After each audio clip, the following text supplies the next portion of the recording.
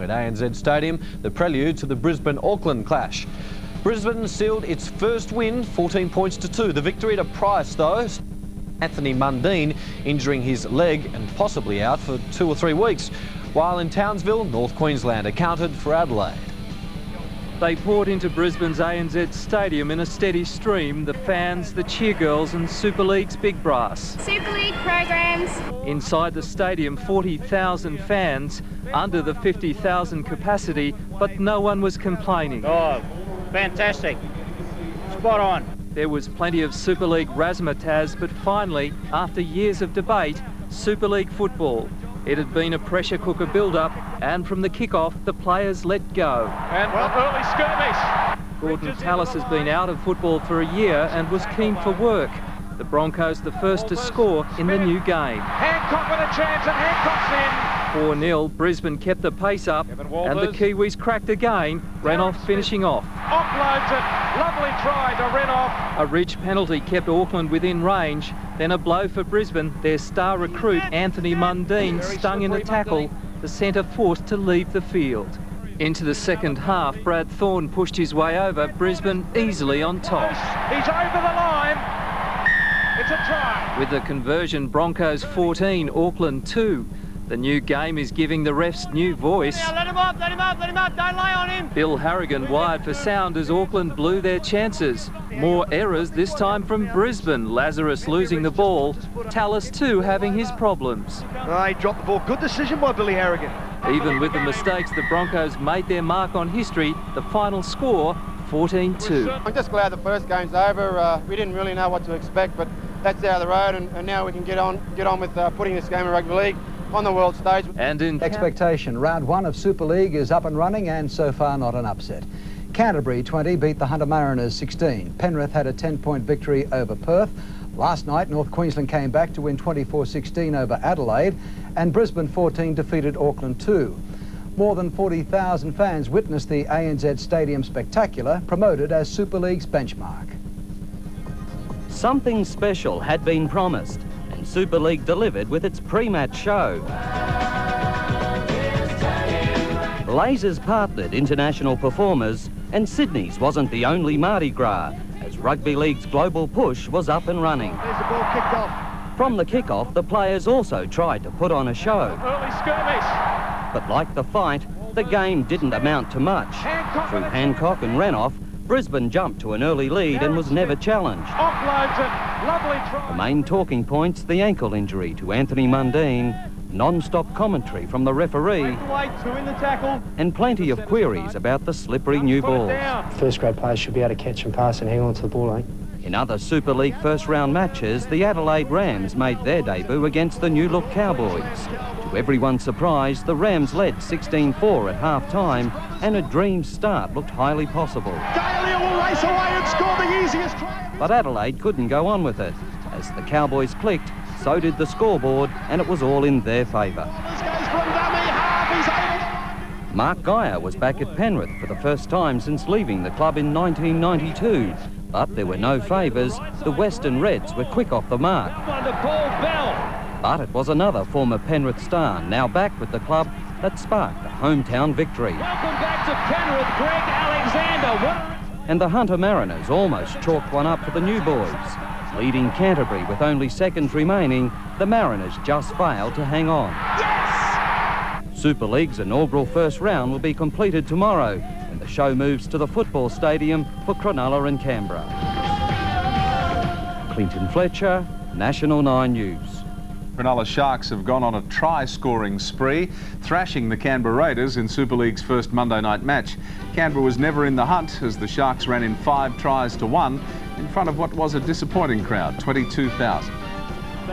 The wooing of Sydney's Super League, the suitor, but if the hype and bright lights didn't draw the crowd they hoped for, the Cronulla Sharks soon delivered a worthy proposal. The kick comes down for Andrew Weddinghausen. Any second thoughts quickly dispatched by the Sharks' backline. Can they score? Yes! 2 tries in the first 10 minutes, Matt Rogers not only taking out the corner post. Any hopes of a Canberra comeback soon broken by a sweeping statement. Cronulla not taking no for an answer. Brilliant stuff by the Sharks. for the score! Canberra's reply not as favourable. Matt Rogers' second try delivering a rich half-time dowry, 22 points to 0. McKenna got a good ball away. Rogers goes in again.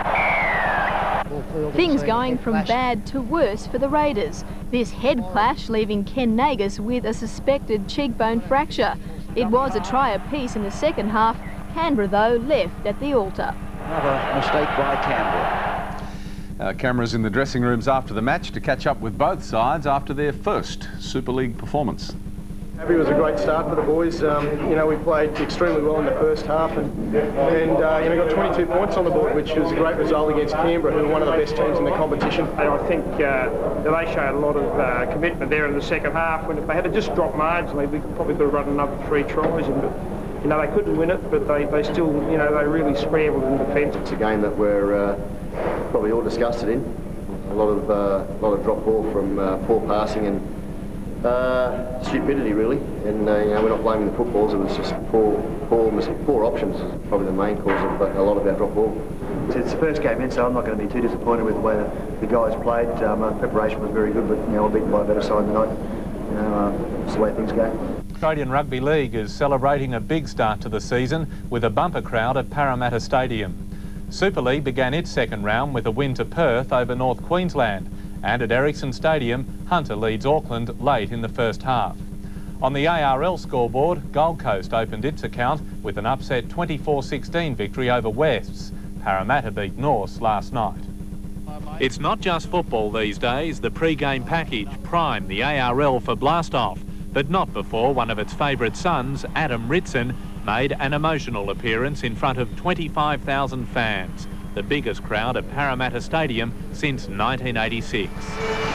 First points of the season went to the Eels' Chris King. And away, a chance here for King. 6-0, Norths hit back through Billy Moore, and Chris Caruana put them 8-6 in front at half-time, but it could have been more, only that Jason Taylor was off target all night. The Bears vigorously protected the 2-point lead, but Shane Werrett found a tiny hole to secure Parramatta's 10-8 win. Shane Werrett! Parramatta discard Shane Russell was the star of the Gold Coast's upset 24-16 victory over Western Suburbs. The winger scored 4 of the Chargers' 5 tries. Rank outsiders going into this match, Gold Coast led 14-6 at half-time and went on to score their first ever win over the Magpies since entering the competition in 1988. Super League and North Queensland led Perth 12-0 early in the duel at Stockland Stadium. But Ian Roberts' smile soon disappeared as Perth retaliated to take a 14-12 advantage at half-time. North Queensland again enjoyed the lead before Perth's Greg Fleming sealed a nail-biting 22-20 victory. And at Ericsson Stadium, Hunter opened the scoring against Auckland with Paul Marquette bulldozing Matthew Ridge. To Marquette, and it's a fair try. It's completed its opening round of the season, and Illawarra has set a cracking pace. The Steelers thrashed South 50-10. Sydney City 34-10 winners over South Queensland. Manly edged out Balmain 14-10. And in muddy conditions, Newcastle 11-6 over St George. For Adam Muir, proof that he's Newcastle through and through. The Knights scored the only first half try, Darren Albert given an open invitation by the Dragons. 6-2 Newcastle at the break. Leo Dinabar ran the show beautifully for the injured Andrew Johns, hunting down the halfback's kick, Darren Albert, for his second try. St George didn't cross all day. Newcastle 11-6 winners. Oh, Davis. At the Sydney Football Stadium, South Queensland stunned Sydney City with 2 early tries. But when Brad Fittler kicked in, so did the Roosters, storming back with 3 tries for an 18-10 half-time lead. And it just got bigger. Matt Singh ran around the Crushers, while Shane Rigon out-sprinted them for his second try. Sydney City opening the season with a 34-10 victory. Carnage at Steelers Stadium with Illawarra blasting out Souths 50 points to 10. The locals scored 9 tries to 1, landing 30 unanswered points in the second half. Brett Rodwell crossed 3 times, while Rod Wishart finished with a personal tally of 22 points. Balmain returned to Leichhardt Oval last night and more than 18,000 fans joined them. Against Manly, the Tigers had the half-time jump, Tim Brasher shredding the Sea Eagles for an 8-4 lead. Timmy Brasher! Terry Hill's second try got the Premiers to 8-all. Balmain hit the front again before Jim Sedaris barged through to make it 14-10, the full-time score. To the ARL ladder, and Illawarra's huge win has it on top from Sydney City. Norths round out the top 7, while Souths is bottom. Super League and Penrith captain Steve Carter is expected to be out for 6 weeks after dislocating his shoulder in his side's upset win over Canberra. In second round results, Brisbane overpowered Adelaide 28-12. Auckland defeated the Hunter Mariners 18-14, while Canberra's woes continue, going down by 13 points. Canberra was desperate to strike back after last week's loss to Cronulla, but Penrith had other ideas. Craig Gower scoring 2 tries in the first 12 minutes. Gower's away again, he's looking for number 2. Ball control was again a problem for the Raiders before Nandruku took things into his own hands. And runs away from Jorgensen. A field goal by Alexander gave the Panthers a 7-point lead at the break. Field goal. And in the second half, 2 quick tries to Steve Carter did it for his side, but the win came at a high price for the Panthers, Carter suffering a dislocated shoulder. And the pain starts right from there. At ANZ Stadium, it was all the Broncos in the first half, Steve Renouf breaking the Adelaide line after just 2 minutes. Around to Marnie and will score.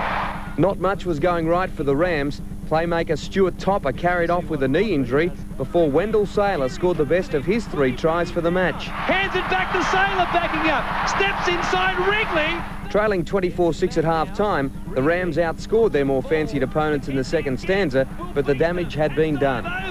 And in the one Super League game played last night, Auckland overpowered the Hunter Mariners 18 points to 14 at Ericsson Stadium. What a try! With Canterbury and Cronulla to complete the second round tomorrow night, the latter sees Brisbane and Penrith on top after their wins today. Canberra, Adelaide and the Hunter Mariners all yet to post a victory. Tim Gilbert, National 9 News. By the Bulldogs, the Sharks went on the attack to score a 1-point victory. A superhuman effort from Solomon Hamono put Canterbury on the board just minutes into the game. Hamono steamrolled 5 Sharks on his way to the line. What a try!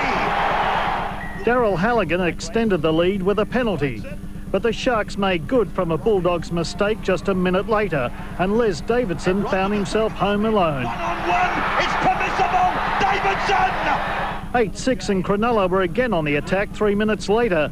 Chris McKenna scoring from what looked like a double movement, but referee Bill Harrigan ruled it okay. He'll go all the way, will he?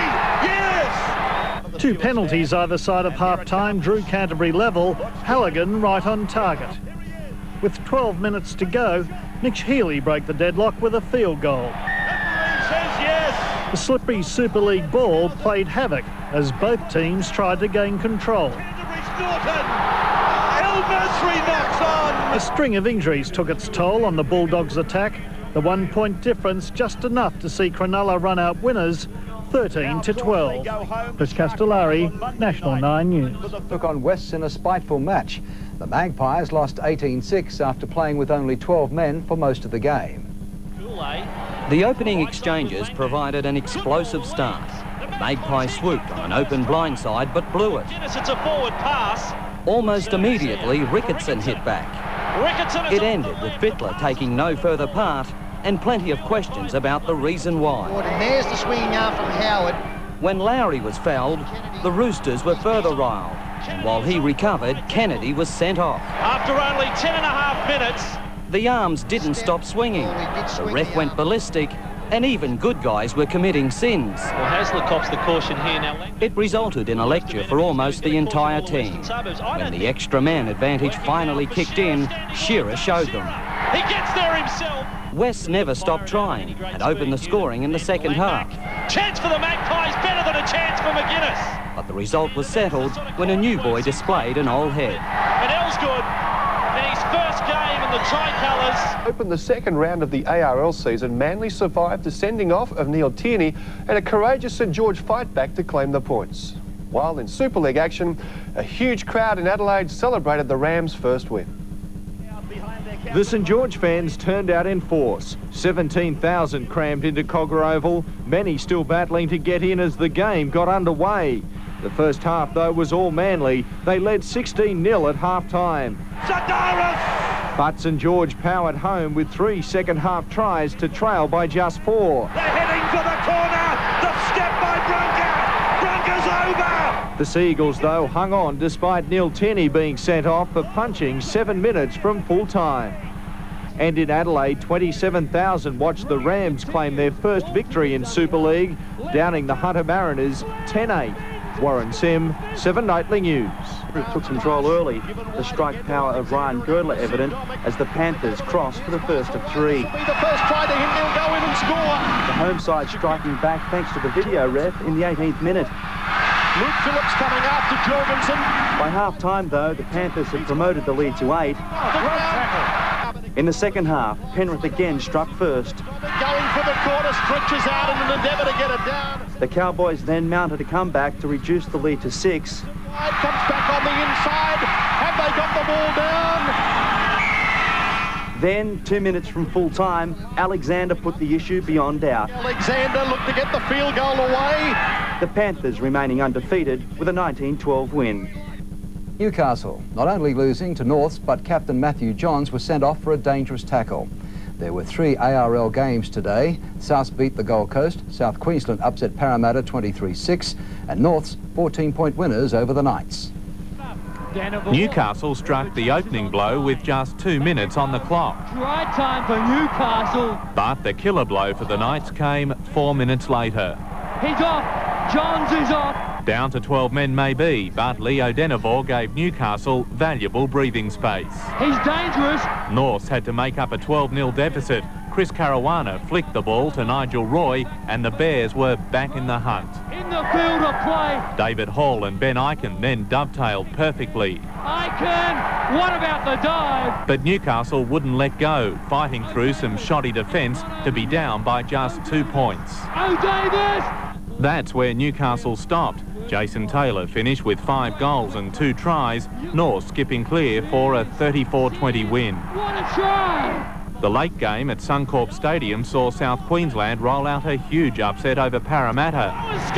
The Crushers scored 4 tries to 1. The Eels left dead in their tracks. South Queensland 23-6 winners. They won't stop the Midland! At the football stadium, South Sydney has overcome last week's 40-point flogging to post its first victory of the season, downing the Gold Coast 26-16. Last night, Balmain's Bubba Kennedy took off against Illawarra, helping the Tigers to a 10-0 half-time lead. But Kennedy's star lost its sparkle in one awful moment. Rod Wishart accepted the fumble and the try, the Steelers going on to win 18-10. Wishart will get there. To the ARL ladder, and Illawarra remains on top at the completion of round 2, with Sydney City and Manly also on 4 points. Peter Overton, National 9 News. In round 3 Super League action, Canberra continues to do it tough. Brisbane was forced to work hard against Perth, while the Green Machine suffered its 3rd successive loss, beaten by Canterbury. The Bulldogs were quick to take advantage of a weakened Canberra. Norton had support but didn't need it. He'll score himself. What a start for the Bulldogs. Ferner made sure the Raiders crossed next as Nandruku finished off the big man's good work. There's the reply. They won't catch the flying Noah from there. But Canterbury again exposed a weakness out wide, and it took some good old-fashioned Clyde to keep Canberra in touch. Clyde, yes. But Canterbury was the better team throughout. Always in front in both defence and attack, the Bulldogs made sure the Raiders' woes continued. It's all over at Melbourne. In their first home game, Perth danced a merry 40 minutes against Brisbane. The Western Reds started the scoring and went to the break leading 16-10. But the Broncos eventually got it together. Perth tried to match it with them, but Brisbane won 26-16.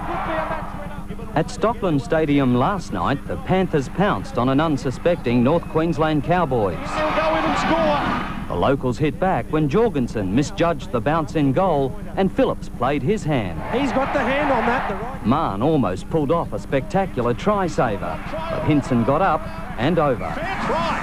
Throughout the game, players continually put their bodies on the line. Roberts looked like he was caught in a stampede, while Alexander had another standout game in the 1912 win. With Cronulla and the Warriors to complete round 3 tomorrow, Brisbane and Penrith lead the Super League table. Clinton Fletcher, National 9 News. Took the fight up to Cronulla in the first half, but the Sharks were first to post a score. Matt Rogers popping 2 quick penalty goals, the Sharks up by 4. Tonight it's 100%. The Warriors displayed some amazing backline skills to pressure the Sharks. A chance for Ellis. 9 metres out from the line. The quick hands and rapid backline movements took the fight up to the Sharks. Dennis Betts scoring for the Warriors. No! Jones! Dennis Betts! Cronulla fought back to score right on half-time, the video called upon to adjudicate. Story's over! And it's a try! In the second half, Cronulla raced ahead, scoring an early try to take back the lead. And it gets it back to Peachy! Peachy's over! The Sharks pinned back their ears and ran in another 3 tries in the second half, including a controversial one for Danny Lee, awarded despite Matthew Ridge appearing to ground the ball. Matt Rogers had a superb night with the boot, landing 7 goals from 7 attempts. Auckland left pondering the scoreline, a single try to Betts and 2 goals to Matthew Ridge. It was a very tough game, actually, and I was just pleased. Like I felt we were probably just maybe a touch flat, and then we just hung in, and in that second half, you know, things started to come our way. The Sharks now on top of the Super League ladder, ahead on for and against, but equal with Brisbane and Penrith. We're too good for the Steelers. Illawarra's hopes of extending their unbeaten run this season were dashed early. Coin for Brown. Will this be the first try? It certainly will. Luck was on the Dragons' side, the bounce going St George's way, Jim Lenihan on the ball. There's competition there for the football. Well, I reckon that's a Dragons try. The onslaught continued, the Dragons flying through the Steelers' defence for their 3rd first-half try. Brown, another great ball. Illawarra scrambled to save face after the break, but it wasn't enough, St George winning 20 points to 8. Last night in Sydney, Manly reigned supreme at Brookvale Oval. And Daniel Gardner celebrates 100 great games for the Eagles. 2 tries to 1, the Bears unable to beat the Sea Eagles' defence. But the win came at a cost. Manly forward Jim Sidaris out with a knee injury. David Gillespie with torn medial ligaments. The Bears' David Fairley also stretchered from the field. Across the Tasman, Adelaide pulled off the biggest Super League upset so far, beating Auckland at Ericsson Stadium. Both sides scored 2 tries. The Warriors sorely missed skipper and goal kicker Matthew Ridge. Adelaide with a 16-12 win. Heidi Ahrens, 10 News. 17,000 strong crowd was on hand at Parramatta, hoping to see plenty of attacking football, but they went away disappointed. Just the 1 try with defence the order of the night. And Ian Heron will go in the corner. Was the tackle good? Penalties to both sides had it at 2-all. No trouble at all. To the air. Before stand-in skipper Darren Junee crossed for the match winner midway through the second half. The follow-up comes from Jason Sinclair. It falls now. That's the Rooster try. The Eels can count themselves unlucky.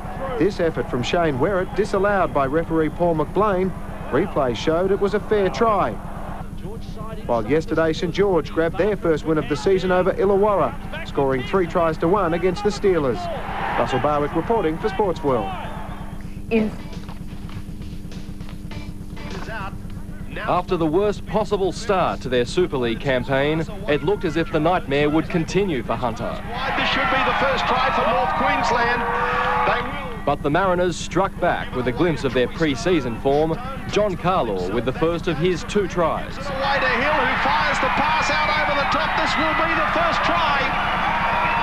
10-all at half-time, but from there, an avalanche of points as the Mariners piled on 28 in 13 minutes. Back to Roston, it goes to Madison. Big Tim Madison goes for the line himself and got it down, and isn't he happy about that? A big first-up victory for the boys from Newcastle, and perhaps a pointer of things to come.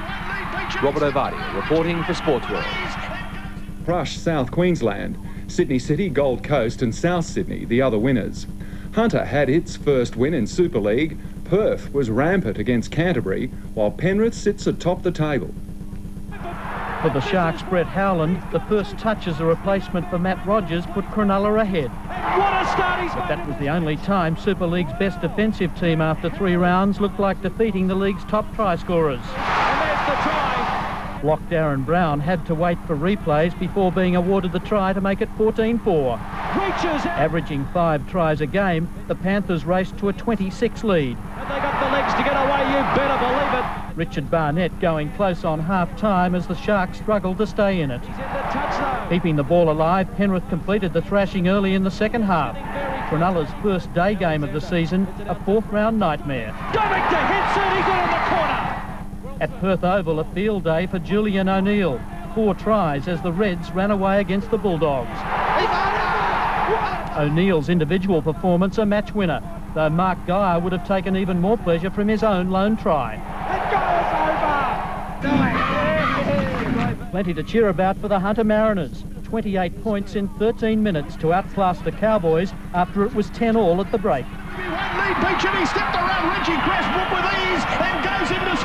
In the ARL, a low-scoring thriller between Parramatta and the Roosters.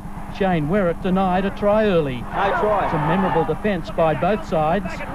Darren Juni's touchdown separating them when a pack of 6 players somehow missed the ball. That's the Rooster try. Today, Adam Muir scored 3 first-half tries. The Crushers no match for Newcastle. And 2 wins in succession for South Sydney. A small crowd, but plenty of traditional spirit as the Easter Bunny arrived a week ahead of schedule. On the ARL ladder, Sydney City and Manly are the only undefeated teams after 3 rounds. Parramatta not in the prominent position many expected.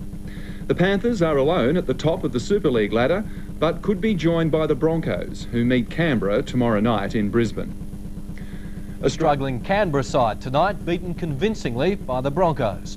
The Raiders are yet to record a win this season, Brisbane running in 4 tries to 2. Darren Lockyer, the difference with the boot. Canberra were aiming for their first win of the season, but early in the game the goal slipped further from their grasp. An Alan Langer kick met with more opportunity for the Broncos, and Wendell Saylor made no mistake. And Wendell Saylor looks to get it down. But just 3 minutes later, the Raiders brushed aside their poor start and the Broncos' defence. With David Wesley, he's over! Brisbane wanted to power through the first half and were rewarded 5 minutes before half-time. Now Callis, he's on his way! The try a double blow to Canberra, Ken Nagers hitting his knee on the upright, adding to the Raiders' long injury list. 12-4 at half-time, then Brisbane's Tony Carroll off with an injured ankle. But nimble footwork from Saylor, who reversed roles with Langer, the winger creating the opportunity. Then that's Langer! Mal Meninga's worries increased, Barry Lee also on the injured list. Brisbane extended Canberra's humiliation to 24-8. The Broncos undefeated as Canberra hit rock bottom, 4 losses in a row. The game was enormously fast. The first 20 minutes would be the fastest we've certainly played in all season. It was just non-stop, and you know the other team was tiring too. They were both getting tired. Thought we'd have a few wins on the board, but you know we struggled in our first couple of games. But that game was a lot better tonight, and I think that we keep playing with the attitude and enthusiasm that we did tonight. I think we will turn the corner. I honestly think, and I'll go out on a limb here, I think they should change the balls. I think that the balls are too slippery. They're not ideal, conducive to the quick play that we want, Super League wants, and because you know, they're sweating a fair bit now, more so than because the game has quickened up, there's been a lot of mistakes. Cameron Blair faces a worrying Easter as he prepares to face the Super League judiciary. Blair is on report for a dangerous tackle in last night's loss to Perth, while in the ARL, West beat Parramatta. More than 16,000 fans were on hand for the local derby. With Super League state selectors taking note, Perth's towering inferno Mark Geyer was keen to impress. He laid on the opening Reds try. Faster, Matt Daylight. Daylight gets the ball down. The big man was involved in the next, scored by Scott Wilson. Perth ahead 10-4 after Kurt Wrigley's boot kept Adelaide in touch. Geyer was at it again after the break, combining with centre Paul Bell. Julian O'Neill's gloved hands did the rest. And O'Neill goes in to score yet another try. That made it 16-4, and Perth looked good things. Cameron Blair landed himself in trouble for this tackle on Brett Green.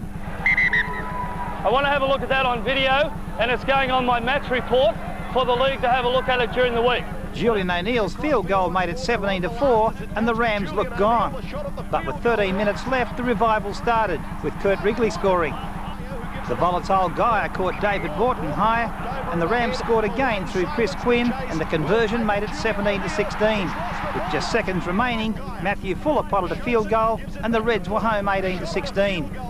At Campbelltown, a well-executed Magpie aerial attack saw West win their first game of the season against Parramatta.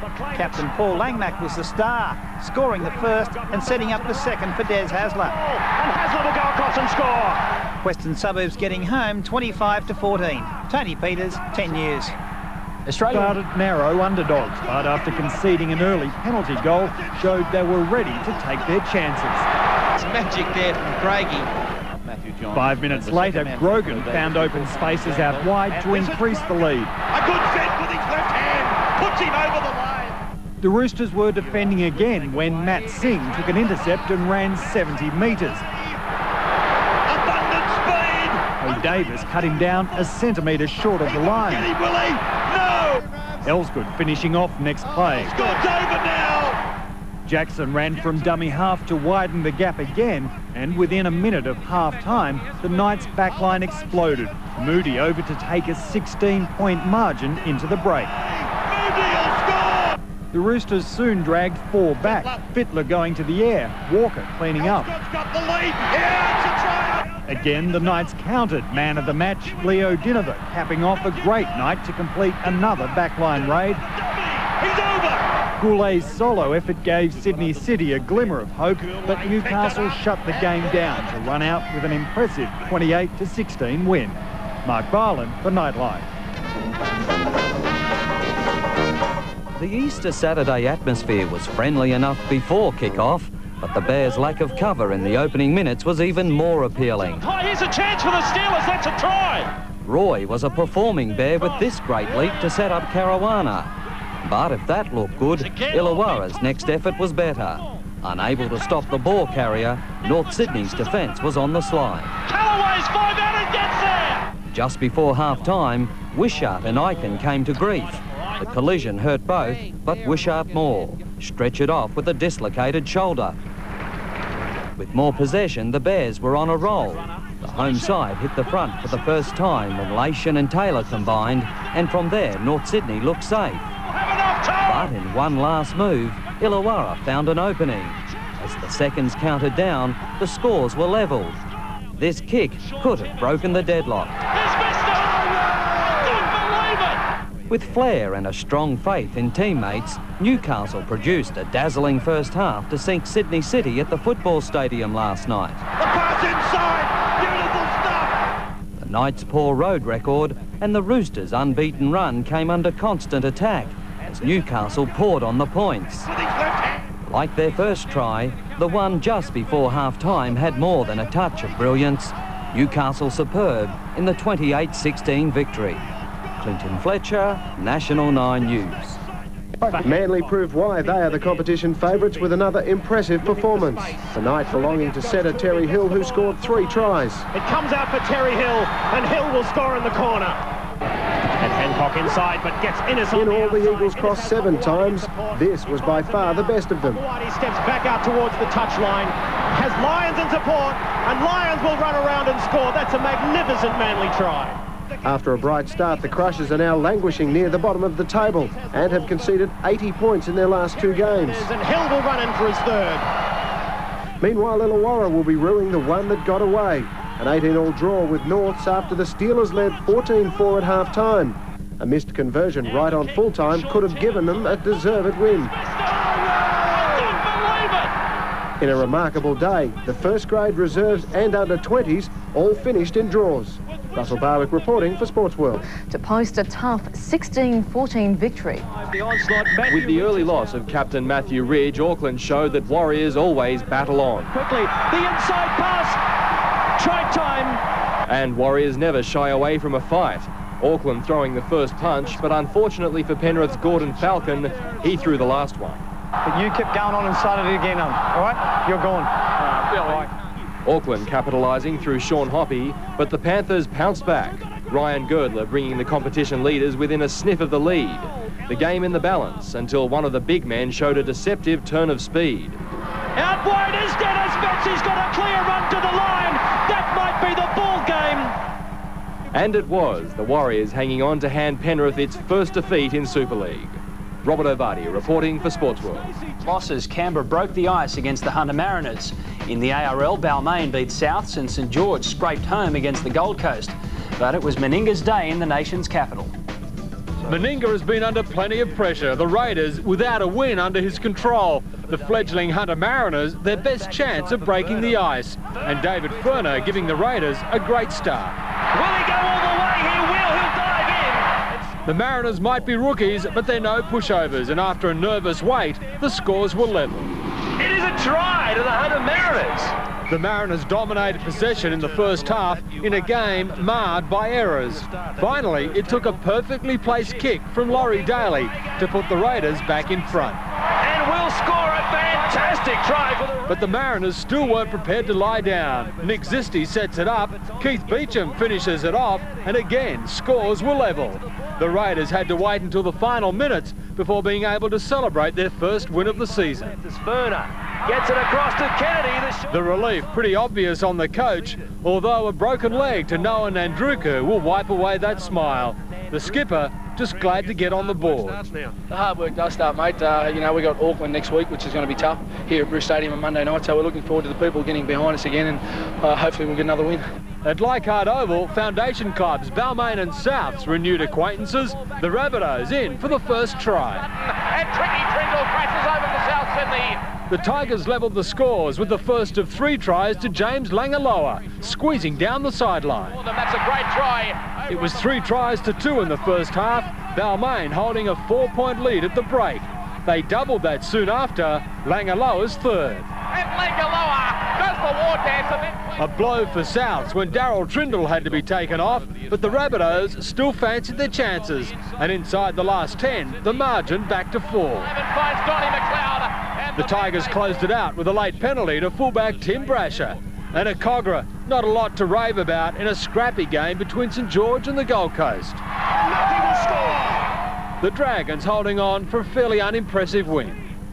Daily, Canterbury has lost to a North Queensland Cowboys side reduced to 12 men. North Queensland hooker and captain Steve Walters was sent off, but the Cowboys held on for a 16-14 win. Running into a strong win, Canterbury made a dream start. With numbers out wide, top Super League try scorer so far in 97, Matthew Ryan, made it number 5. Darryl Halligan used his local wind knowledge to give the Bulldogs a bonus. Fantastic kick. You won't see better judgment of the wind. Canterbury prop Darren Britt was placed on report by referee Steve Clark for this tackle on Ian Roberts. 20 minutes into the half, North Queensland forward Peter Jones made the break, and gloved fullback Scott Mahon scored his first try of the season, and it was 6-all. Cowboys took the lead 9 minutes later when Tyron Smith and Luke Phillips combined. And Shipway's racing in for the try. The Cowboys ahead 12-6. The Bulldogs looked like narrowing the lead when Matthew Ryan got over the line. The video replay was called for. Not sure if he got on the line or not, or just short. The ruling, Ryan had put the ball down on his hand. Canterbury, as expected, took the lead 13 minutes into the second half through their try-scoring machine, Matthew Ryan. 14-12 to the Dogs. Tempers flared as the pressure mounted, and sensation came when Cowboys captain Steve Walters was sent off. Now you're in big strife, you used your leg all right. No, keep your mouth closed. All right, now you... Not that you leave it up to me, you get right out of it. Now you're off. Walters will face the Super League judiciary for use of the knees. With 12 men and time running out, the desperate Cowboys got the try that mattered. They've got the numbers. They go for the corner and they're in. Bowman diving. No replay was called for, and North Queensland scored only their second win of the season and a rare win away from Townsville. Disappointed to lose your captain and in that sort of an incident too. So I think he's regretting his action as well. I think it was more frustration than anything. But there are probably 2 or 3 incidents in the game that obviously people are going to talk about a bit more, I think, before the week's over. Tony Peters, 10 News. Mount keen to remain unbeaten. The Sharks needing a turnaround after a shocker at Penrith. And the first player to stand out, flying high above the rest, was Cronulla's Matt Rogers. Oh, Rogers! Rogers! Handling errors then hurt the Sharks twice, dropping the ball on the first tackle. It was only a matter of time before the Broncos punished them. Gets it away for Langer. Now it's Walters. Cronulla's kicking game was on song, so again Green went to the air, and again Rogers was on the spot. Rogers, I think he might be going to give it, is he? And as yes! Brisbane scored the only try of the second half to get home by 2. But the rivalry between the two leagues intensified when Broncos coach Wayne Bennett lashed out at Phil Gould and his criticisms of Super League. Anybody that's seen that game out there tonight knows that, you know, the author of that particular article is way out of touch with reality. You know, jealousy and bitterness is a part of his makeup. Well, that's his problem, but you know, he looks a bit of a goose today. Going wrong. And despite Menzies' problems, the Eagles came from 18-0 down to beat the Roosters.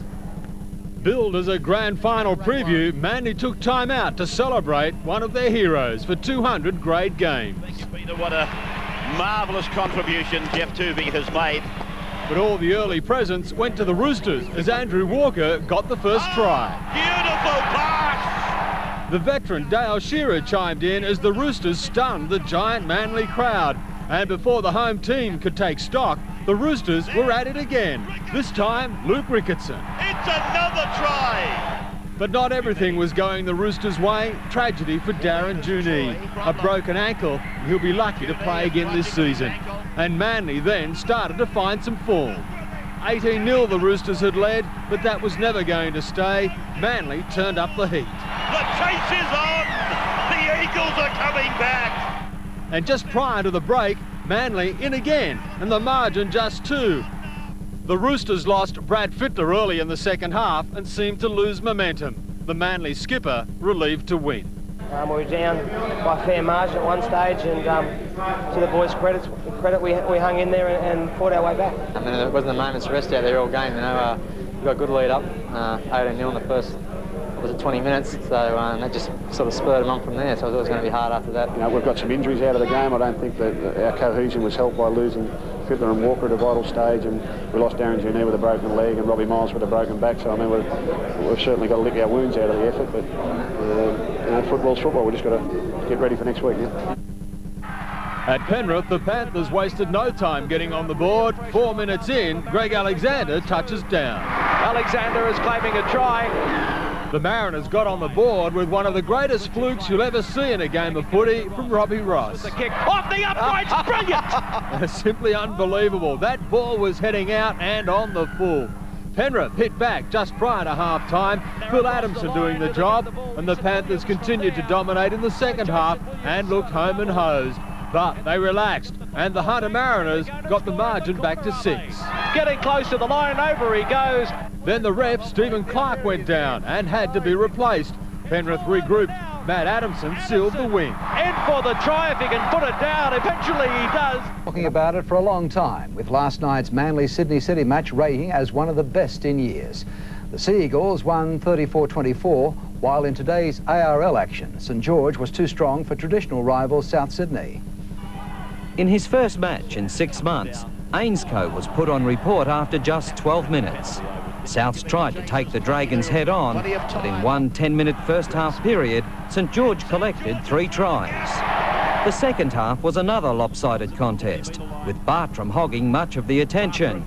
The Dragon star finished with 3 tries and a total of 22 points in the 34-4 win. Billed as a possible grand final preview, last night's Manly-Sydney City battle had every element of a classic season decider. Oh, beautiful pass! Celebration turned to devastation when Junee broke his leg in 2 places. David Manson has apparently heard a break happen. The fullback's pain, far worse than Manly's, as the Roosters packed 18 points into 18 minutes of tingling football. Ricketson! Used to being chased, Manly was now the pursuer, and by half-time the game had taken a sensational turn. The chase is on! Adding to the tension, Menzies on report for this tackle. Picked up and driven into Barnhill also in strife for a hit that left Tuvey feeling the wrong pins and needles in his 200th game. There it is, the swinging arm. That sight again lifted the Premiers. First Moore swooped on a perfect kick, and then Innes delivered the perfect fen for the best result. He scored! A few suspended players, but a huge crowd turned up for the clash with the Broncos. Ian Roberts G'd them up, and as they ran out, the crowd erupted. We believe that it's more than 31,000. But they soon fell silent when Tony Carroll crossed over for the Broncos. Brisbane ran in another 3 in the first half and held a commanding 18-point lead at the break. The Cowboys needed to score first in the second half, and Reggie Crestbrook obliged. But once again, the Broncos' class came to the fore, and win number 6 was on the board. Last tackle played to the beer and he's over. Up on the Gold Coast, the Chargers stunned the more fancied Bears, opening the scoring for a 4-0 lead. Russell will score.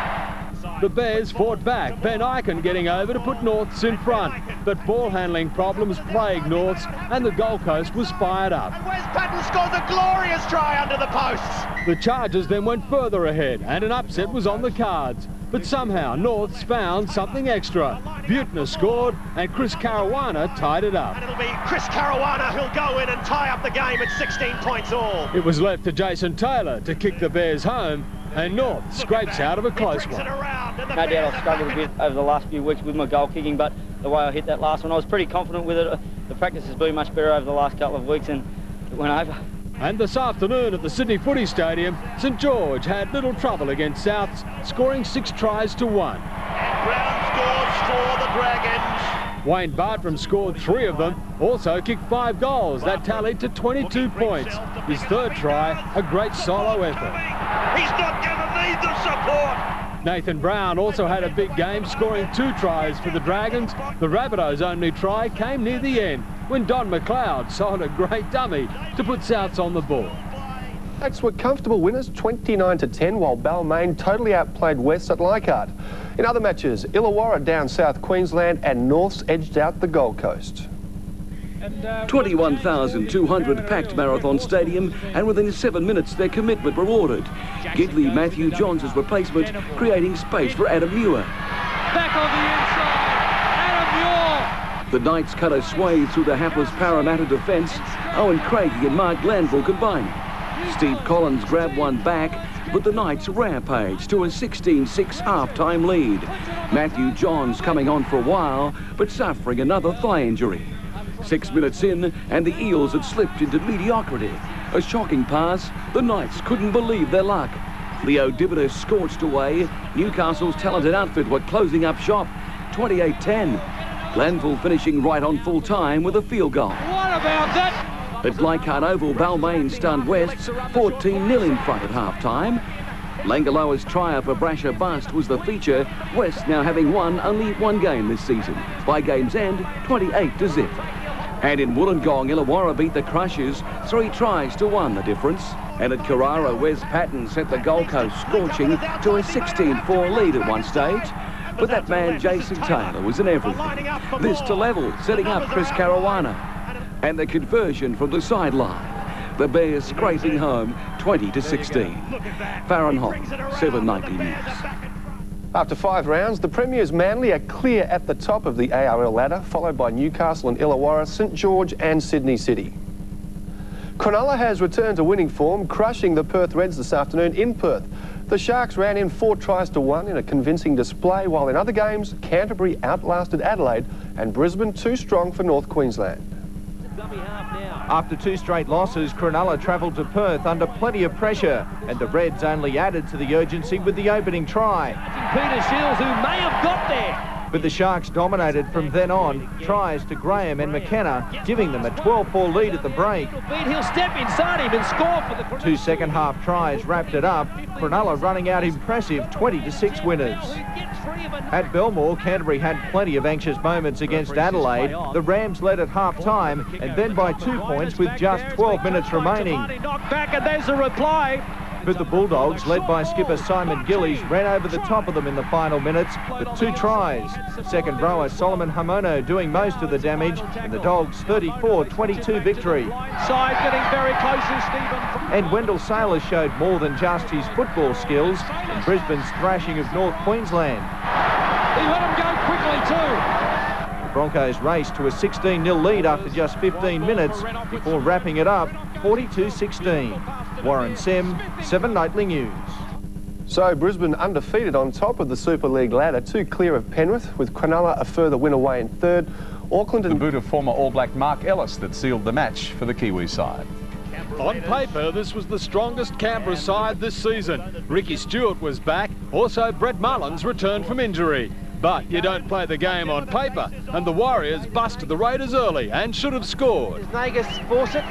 I think he's lost that. Yeah, me too. Amazingly, the video ref ruled against Auckland. Canberra then produced some magic, not from one of their stars, but Luke Priddis. From the next play, Laurie Daly scores his first try of the season. Daly! Laurie will go all the way! It's too early for the Raiders to celebrate, though, and if you don't tackle, you don't win games of footy. Steve Kearney splitting them open. Oh, what a try! Auckland's defence was no better soon after. David Furner casting off several attempts to put the Raiders back in front. And when Stewart put in a well-placed kick, McNamara outmanoeuvred the Warriors, and this time the video ref gave the OK. Does he knock on with the hands? I don't think so. Both sides had their chances, each scoring 5 tries. The Warriors, though, outlasting the Raiders for an historic win. And oh, he's out-jumped them, hubby! Well, to come to Canberra and win a game of rugby league, it's great for us. Like us, you know, like I've already said, you know, we're never good enough to beat them before, and you know, to come down here, it's great. It's certainly a milestone for the club. I think we could have won the game a number of times during the night, but unfortunately, you know, we just couldn't close the game down and couldn't put them away. And you know, full marks to them. They come in and conquered. But tonight I was probably played a little bit within myself, but I was happy with the way I pulled up. I suppose if there's any positive out of it, personally I've come through okay, and I'm fit for next weekend. Tri-Series match against New South Wales at the Sydney Football Stadium. They were thrashed by 28 points and also lost star centre Steve Renouf with a broken jaw. And New South Wales forward Solomon Homono was placed on report over the incident. Queensland ran onto the Sydney Football Stadium 5-2 on favourites, and although they made some early ground, it was the Blues who drew first blood. Harrigan's looking at it! He's given it! And as is normal in these interstate games, it was mate against mate. Darren Smith had a chance to even the scoreline, but it was the Blues through Greg Alexander who crossed the try line for a second time. Up again, gets the pass away, Alexander will score! The Maroons finally crossing in the 29th minute, but 6 minutes later, Daly and Ettinghausen combined, and the Blues were 14 points in front again. Daly gets it away! Ettinghausen! 3 minutes later, New South Wales was in again with Nagas catching the Maroon defence on the wrong side of the field. This is easy stuff! Just before half-time, another blow for the Maroons. Steve Renouf badly concussed after this tackle from Solomon Homono. Hit him with his back teeth. The second half was no better for Queensland. Ettinghausen crossed for his second. Then man of the match Greg Alexander set up Nagas for his second. Once again, the Maroons had their chances, mistakes letting them down. Peter Ryan eventually adding some respect to their scoreline. Get to the cross! But the Blues weren't finished. E.T. going over for a hat-trick.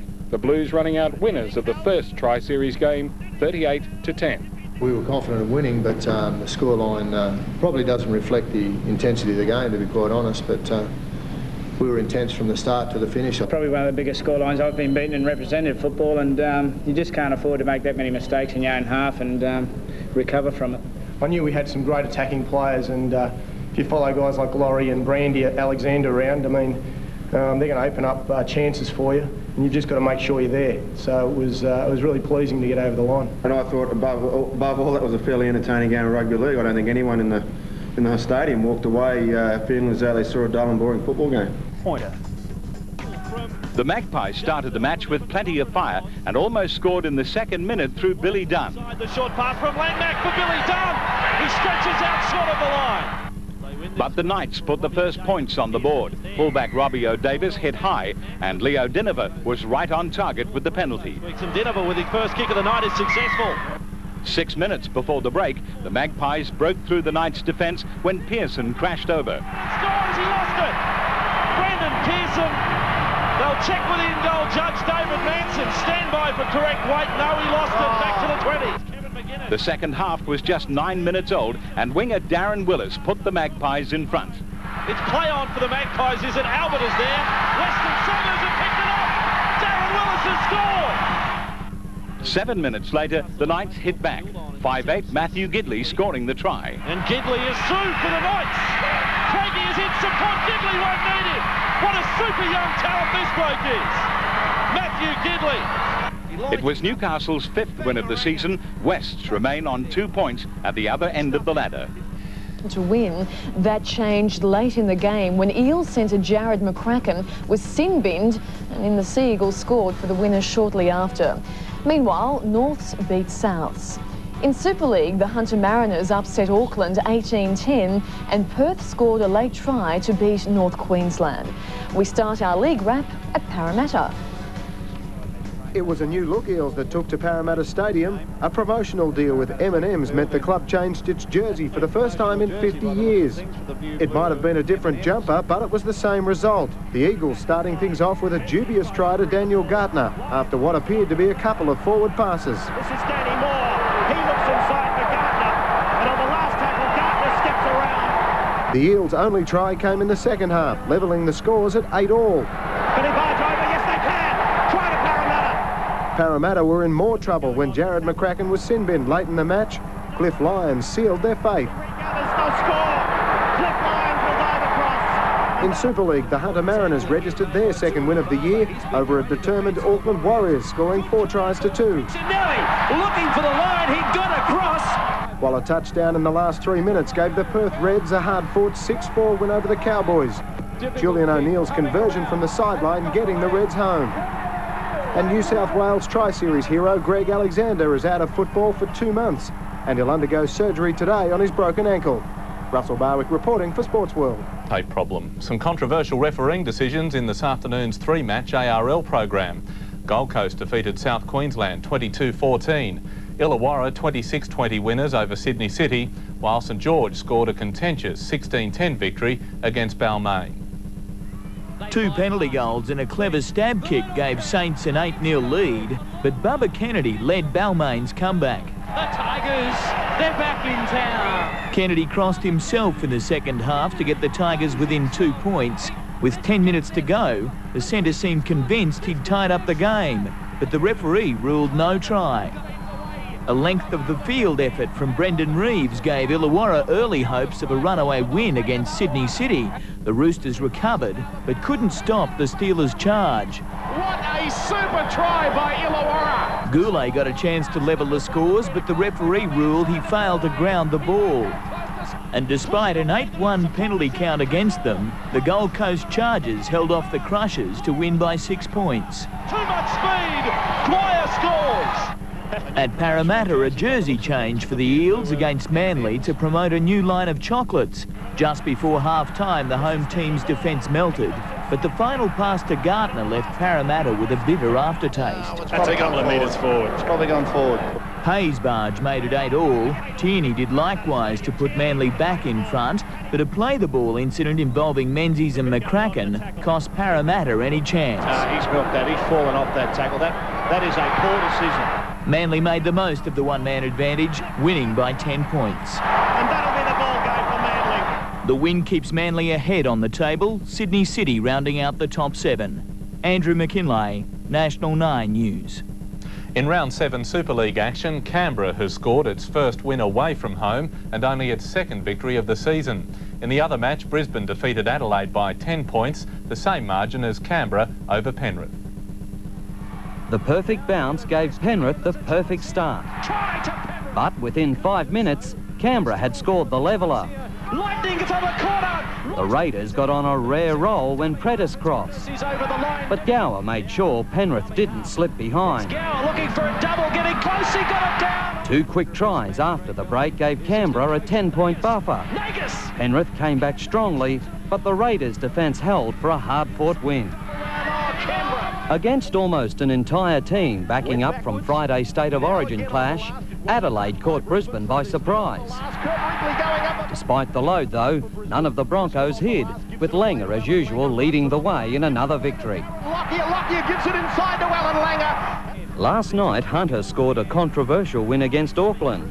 The Mariners' first try went to Pinchinelli, but replays show a different story. What's the video replay for then? Hunter's 18-10 victory was only their second for the year. On the charge they go. Western Red fans also went home happy. Perth looked to have crossed early against North Queensland, but the try was disallowed. Gee, you only had to touch the ball down. When Wilson was then buckled over, Bowman went on report. You can't lift it, you have lifted, you can't lift and drop, all right? The game was only decided in the final minutes. Perth's try made it 4-all and O'Neill landed the match-winning conversion. As Brisbane extends its lead on the premiership table, Cronulla and Canterbury play for their points tomorrow. Clinton Fletcher, National 9 News. The Sharks, none. 9 players were backing up from Friday night's torrid tri-series game. The exhaustive schedule showing early. There's danger on for Canterbury. No, there's not. It's been knocked down by El Masri. After 15, Canterbury shot the football wide. Matt Ryan on the end of opportunity. Here comes a try. Halligan's boot made the Dogs 6-0 leaders. The line is perfect. The flags are up. Rogers also brilliant from long range. Fairly low. The flags go up, so there. Right on half-time, Canterbury's El Masri surged over for the first of his 2 tries. Canterbury's in the corner. Man of the match, Rod Silver set up Canterbury's final try. El Masri the finish. El Masri! Well, that is his second try. A pitch invasion couldn't stop the Dogs' celebrations, but it did stop the match a few seconds early. No matter, Canterbury had played their best match of the season. Farron Hotham, 7 News. Moments with a penalty goal, and in the Super League, another upset of sorts. The Hunter Mariners demolishing Perth. Plenty of cheer before kick-off and even more just minutes into the match. The Mariners, with just 2 wins this year, defying their lowly position with brilliant teamwork. Keith Beecham, the final link. What a try! What a try to Keith Beecham! The Hunter Mariners, one of the tries of the season, surely. The Hunter crossed again before the break, the little men combining. Robbie McCormack finding Noel Goldthorpe. Noel Goldthorpe, the little legs pumping, he got there! 8-0 at half-time, just the entree. Hunter stunning the Reds with 5 tries in the first 15 minutes after the break. Carlo got it away to Robbie Ross, and there's another try to the Hunter Mariners. They are running hot now. Is that a John Carlaw crossing for his second. Kamali gets it out to Carlaw, and Carlaw gets a double. And Robbie Bannister his first, 36-0. Ross up from fullback, over it goes to Beecham, and that's another try. It's the other By full time, 36-16. Perth scoring 3 tries, but all too late. From a flood to a drought, just 1 try at Leichhardt Oval. Taylor, charge down, no knock on. Jolly picks it up well. Gillette's into open space. The race is on. The race is on. He's 5 metres out. He's there. A thrilling 9-7 win for the Tigers over Nords. With scores level, Gary Larson infringed, leaving all the pressure on Michael Withers. Missing that is probably fairly high on the agenda. He doesn't have to worry. Balmain's 3rd win for the season. 4 tries to 1, finishing 24-8 winners. The early signs didn't appear good for West. The Dragons continually ploughed upfield, but Lady Luck ran both ways. First Bell lost control when he needed it most. It's knocked on. Then Pearson and Willis combined, only for the Magpies to also be denied. Willis is in the end goal. Both sides finally got it right before the break. West jumped to a 12-2 lead before St George hit back to trail by 4. But this was a day for burying hoodoos. Not since 1989 had West come to Cogra and won. Today they eventually did it comfortably. Brownie's forced it.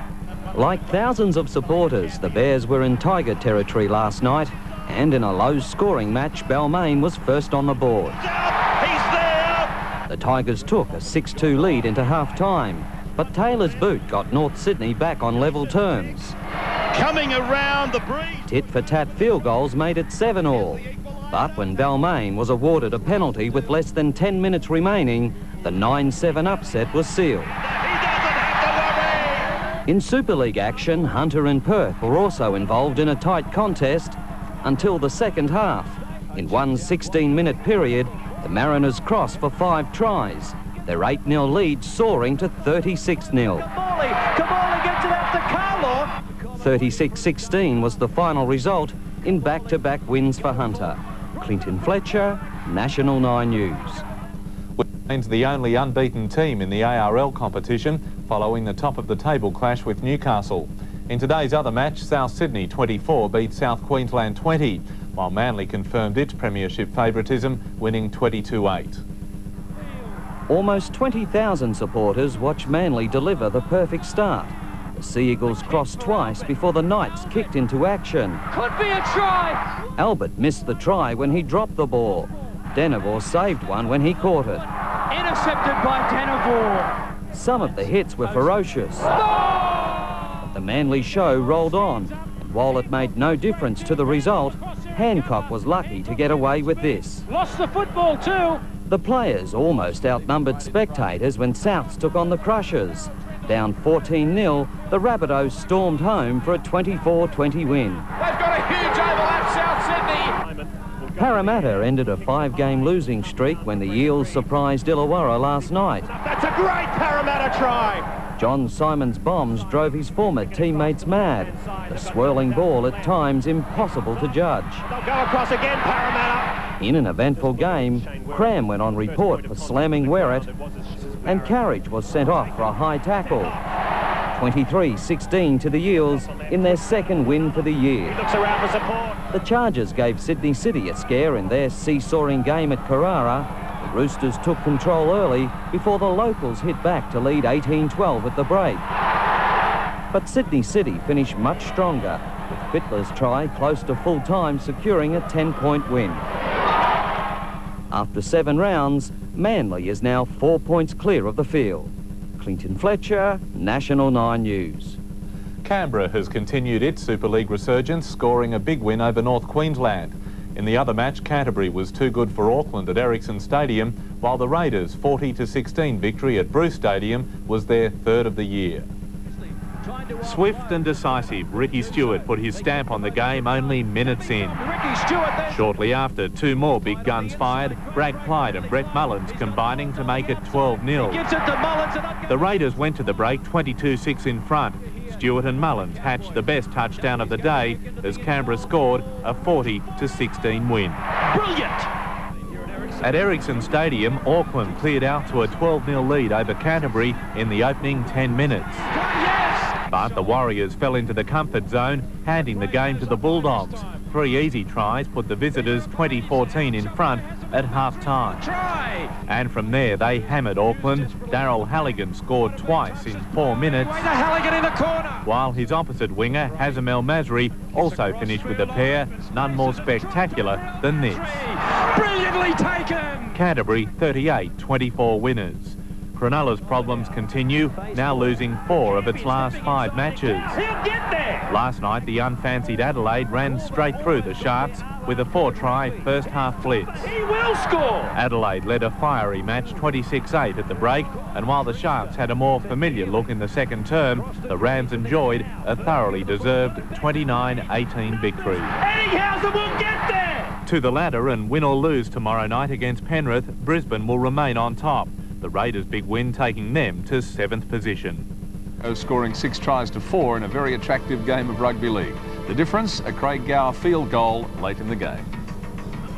Second on the ladder, second team out, but first on the scoreboard. And the chance more than that.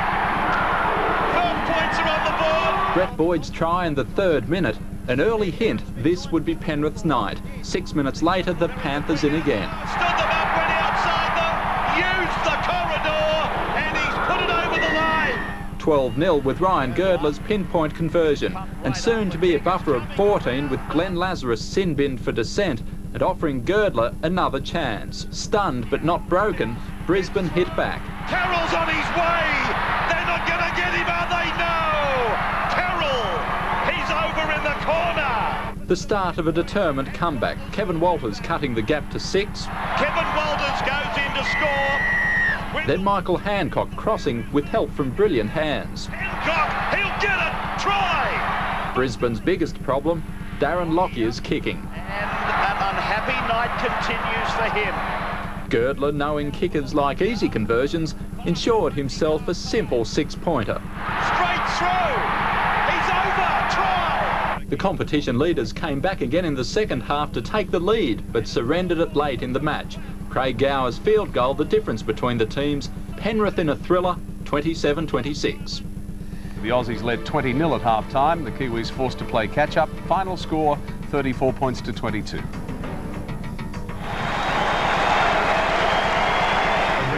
remembering another time before unfurling a new era, Australia's first Super League test against a nation with threatening faces but friendly form.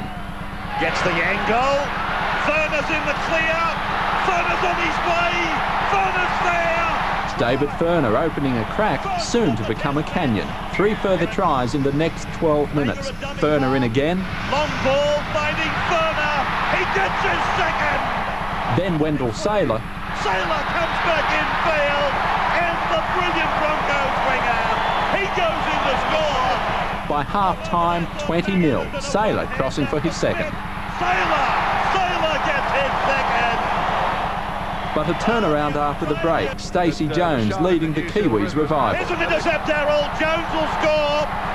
Stacey Jones has got first points. The Australians struggling to contain New Zealand's halfback, Daryl Halligan at the end of another cheeky run. Picked up there by Timo. Halligan for the corner. Halligan's over. They needed to score next. 12 points, as close as the gap would come. Darren Smith pouncing on Alan Langer's deft touch to add some breathing space, and Craig Gower doing it all himself. Gower goes for it, and gets it. Headaches for Gower and bigger ones for New Zealand. 34-12. 2 late tries preventing a one-sided scoreline. The result, 34-22. What a magnificent second half, and they're in again. Australia with a winning start to the Super League era. Yes, obviously a very happy Australian side after the match. Here's what both captains and coaches had to say. It's probably the hardest test I've ever played against New Zealand. You know, I've been beaten by them before, but this one seemed to have a bit more intensity in it. We just, I think we just let the Australians get away to too big a start. I mean, you know, for 20 minutes there we were right in the game, but we spent a lot of time inside our half, and you just can't, in the game in this day and age, you just can't afford to do that. Well, David Furner injured his ankle quite early in the game, and you know, I think it was just absolutely an outstanding performance. He would have actually gone the distance if we needed him to, and you know, he was the man of the match. I thought Rodney Howe had a terrific game too. I thought Rodney was absolutely outstanding. I thought that was just an absolute ruthless display tonight.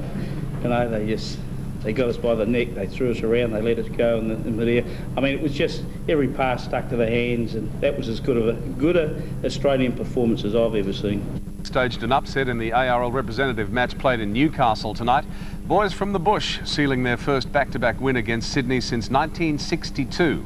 Country captain Paul Harrigan leading from the front. Damp underfoot for the ARL test, one of intra-state supremacy. Possession a problem, as Sydney skipper Brad Fittler experienced. And Tim Brasher, always a handyman, couldn't get this delivery to its destination. There's plenty of City jumpers there. Willis, it's Brasher who puts it down. Sydney looked the one to beat Country for first points. Fittler's groundwork, though, wasted at the try line. In the Willis tackle, back inside, it's still play on. In the 31st minute, Paul McGregor took Country to the line and over it. Inside the 10-metre line, Cement finds himself with the ball 5 out, then for McGregor. McGregor gets over the try line. Paul Harrigan went on a search and destroy mission, the target Mark Carroll. As old rival got reacquainted, Brad Fittler had designs on an equaliser. All the way, Brad Fittler for City. With the conversion unsuccessful, Country went to the break 2-point leaders. Country returned the more dangerous, but Sydney was equal to the task. For a man with little match fitness, Harrigan was indestructible, leaving front rower Colin Ward in a daze. That's not a good look, the eyes. Oh, and a bit of dribble. Country had Harrigan to thank for try number 2. Matt Sears the finisher, as Sydney was as good as finished. ARL kicked off at Brisbane Suncorp Stadium, with Balmain scoring a narrow victory over South Queensland. The 2-point win keeps the Tigers in touch with the top 7. With players backing up from last night's City-Country clash, Balmain suffered early jet lag. A well-flighted pass from Craig Wilson landed 4 points for Jason Hudson, but the Tigers evened the score when Michael Withers flew high. That is a try to the Tigers. Chris McPherson gave Balmain a 4-point break at half-time, still wretchless, replying with only the second try of his career. They've lost it! It comes into the hands of Still Wretchless! Bombs blew South Queensland out of contention. 2 Tigers tries coming from high kicks. Mark Tukey claimed some consolation. Balmain home by 2 points for the second week in a row. Last night at the City Country Clash in Newcastle, a minute's silence for the fallen, and few City players left standing as Paul McGregor began the Bush Bash. Put another log on the fire, cook me up some bacon and some beans. The country boys have got one. Paul Harrigan and Mark Carroll renewed acquaintances. He got him and Carroll's up swinging. Tossed the right hand. No one laid a hand on Brad Fittler as the captain led City's comeback, but Colin Ward couldn't escape Harrigan's clutches. It was just about out cold. Matt Sears proved too slick for City's defence, and a 40-metre field goal from rookie Matthew Gidley gave Country a 9-point lead. William Kennedy's touchdown just before full time, completing Country's first back-to-back wins in 25 years. If you look at it, if we hadn't played this game tonight, the side you'd pick for New South Wales might be totally different. Andrew McKinlay, National 9 News. For coach Tom Rionius to cherish. He coached Country to a win and today masterminded an upset over ARL leader Manly. In other round 8 games, Newcastle beat Illawarra, Parramatta down the Gold Coast, North thrashed St George, while the Magpies stunned the Premiers at Campbelltown 1916. Early signs of an upset came at Campbelltown when Cherry Mesher went solo. Mark Carroll was placed on report for a high tackle. Terry Hill also reported for lifting in a tackle. Andrew Leeds elevating West to a 6-point lead. A Leeds field goal gave Wests a 13-point buffer. 2 quick tries got Manly within a point, but a penalty near full time sealed the Sea Eagles' fate and their first defeat of the season. North thrashed St George in the same game last year, and the Bears were out to repeat history. After going trialless for 7 rounds, Gary Larson celebrated his 200th game, scoring the first 2. It's Larson again! Nigel Roy matched Larson's effort, bagging his own double, and by the time Saints captain Mark Coyne was sin-binned, North was scoring at a point a minute. Lance Thompson receiving the Dragons' sole slice of luck.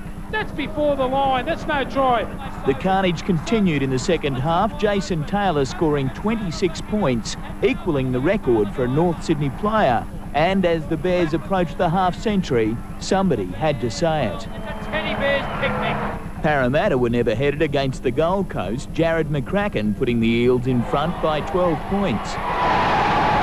Good lead-up work from Stuart Kelly allowed Shane Werrett to show his speed, Para home by 18. A battle between steel cities at Marathon Stadium, Newcastle's Robbie O'Davis showing his mettle in defence. Sensational tackle. And plenty of pace in attack, the Knights defeating Illawarra by 16 points. Last night, Brad Fittler proved he's one of league's top roosters as Sydney City routed Souths. In a try-fest, Fittler scored himself and set up several others, Jack Elsgood topping the tally with 3. Despite the loss, Manly remain on top of the table, St George rounding out the top 7. Andrew McKinlay, National 9 News.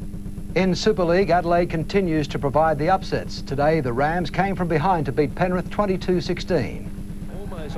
Backing up from Friday night's test against New Zealand, Matt Adamson terrorised the Rams. Great run by Matt Adamson. It came at a cost. The big prop forced off with injury. Corvo was lucky he didn't join him, and the high shots came from every direction. And taken very high by Jason. In a sometimes scrappy first half, Penrith scored 2 tries, with Girdler adding a touch of class. Strikes it nicely. The coach's dressing down stung Adelaide. Really laying down the law to his team. It resulted in 3 second-half tries, with Mamando leaping from another code. Like Tony Lockett. 22-16 upset was sealed when Stone pounced on a runaway ball. A tribe of support followed Auckland to Townsville, but in a late starting game, it's the Cowboys on top, leading 14-4 at half-time. Covers great! Also backing up from Friday's test, David Peachy played a lead role in Cronulla's emphatic win against Hunter last night. There is the first try. After a run of losses, Cronulla won 26-0, and thankfully the result didn't rest on Russell Richardson's effort. An 80-metre run ruined when he dropped more than his bundle. Oh my goodness! Clinton Fletcher, National 9 News. Night giving the Bulldogs a bit of a hiding, while Perth were no match for the Raiders as they moved into the top 5. But it was the Broncos' Michael Hancock who sparked a 22-point scoring blitz. Round 9. Brisbane came out as strong as always, but Canterbury sent out a message early it wouldn't be easy to break. A threat without substance, as Alan Langer proved in just a few minutes, soccering his way through for first points. Langer staking a claim for a future in another code of football. The Bulldogs went awfully close to drawing level at 6 points, Azam El Masri giving Canterbury 4 points in the 16th minute. The Bulldogs tried innovation in scoring a quick second try. It paid off moments later, Matthew Ryan giving them a 4-point lead. Well, that's all too easy for the Bulldogs.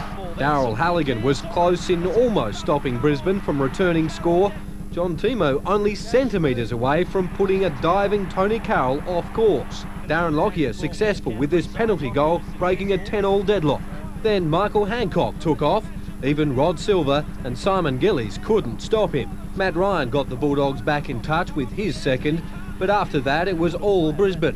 Halligan testament to that, an 18-point win to the home side. A lucky start for the Reds. Brett Mullins was looking to pounce early, this attempt in just the 3rd minute. 2 minutes later, what Canberra was searching for the first time. Ruben Wiki taking a Ricky Stewart ball all the way. Well, Ruben Wiki will never score an easier try. With Stewart experiencing problems with his right knee, Julian O'Neill pounced to give Perth some hope. But Laurie Daly gave that idea the boot. Mullins on the end of a well-timed kick. A try to Perth and a Canberra field goal, making it 13-10 Canberra's way at half-time. With Perth proving tough, Canberra were looking to place blame elsewhere for errors. It took Daly's boot to get things going again, a chip and chase before unloading to David Boyle. Has he got the speed to get away? No, he fires it over on the far side and David Boyle will score. While Perth were handing out cheap shots, Daly was signalling the end of the Reds. He combined with Mullins again to score the try of the game. Everybody, they're not going to stop him. Oh, they're so dangerous in broken play, aren't they, the Raiders? Another just before full-time, making it a 20-point win. Macus with a comfortable win, 20-6. A procession of form teams. Norths coming off a 40-point win. Western Suburbs a huge upset over competition leader Manly, and continuing where they left off. They put the kick in off Pearson. Urgency. Grounded. Finally back from injury, Brett Dallas's first touch of the season couldn't have been more valuable, but he couldn't halt the next big raid from the Magpies. Hands of Langmack then for Pearson. Pearson bulldozed his way through one. Langmack's there again. They're over. They're in the score. That's Willis. The Bears tried hard to respond, but finishing off proved a problem early. Their attack quickly turned into desperate defence. Fullback Matt Sears a gallant last line. Pearson's after it. Sears has gone for the emergency button. No! The Bears, though, finally clicked into gear, going to half-time with an 8-6 lead. They're going to go down the short side. And it's a good pass that finds Dallas over in the corner. West's coach Tom Radonicus tried to spur his charges, but the second half belonged to the Bears. Sears goes through a gap. He's on his way for the corner. And Sears scores for the Bears. Jason Taylor right on target, taking his points for the season past the 100 mark. The Rams have held on for a draw against the Cowboys at the Adelaide Oval. After trailing North Queensland for most of the match, the Rams staged a late comeback to have the scores level, 14 apiece at full-time. On a night hardly conducive to fancy football, North Queensland had a rapid solution, responding to the drizzle with a spot of dribble. Doonerman kicking in behind the line. It's still lying loose on the ground. It's a try. Great skills, Ian Doonerman. But Adelaide had a reputation to uphold, coming off giant killing wins against Penrith and Cronulla and looking for 3 straight. Mabon to Tamani. Tamani puts the head down and he charges across the line. Can they hit back? You better believe it. Joe Tamani. While the Cowboys went desperately close to extending their lead, Adelaide took the hint from the Queensland side, putting toe to ball for an 8-6 lead at the break. The grubber kick, towed on by Williamson. He got there. It came from nowhere. North Queensland had the better of the second half, scoring 2 tries to Adelaide's 1 for a 14-all deadlock. The Rams had the chance to break it, but Luke Williamson's penalty goal attempt didn't quite have the legs. It's off the upright.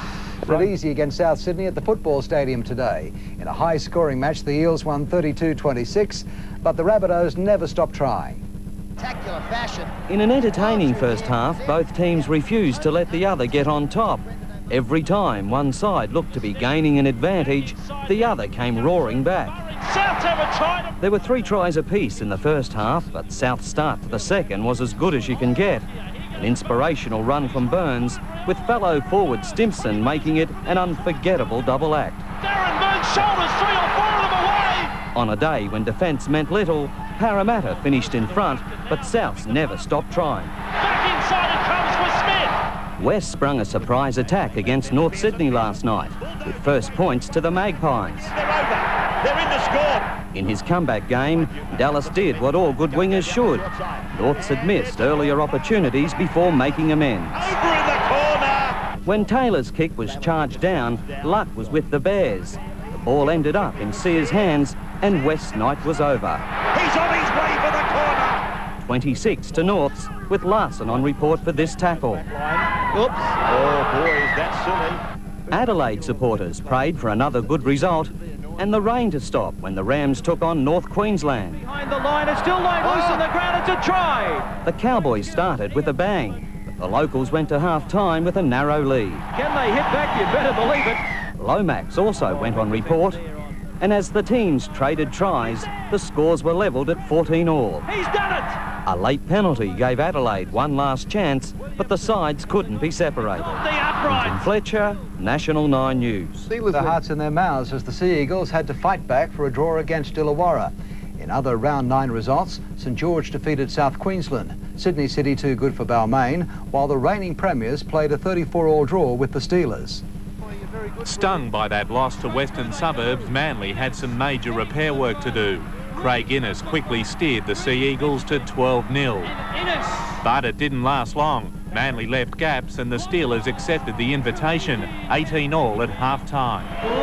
Manly jumped clear again, Craig Field charging, then kicking with a perfect result for Danny Moore. Down but not out, Illawarra turned the premiers upside down. 3 tries lifted them to a 34-22 lead. An upset in the making, blown by the send-off of Trent Barrett. Manly's Terry Hill scored twice in 2 minutes to tie it up at 34 all. Illawarra had 2 chances to break the deadlock, but couldn't. He's missed it.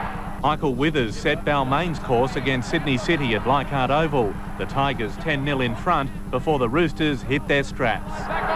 Sydney City went on to win a thriller 18-14. At Cogra, South Queensland looked set to embarrass St George. It was only in the last 10 minutes that the Dragons got their act together, scoring 3 tries for a 32-22 victory. Gold Coast opened with 2 tries in 5 minutes against Newcastle last night, but nothing bettered the individual brilliance of Wes Patton. The Chargers led 32-6 midway through the second half before Newcastle stormed back. Gold Coast held them out for a 32-24 boil-over win. After 9 rounds, Manly is the outright competition leader, with Sydney City and Newcastle next on 12 points. Gold Coast rounds out the top 7. Peter Overton, National 9 News. In Super League, Perth provided the upset of the day, while Brisbane continued Auckland's woes. The Reds downed Penrith 35-20, while the Broncos overcame the Trouble Warriors 34-18. There were hopes for a successful start to Auckland's new era. Coach Frank Endicott was anxious to find his seat. A confused mascot ended up on his, and the welcoming party tried hard to make an impact. What's all this about? Big Gordon saying. The first 30 seconds, the Warriors hit hard and fast. Hanari broke the line and Hoppy crossed for his 7th try of the season. An amazing start. Despite committed defence, Auckland couldn't hold Brisbane out, and only 2 points separated the sides at the break. But the even contest didn't continue. After a week of off-field dramas, Brisbane ensured the Warriors' on-field problems are still there for all to see. Bradford goes to the line. A long injury list and an equally long trip to Perth were obstacles Penrith couldn't overcome. Bell, here's the first try of the match. The Panthers' defence was at times embarrassing as the Reds took an 18-8 advantage into half-time. Soft defence by Penrith. Girdler became the first player to reach 100 points in the new competition, but the 2 that mattered went to Perth in the 35-20 upset. I think that's a try. Clinton Fletcher, National 9 News. At Wembley, St Helens has won Britain's showpiece game, the Challenge Cup. In a rematch of last year's final, St Helens beat Bradford 32-22. The Saints led from the start and remained in control, scoring 5 tries to 4 to successfully defend their title. No Ricky Stewart, but the Canberra kicking game didn't suffer, Daly combining with a flying Mullins for the Raiders' first try. He makes it monotonous, Mullins. The same pair attempted the same attack a few minutes later, this time a different result, while in defence Ruben Wiki was brutal. But against the run of play and against the feed, Cronulla tied the scores. Green goes all the way.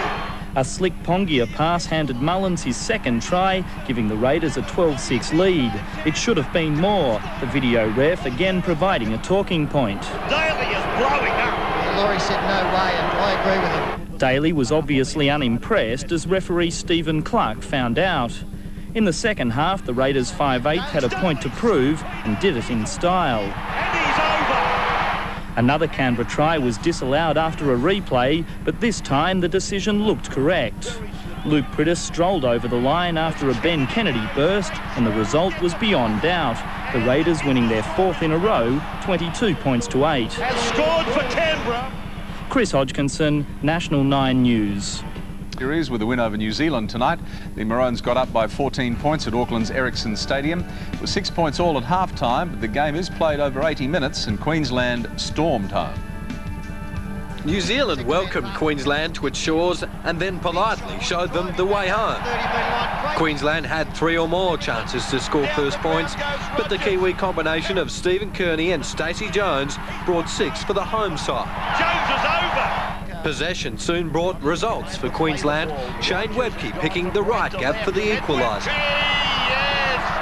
The first half finishing in a flurry, Queensland lucky they had Kevin Walters there to sweep up the mess. A half-time deadlock Darren Lockyer wanted broken by no side than his. He was up higher than Kazali. The irony of ironies, New Zealand-born Tony Carroll scoring against New Zealand. Up by 4 points, a distancing try went begging minutes later. Queensland almost paid the price, New Zealand going very close to levelling the game again.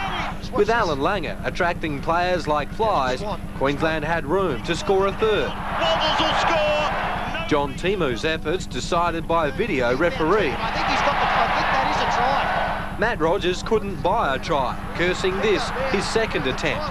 It didn't matter, Alan Langer putting New Zealand in a spin, scoring a try the Kiwis couldn't recover from. Langer's over. Relief for Rogers, going over for the 26-12 scoreline. That is the icing on the cake. And Sydney City's smallest man has tonight steered his side to victory over St George at the football stadium. Adrian Lamb continued his outstanding return from injury, scoring a try and setting up another for a 14-point win to the Roosters. A chance for Sydney City to seek out revenge, disposed of in last year's finals by St George. But it was St George handing out the punishment. The Dragons also first to the try line, Wayne Bartram scoring and converting his own. St George will get the first try. Sydney City, with a solo effort from Andrew Walker, soon had a 2-point lead.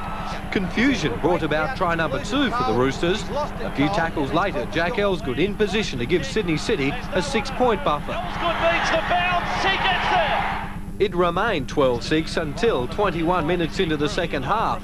Bartram producing another 2 points after a coming together of 2 of the game's cleanest, Nathan Brown and Brad Fittler. A matter of luck giving Sydney City the winning edge. Ivan Cleary finding the post, Jason Sinclair the rebound. There's hit the upright and there's a try to the Roosters. Sensational stuff. The win giving the Roosters revenge. A damp day for the Dragons, coach David Waite in less than a talkative mood.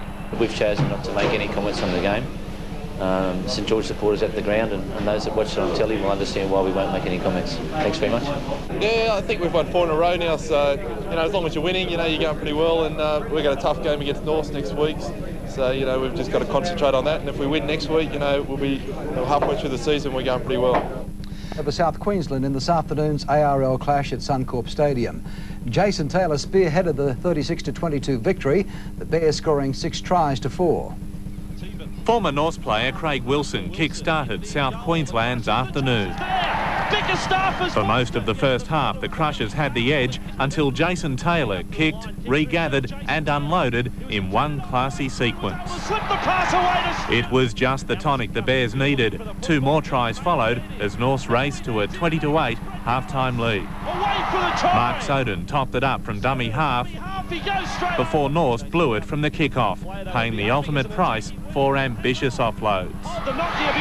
Jason Taylor marshalled his troops and set up another try. Through goes Jason Taylor, the step and the pass. But then a lapse in front 36-12, and with David Hall in the sin bin, North Sydney let the Crushers in twice. Jason At full time, Norths 36-22. League with no matches today, while the weather has played havoc with the ARL, the Newcastle Souths game postponed. At Brookvale Oval, Manly's problems continued. It's now 3 weeks since the Premiers have tasted victory. Today, lucky to escape with the draw against the Gold Coast. The dismal conditions attracted only the most loyal, and the game was just minutes old when fans weren't the only ones off their feet. Upended. With most of the ball, the Chargers lived up to their names. Cut out ball. Finds the skipper. Mackay goes over. The weather ruined more than the game. Now Hancock. The replay shows Manly scored the try, but close to half-time, the Chargers hit back with a real mud runner. Slosh, the try-scoring wizard. A great pass by Hurst allowed McCallagher to score a controversial try. He's lost the football. He has lost the football. But Manly hit back the only way they know how. Down 8 points with less than 5 minutes remaining, the Premiers launched desperate raids. They're not dead yet, Manly. They're never dead, Manly. First, Hancock crossed in one corner, and then Innes completed the comeback of the season. Teeny's thrown it to no one. Hancock stepping, weaving. They've got the numbers.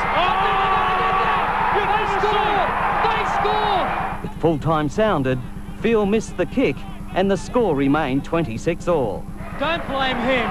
We rallied a bit at the end and got away with the draw, but you know, they're a good team and they should be proud of themselves. Clinton Fletcher, National 9 News. Parramatta's season is starting to take shape. The Eels now in the top 7 after scoring an 11-point win over Balmain. On enemy turf, Balmain fired the opening shot, Jason Webber sinking Parramatta's defence. But the Eels' Peter Johnston dished out the biggest hits of all. Oh, yeah, that hurt. Johnston followed up that head clash with Glenn Morrison with this on Darren Centre. Whack! In attack, halfback John Simon was the Parramatta ringmaster, linking up with Ian Heron and Jason Bell. The try helped the Eels to within 2 points of Balmain at half-time. Simon pounced early in the second term, powering away for a solo touchdown and the lead. Simon will race away and score. The Eels hit back. When Tim Brasher was sin-binned, Parramatta grabbed try number 3. Balmain hit back through Bubba Kennedy but couldn't haul the Eels in. Final score, Parramatta 25, Balmain 14. It was an awful night at Wollongong's WIN Stadium, but the show went on. Western Suburbs defeated Illawarra 6-2, Des Hasler scoring the only try of the match. To the latter, and Manly has a 2-point break on Sydney City. The Newcastle-South Sydney game is still to be played. Peter Overton, National 9 News. Daryl Halligan's boot getting Canterbury home safely. The win puts the Doggies into equal second place on the Super League ladder. The Mariners sailed into Bulldogs territory full of confidence. Noel Goldthorpe putting up the first attack. The bat down gives the Mariners an easy chance to put it over the line. If Canterbury had expected an easy run, Hunter were just as eager for a first away win, 8-0 after 20 minutes. Pivot. And they're in again, the Mariners. This time, it's Darian Doherty. But Canterbury's Hazem El Masri was once again ready to thrill the home crowd, his first of 4 tries. El Masri will go all the way to the plaudits. Just 4 minutes later, El Masri again to even the score. A beautiful pass from Ryan, and El Masri's in for another. Canterbury were on the attack but forgot about defence. The Mariners found no challenges out wide. Zisti goes in to score.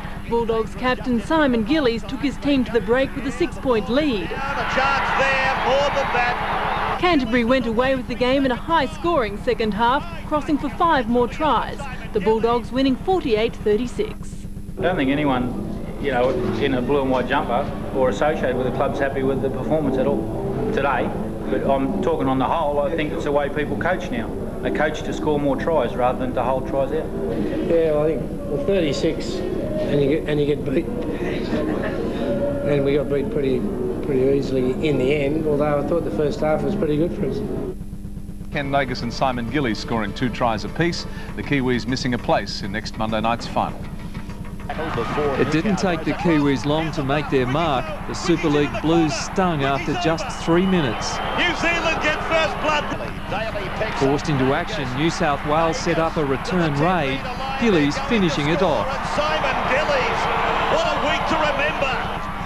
The pressure beginning to show, but not for Kenny Nagus, taking the Kiwis on by himself. I don't think they're going to get him. They're not. Does he crush? New South Wales 10, New Zealand 6. The Blues were taking a battering. Namu's boot keeping the Kiwis in the game. In the second half, New South Wales went on a bombing raid, but the Kiwi radar picked them up every time. Namu took his side to 11-10 and New Zealand could sniff a Tri-Series finals appearance. David Furner putting that on hold. That man Gillies there for another 4-pointer. Oh, what about Gillies? Nagus too hungry for points. The winger in magic touch. Another runaway try. New South Wales 18, New Zealand 11. Nagus will go all the way. Poppy's run along the line and attempted touchdown had his coach hoping for a miracle. The video ref ruling no try. No replay needed for Ruben Wickie's run. He's over! But then with seconds remaining and New Zealand needing a converted try to win, the try that wasn't awarded. The follow-through ruled offside. New South Wales 20, New Zealand 15, the Kiwis fuming. It's too late now, so... the players believe it was a try, so, you know, but it's all over, so it's too late to cry. Probably spur of the moment. I probably said things I shouldn't have said, but, you know, obviously it was, you know, we were very disappointed. You know, we know that we probably didn't play to the same intensity as we did last week, and, you know, we put down a few ball, but, you know, I certainly don't think we deserve to, you know, to lose a game like that. I got a call instantly from the touch judge, and on getting that call I called out to Sean Hoppy to stay out, and he kept going. So I felt, with the information I had at the time, I had no option other than to penalise him. It was a desperate finish. I think it was good on our behalf because, I mean, they were a side that had to win and we sort of didn't have to. So I suppose, you know, they had more to play for. It was a bit slippery and other things too, so, you know, we minimised their offloads. We did a lot of good things that we'd planned to do, and I was fairly happy with that. Rise to 2 in atrocious conditions, keeping them well in touch with the Premiership leaders. Mark Barlin reports. St George were looking to find some form at Cogra. Parramatta chasing their 5th straight win. Pouring rain made for grinding play. Oh, big hit, good tackle. The Eels more at home in the slippery conditions. A little luck bringing first points through Barnes. Chance on for Parramatta. I thought I'd spied a knock on in there somewhere. Similar tactics brought similar results. Smith splashing down under the post. This time there was no doubt. Raper puts the kick in and Jason Smith. John Simon made up for 2 missed penalties with a field goal and a 13-0 half-time lead. Clear cut, drop goal by Simon. The Dragons lifted with the change of ends, tough defence producing a few casualties. A clever kick had a pack in pursuit. Mark Poyne emerging from the spray to ignite a soggy crowd. 5 of them go sliding in. Yet another kick saw Werrett rob Saints of any real chance in the match, but to their credit, they never gave up. Runker forced his way over out wide a little too late. Parramatta home, 17-10. Conditions were no better in Newcastle for Super League, where the Mariners hosted Penrith. The locals took the lead early through Wise after a McCormack break. They'll go 75 metres to score under the post. Good support play saw them kick further ahead. Got an over next to the post. And they might not catch him, they won't. Penrith reply defied the conditions, swinging the ball wide before Girdler sluiced his way back to the middle. He'll go and score for the Panthers. Morley put Wise over for his second soon after the restart. Wise into a gap. 3 minutes later, Wise featured again, firing a slippery wet bullet for Zisti to swallow out wide. He'll dive over. That put the game beyond doubt. Jorgensen's luck summing up the Panthers' night. And the ball came loose. Wise celebrating his hat-trick late in the match, along with a well-deserved 30-6 win. Mark Barland for Nightline. Balmain for the first time at Leichhardt Oval. The Knights won 26-18 with victory only assured in the final minutes. The match had only just begun when Newcastle's planned move caught Balmain catnapping. The first try. In an even first half, both teams scored twice. The Tigers hit back through Webber, but then Matthew John started a raid that finished with Albert crossing. Away go the Newcastle Knights. At 10-all, both sides looked for inspiration. Jolly almost provided it for Balmain, but against his opposite, O'Davis gave Newcastle the advantage. Score, Robbie O'Davis! 5 tries to 3 to the Knights, their first win ever on the Tigers' home turf. They mightn't catch him! Darren Albert! Sheer speed from the Newcastle right winger! Field goal by Jason Taylor has seen North sneak home against Sydney City today.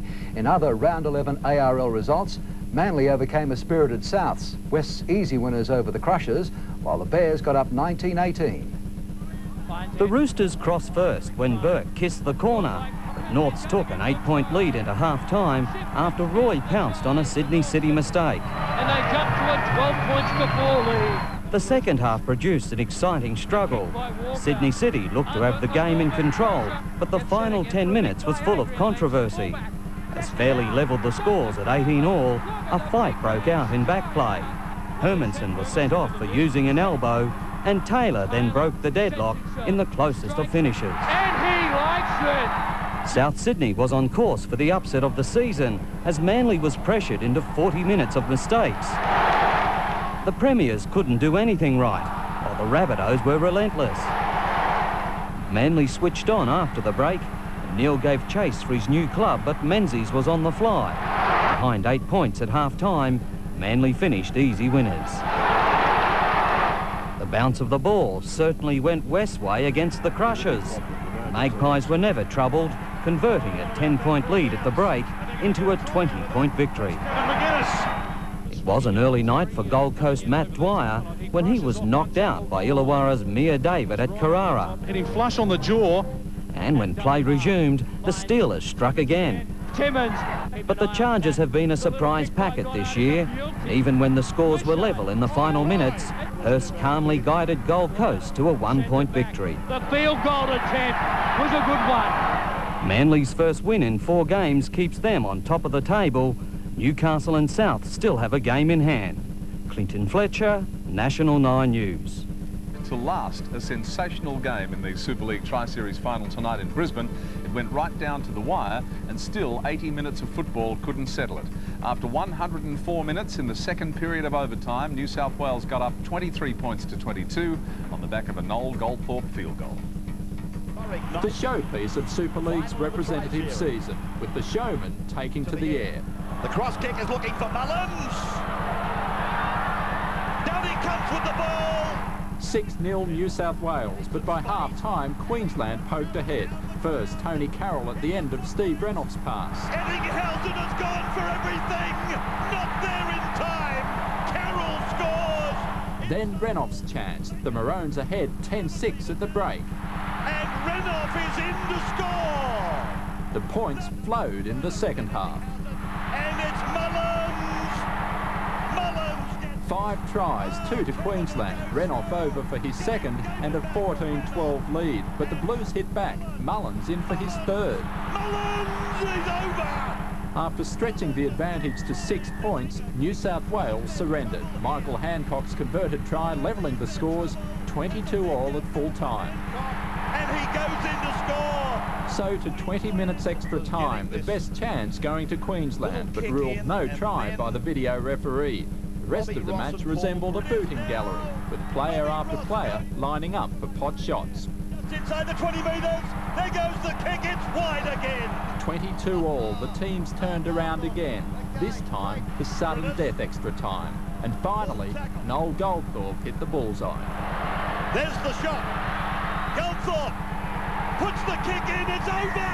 They've got it! The Blues have got it! New South Wales winning a memorable thriller, 23-22. I think that was about the fourth one, and, you know, if I kept going all night, I had to get one, so thank God it's got over, mate. She's been a tough game, that's for sure. The toughest you've played in? Oh, most definitely. You can just have a look around, the boys are stuffed. Up by 14 points, only their second win of the season. Even with the long injury list, Sydney City was at short odds to win this match, and early on they were given a wide berth. Putting the back rower forward. Sydney City, they're going to put it under the uprights. Cleary goes in. But the prospect of victory not a tall story for the Crushers. The Roosters' defence an open book. Got a chance here. Oh, he'll go right through and score. The Pages turning towards an upset. Craig Wilson's kick finding a willing receiver. Goes back with a kick onto the right. They'll get the jump and they'll score. Shivkovsky. An unlikely 12-6 half-time lead. Wilson pulling out the carbon copy after the break. For Shivkovsky again, and he's got him. He's nailed him beautifully again. Try scorer Shivkovsky on his way to a club record 16-point haul for the game. The Crushers equally damaging on the ground in a night to forget for Sydney City. Prothero's got a big gap. Oh, it was like a passageway. But Crusher Danny Nutley could be in strife, based on report for his reaction to a heavy tackle. So Super League and the Adelaide Rams have been flogged by Canterbury in front of 15,000 fans at the Adelaide Oval in another high-scoring game. The Bulldogs leading 24-0 at half-time and going on with it in the second 40 minutes to win by 20 points. Adelaide came out to knock them down. Canterbury to run rings around the Rams on their home paddock. Alarm bells were ringing when Adelaide decided to do all the attacking. Terrific chase by Adelaide. Azam El Masri, fresh from 4 tries against Hunter, decided stealing was the best way to add to his season tally. Azam El Masri, and he will race away and score right underneath the post. Stephen Price scored try number 2 off a Barry Ward kick. Rod Maybon caught napping. Too easy for the Bulldogs. Darryl Halligan over. Offside or not, Canterbury awarded the try and 18 points up. 24 points to nil at half-time. Simon Gillies the eventual scorer after Rod Silver's run from nowhere. He's still going. Ankle tapped and pulled the ground. Not effectively held. Gets up and runs again. Robert Ralph denied a try for Canterbury, falling just short of the Bulldogs' 5th. Cameron Blair taking on Solomon Hormono. Both served time in the sin bin. Justice for Ralph, a try for him, making the scoreline 30-0. Needing 7 tries in just 10 minutes to be back in the game. Mark Corbo and Kerrod Walters tried in vain for the Rams. Kerrod Walters, who runs himself from dummy half and gets over. But like the lights, Adelaide's chance had gone. Trying to the death, reducing the losing margin to 20 points. Meridonicus walked away from his State of Origin preparations today to help West take on the Gold Coast. The Magpies didn't let him down, winning 26 points to 10. The Gold Coast has surprised many teams this year, and West was stung early today. It's a try, all right. But Langmack fired up the Magpies, and Skandalis bullied his way over. Beautifully done by Paul Langmack.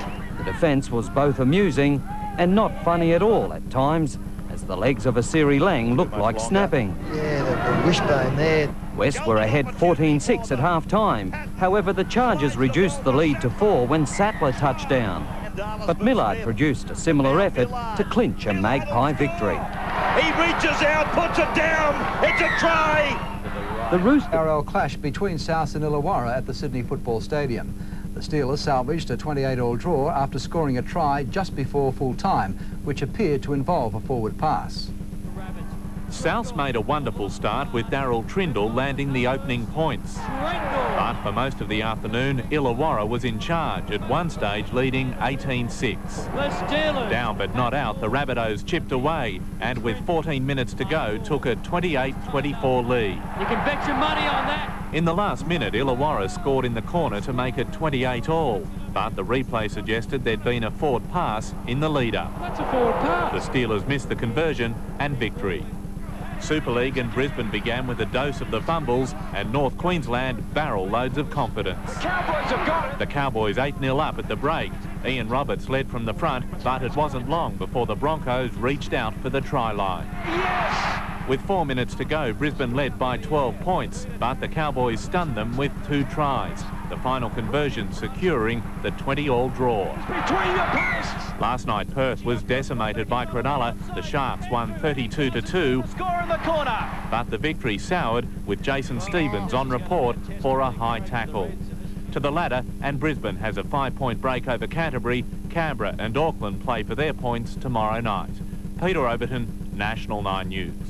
Is the victory moving them into equal third spot? A crunch match for the Warriors. They haven't won since beating the Raiders in Canberra. It was cold and wet in Auckland. The Raiders taking their time to come out. Auckland ready to play, but all alone. The Raiders opened the scoring. The Warriors penalised for handling it to play the ball. Then Betts makes the break from dummy half, and Ridge does the rest.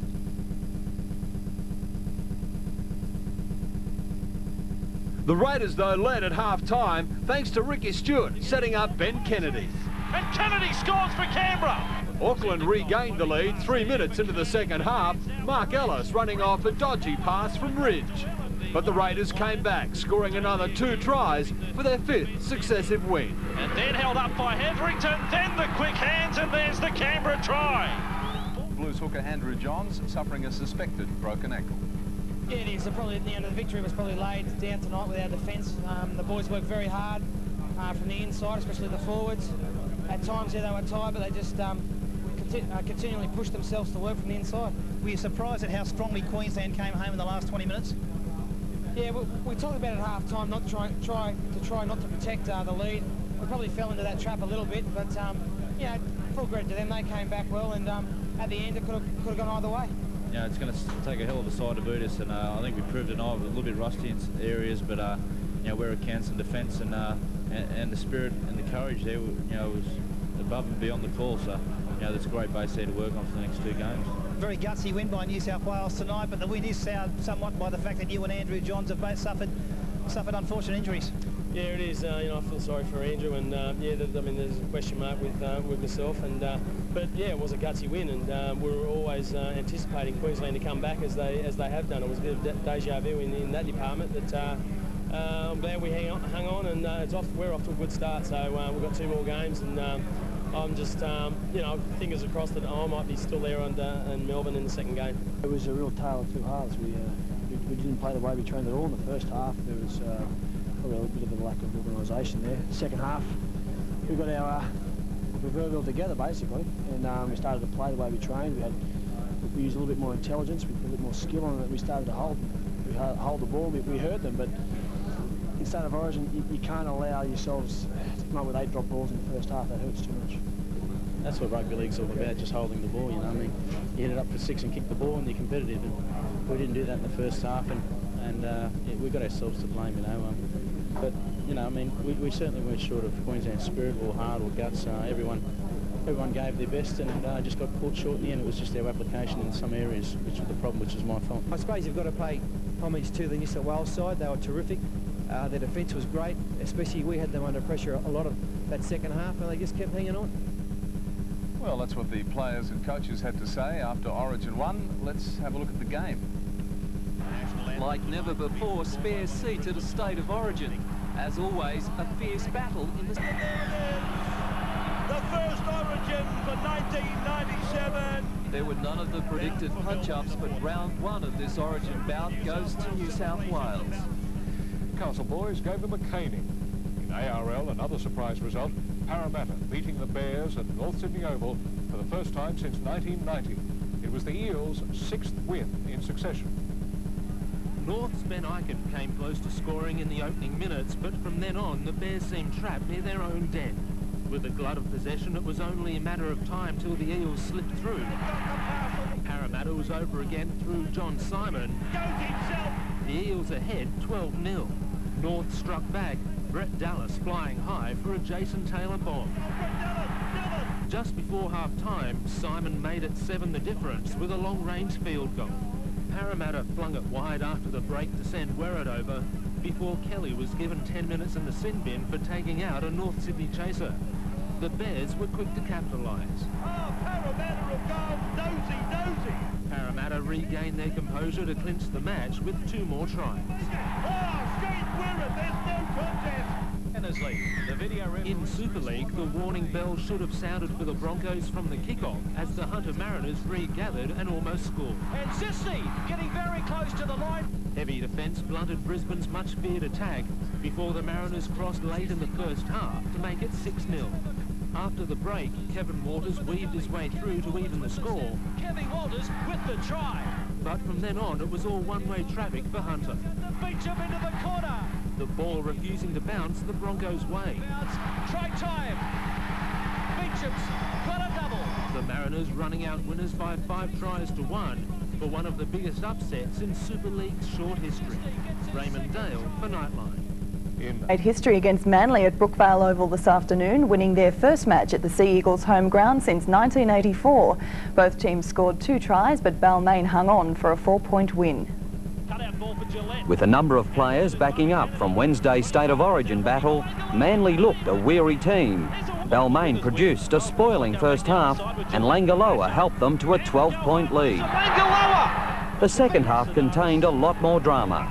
Langaloa went on report for lifting, while Weepu looked in another country after his head slammed into the ground. He thinks he's back in Tonga under a palm tree. There was ill feeling throughout, and in a fiery contest, the Tigers blew away a 17-year-old hoodoo. Plenty of lefts and rights. An upset victory over Newcastle at Cogra Oval, the match completing the ARL's 12th round. The Dragons had to come from behind to the 20 points to 18 win, only their second in 6 games. Newcastle began as a favourite should. Owen Craigie weaved through the St George traffic for the night's opening points. The Dragons retaliated through Wayne Bartram. It became an arm wrestle. Darren Albert danced down the sideline and bumped off defenders to take the Knights to 10-6 at the break. He's a freak. St George then landed a flurry of tries. 3 second-half touchdowns helped them to an 8-point break. Pressure. Late in the match, Newcastle crossed, but the Dragons hung on for an upset 20-18 victory. To improve the position. At the end of round 12, Manly remains outright leader. St George comes into the top 7, while Newcastle and South Sydney still have a match in hand. Super League and Canberra stormed into Adelaide, putting 14 points on the board in even time. But Adelaide turned the favourites inside out with 3 unanswered tries to take a surprise 18-14 half-time lead. That's as far as the Rams got. Canberra dominated the second half to win 34-18, the Raiders' 6th victory in a row. In the late game in Perth, the Reds romped through the first half against Auckland, going to the break with a 12-0 lead. Daylight throws it up, he's going to race away and score. The Warriors drew level before Perth gained breathing space with 2 late tries. A short time ago, the home side led 24-12 with 10 minutes to go. And last night, a 24-10 win for Cronulla over North Queensland in Townsville. Andrew Eddinghausen pushing it right to the edge. Yes. Wow. In Monday night football, Canterbury plays Penrith. Peter Overton, National 9 News. They've off a strong second half fight back from Canterbury to win 28-20. The unruly crowd behaviour began after a disallowed try 3 minutes from game's end. Spectators on the outer ground involved in a riot. Spectators and police hurt. It's not certain if any of the trouble was sparked by ethnic unrest or by the controversial no try. Super League PR executive Rebecca Wilson concerned by the violence. We have security in place at matches and we believe that that's been adequate security, but after what's happened we'll have to address that and see if it is in fact adequate security. In the game, the Dogs scored first. Halligan kicking 2 goals. Danny Farris soon equalised. Matt Adamson linked with Ryan Girdler. The Panthers shot to a 12-4 lead. Going in behind the uprights. Near half-time, McRae struck back out wide for the Dogs, but Penrith went into the break ahead 18-10. Jody Gall in open hectares. 6 minutes into the second half, Canterbury down by 10. El Mazari shaved the margin to 6. But Ryan Girdler made it 26-14, Penrith outstripping the Dogs' defence minutes after. 26-14, Halligan making it 26-20 in the 66th minute. The no-try controversy not preventing Penrith's hard-fought win. Farron Holland. 7 innings. Closed of Illawarra 18-6. Back in Brisbane, the home side ran in a whopping 7 tries to 4. Since its inception, Super League's catch cry has been visions for the future. Tonight, a reality, club sides from either side of the globe going head-to-head. And it was the home side who struck first via a quick-thinking Alan Langer. The unbackable favourites showed why they were just that. Sailor carving up pedestrian defence for a 12-0 lead. And Wendell Sailor out of nothing. Then the game turned in some incredible passages of play. Brisbane's superstars embarrassed themselves. Lapses in concentration handed their London cousins 3 quick tries and eventually an 18-12 half-time lead. But Brisbane are the comeback kings. A vintage display put them back in the match. In all, 6 tries were scored in the second half. This was the only one contributed by the visitors. In only his second start for Brisbane, Anthony Mundine featured in 3 tries, scoring 1 himself in the 42-22 romp. To the ARL and in injuries. Featured Gold Coast against South Sydney with the... Hoping to consolidate a top 7 position, Gold Coast opened the scoring with clever passing. If that had Captain Charger dancing, he must have been close to backflips when Patton produced his own quick step. They're not going to stop the little bloke. Gold Coast extended the lead shortly after half-time when Mackay burst through. A similar effort close to full-time secured another good home ground win. Sews it up on a platter. Illawarra's Scott Cram has been cleared of a major spinal injury after being hurt during last night's loss to Balmain. Early in the game, Cram was backslammed. He went off in pain, but returned to the field only to suffer another heavy blow. There's a lot of concern for the big fellow. At half-time, Cram was airlifted to hospital. Team officials say the front rower is now nursing a mighty headache. Illawarra tried to make a contest of it, but after leading 12-0 at half-time, Balmain went on to win 18-6. Smithers gets it away! Super League's World Club Challenge also hit with a bang last night. Absolutely hitting it! The London Broncos took on their Brisbane counterparts, and Darren Lockyer wasn't the only one surprised by the opposition. That's a try! Unbelievable! Lockyer's mistake gave London a 6-point lead at the break, but as one team ran out of puff, another had plenty in reserve. Brisbane won 42-22, with Kevin Walters playing a big role. And is that the winning try for Brisbane? Auckland made it a sad night all round for the English teams, thrashing local champion St Helens 42-14. Clinton Fletcher, National 9 News. Rugby League action with Parramatta handing out a lesson to South Queensland. In the ARL split round, the Eels scored 10 tries to 2 in the 52 points to 10 walkover. Despite missing almost half a team for State of Origin duties, Parramatta still managed to embarrass the Crushers. 6 tries in the first 40 minutes pointed directly at a flogging, and the Eels didn't have to worry about being hurt in tackles. The Eels electrifying. Parramatta led 32-6 at half-time, and like Super League's World Club Challenge, the points just kept coming. There it is! Luck's a fortune! Canberra rewrote the record books in a Sunday afternoon romp against Halifax. Even without Daly and Mullins, the Raiders ran at will and crossed for a total of 13 tries. Nagus bagged 6 as Halifax was stomped 70 points to 6. Even in Adelaide, Salford found some support for the clash with the Rams. It helped a little. The visitors started with plenty of purpose, but it wasn't long before Rod Maben had them chasing. Kerrod Walters also played a dominant role as Adelaide simply piled on the points and left egg on the face of the opposition in the 50-8 mismatch. Oh, the Adelaide Rams, the entertainers! Despite the score, the North Queensland Cowboys didn't get it all their way against Leeds last night. Steve Walters upended. The visitors put in a poor first half. Leeds' defence looked like it missed the plane as the Cowboys roared to a 26-0 lead. The defence on the inside is just plain lazy. Quick thinking by Lomax put Chipway in. While Leeds tried hard to keep up with the pace, North Queensland always had them covered in the 42-20 win. Clinton Fletcher, National 9 News. Broke by the Bulldogs, Wigan held on for a 4-point victory. European pride and the credibility of the competition were on the line. Who better to provide both than English powerhouse Wigan? But it was Canterbury that applied the early pressure. Only poor ball handling denied the Bulldogs the first try of the match. Then he put it down. The advantage went to Wigan. Against the run of play, Wigan opened the scoring. Jason Robinson first to the ball in a canter. The first try is there for Wigan.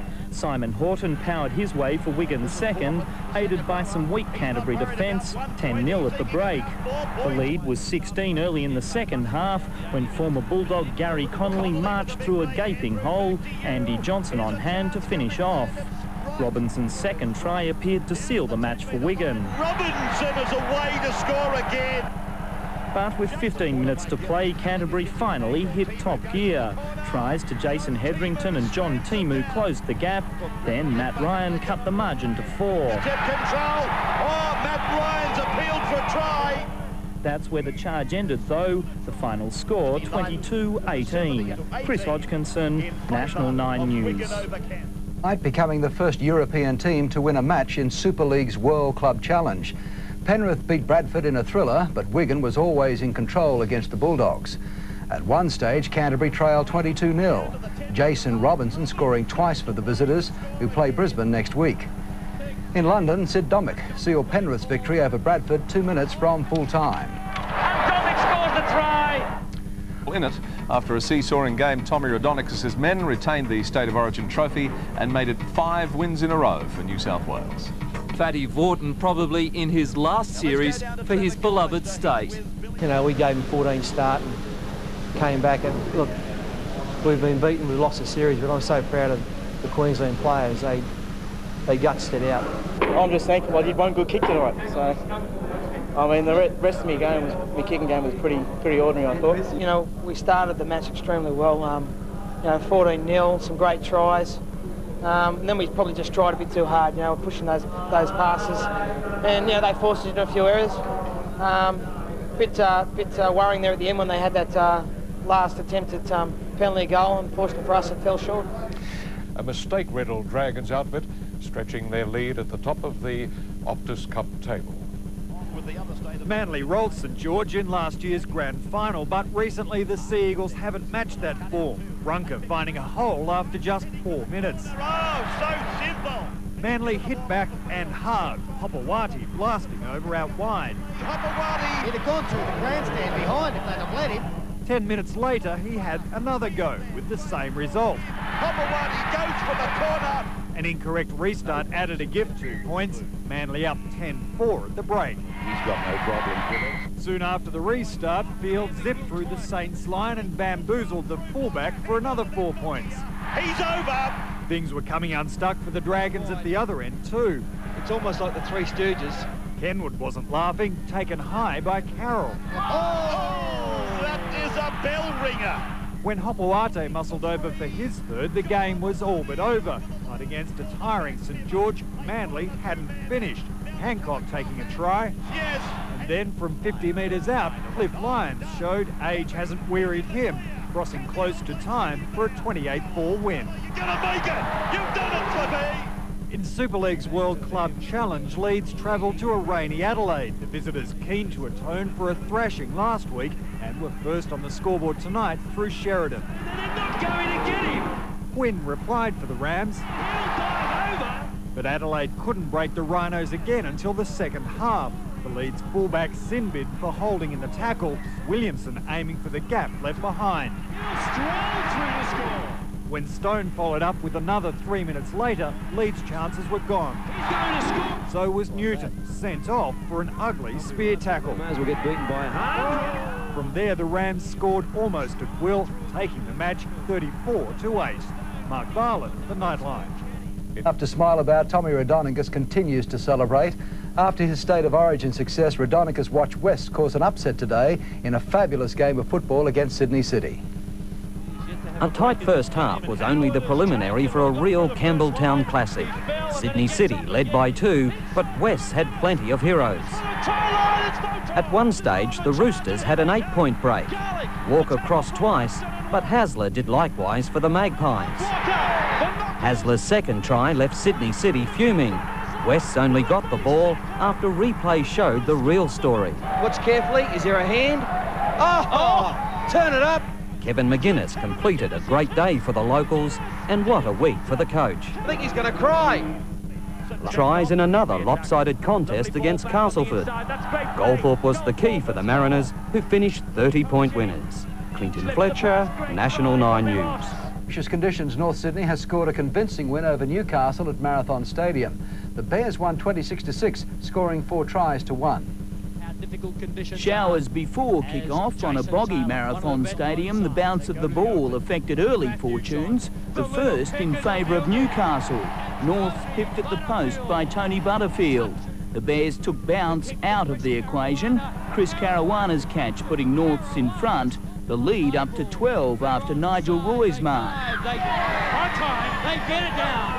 If possible, conditions got worse in the second half, but Roy maintained his standards with try-saving defence. Caruana's second try sinking Newcastle by 20 points. With the split round now complete, Norths moved to second spot on the table, Gold Coast rounding out the top 7. Newcastle and South still with a game in hand.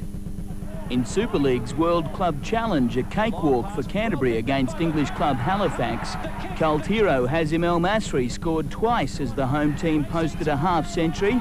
The Bulldogs also showing the bite is back in their defence. Barry Ward launched himself at that. At Bruce Stadium, another big scoreline between Canberra and the London Broncos. It's being chased by Martin Lafayette. The Raiders have now scored 136 points in just 2 games to top the club challenge table. Against Bradford this morning, the Auckland Warriors were reduced to 12 men just before half-time when a high shot earned hooker Sidiru a red card. Bradford failed to take advantage, the Warriors winning by 4 points. Stellardi will score! Oldham second rower Paul Davidson faces biting charges following last night's match against North Queensland. The Cowboys' Ian Doonerman claimed Davidson bit him during a tackle. Oldham's 38-point defeat proved even harder to swallow, the Cowboys scoring the largest win of their 3-year existence. Andrew McKinlay, National 9 News. First half, the Broncos ran away with the match, winning 34-0. Wigan carried Europe's hopes in the World Club Challenge, but it was Brisbane doing all the early attacking, denied once by the video ref. It's no try. A great run by Kevin Walters put the first points on the board. Walters will score! The Broncos then swarmed in defence to stop Gary Connolly from hitting back. Playing his 200th game, it was a vintage performance from Alan Langer to set up Brisbane's second try. Lockyer will score! 10-0 at half-time before Gordon Tallis proved unstoppable, running through 2 defenders, then slipping the pass to Tony Carroll. Things got ugly when Terry O'Connor remonstrated after a Tallis tackle. He probably wished he hadn't. Tallis let 3 go. They all found the mark right on the buck. Kevin Walters circled, sending Wigan into a spin. Lockyer cruised through the gap to the open line and the Broncos were home. Tallis completing the 34-0 shutout with 5 minutes remaining. Tallis! The big man's away! Chris Hodgkinson, National 9 News. Tries in 10 minutes before half-time helped Cronulla crush European champion St Helens 48-8. It's with Nico, he's going down the middle, and Nico will score! Charles Christian, National 9 News. Just a minute ended West's 4-match winning streak, and a purple patch for coach Tom Raudonikis. South Sydney were out to finish off a controversial week for the club with an impressive display against the informed Magpies. Trindle across, a perfect pass. Murray's into space. Support arrives. David Penner is it? He's on his way and puts it over the line. None happier than embattled coach Ken Shine. Western Suburbs were chasing their 5th straight win and quickly evened the scores. Now way for Doyle to put a kick in. It came off one of the Rabbits. It's still in play. A race for the ball. Scandalis might be given a try here. Scandalis. Yes, it's a try. But a lapse in concentration right on the break gave the Rabbitohs a half-time lead. Simon floats it. Trindle puts the kick in. Siren sounding. And Orford's there in time. And it's a try to South. Tommy Raudonikis' winning streak under threat. South's Darryl Trindle and Jeff Orford on a roll. Trindle puts the kick out. Orford takes it on the full. Puts it over the line. Throws it in the air. West forward back, Andrew Willis putting up a bomb and setting up a late 2-point lead. Plenty of time. Down she comes. That will be a try for The Magpies held off the Rabbitohs' attacks until the final minute of the game. And it's a towering kick. Plenty of time. He led the race. Parsons. Parsons is over. Parsons is over. It's a try for the Rabbits. Matt Parsons' memorable first ever try gave South Sydney their first away win for the season. Well, the Adelaide Rams have made it 3 straight wins at home in Super League's World Club Challenge. Oldham, their latest victims, in a one-sided match at Adelaide Oval. The visitors slaughtered by 28 and letting off a little steam with an all-in brawl late in the game. After 2 weeks of lopsided matches in the World Club Challenge, the Oldham Bears gave notice this wouldn't be another pushover. They've dived on it, and it will be a try. Oldham with a 6-point lead after just 2 minutes, but their attack wasn't matched by their defence. Here's Williamson stepping off the left foot. Oh, just too easy. Adelaide ran in 3 first-half tries for a comfortable 18-6 lead at the break. Steps right through the middle of them and plants it down behind the posts. Oldham still weren't ready to fly the white flag. Short ball for Famalo into space, and he'll reach out and score for the Oldham Bears. But the Rams replied in force, this try sparking fireworks. As we will come across, and now there's a blue between Lawilla. Well, he's been out a couple of times, and now Simons is going to get a winner, and everybody wants a piece. Suddenly, it looks like at the set of a John-Claude Van Damme movie. Oldham left bruised and winless, Adelaide taking the game 42-14. Continues to prove the surprise packet of the ARL competition, this afternoon upsetting Balmain at Leichhardt. The Chargers won 22-20 and move into 4th spot on the competition ladder. With just 1 competition point separating both teams, this was always going to be a close shave. Michael Gillette cut through poor Gold Coast defence before the Chargers tied it up at 6-all. Former Balmain boy Wes Patton was welcomed back to Leichhardt as Gillette again gave Balmain the lead. This is tie 2! Patton dropped his knockout tactics and decided to go for points, tying it up at half-time. Tom O'Reilly touched down twice in the second half for Gold Coast, and despite Bubba Kennedy's late try, the 2-point win secures the Chargers' spot in the top 7. In Cronulla's win against Bradford, Rogers scored 3 tries and kicked 7 goals for a personal tally of 26 points, equalling the club record set by Father Steve 20 years ago. Andrew McKinlay, National 9 News. Through to tie it up at 4-all, but Glen Eyre gave the Steelers breathing space just before half-time. Too easy! Mark Bell made it 8-all, barely stretching his legs, the boot of Stephen Price putting Saints in front for the first time in the match. But Rodwell's second gave the Steelers their first win in 8 games. Rodwell's gonna get there! In Super League's World Club Challenge, Wigan were supposedly the standard bearers for British teams, but Canberra's Brett Mullins took less than 3 minutes to lower their colours. Intercept! Try to Canberra! Poor concentration and even worse footwork made fullback Paul Kalloy look foolish. All the damage done in the first half, Brad Clyde celebrating his 150th first-grade game, scoring 2 tries. Brilliant! In Brisbane, an even bigger scoreline, the Broncos' 15-try blitz humbling Halifax, the British club conceding 204 points on its Australian tour. Say under a handful from anyone from there. The trip home may not be lonely, but it will be a long one.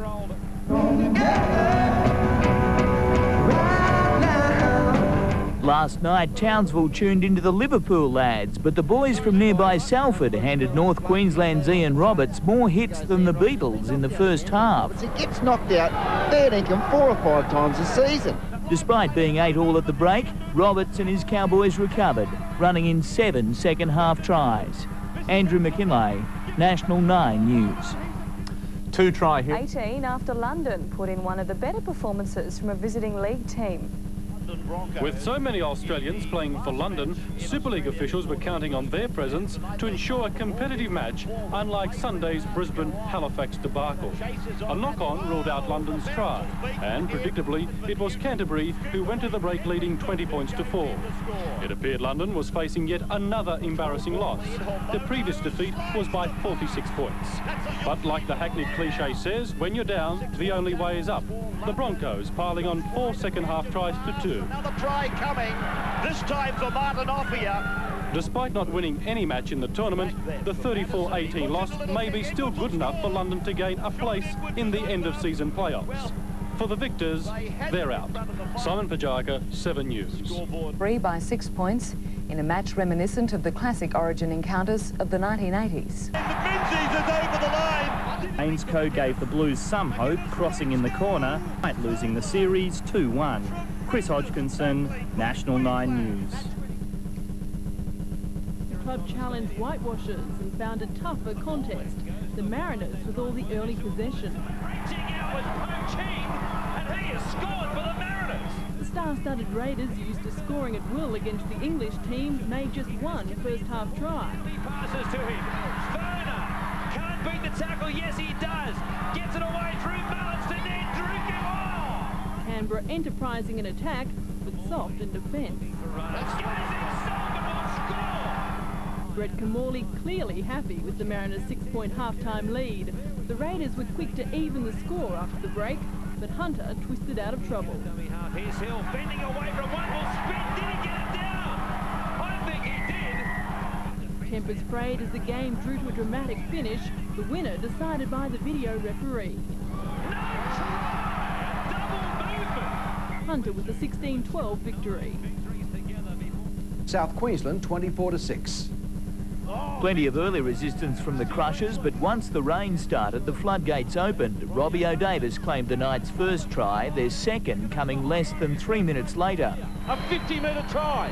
I'll say this, I reckon that's the highlight of his first-grade career. Crushers fullback Dave Watson resorted to any means to keep the Knights at bay. Looks a bit dusty, the knee, doesn't it? But nothing could stop Matthew Johns, Newcastle leading by 18 points at half-time. The Crushers scored a consolation try in the second half, but this effort summed up the home team's day. They could have scored left or right. Last night against Parramatta, Peter Clark scored Sydney City's first try, but replays revealed his run didn't deserve 4 points. Oh, hang on, no try. Down 6-4 at half-time, Jared McCracken put Parramatta in front. Stuart Kelly showed no ill effects from Wednesday's State of Origin to bring up 8 wins in a row for the Eels, their best winning streak for 20 years. Win is the Bears' biggest ever against the Sea Eagles. North scored 7 tries to 2 on a day Manly would rather forget.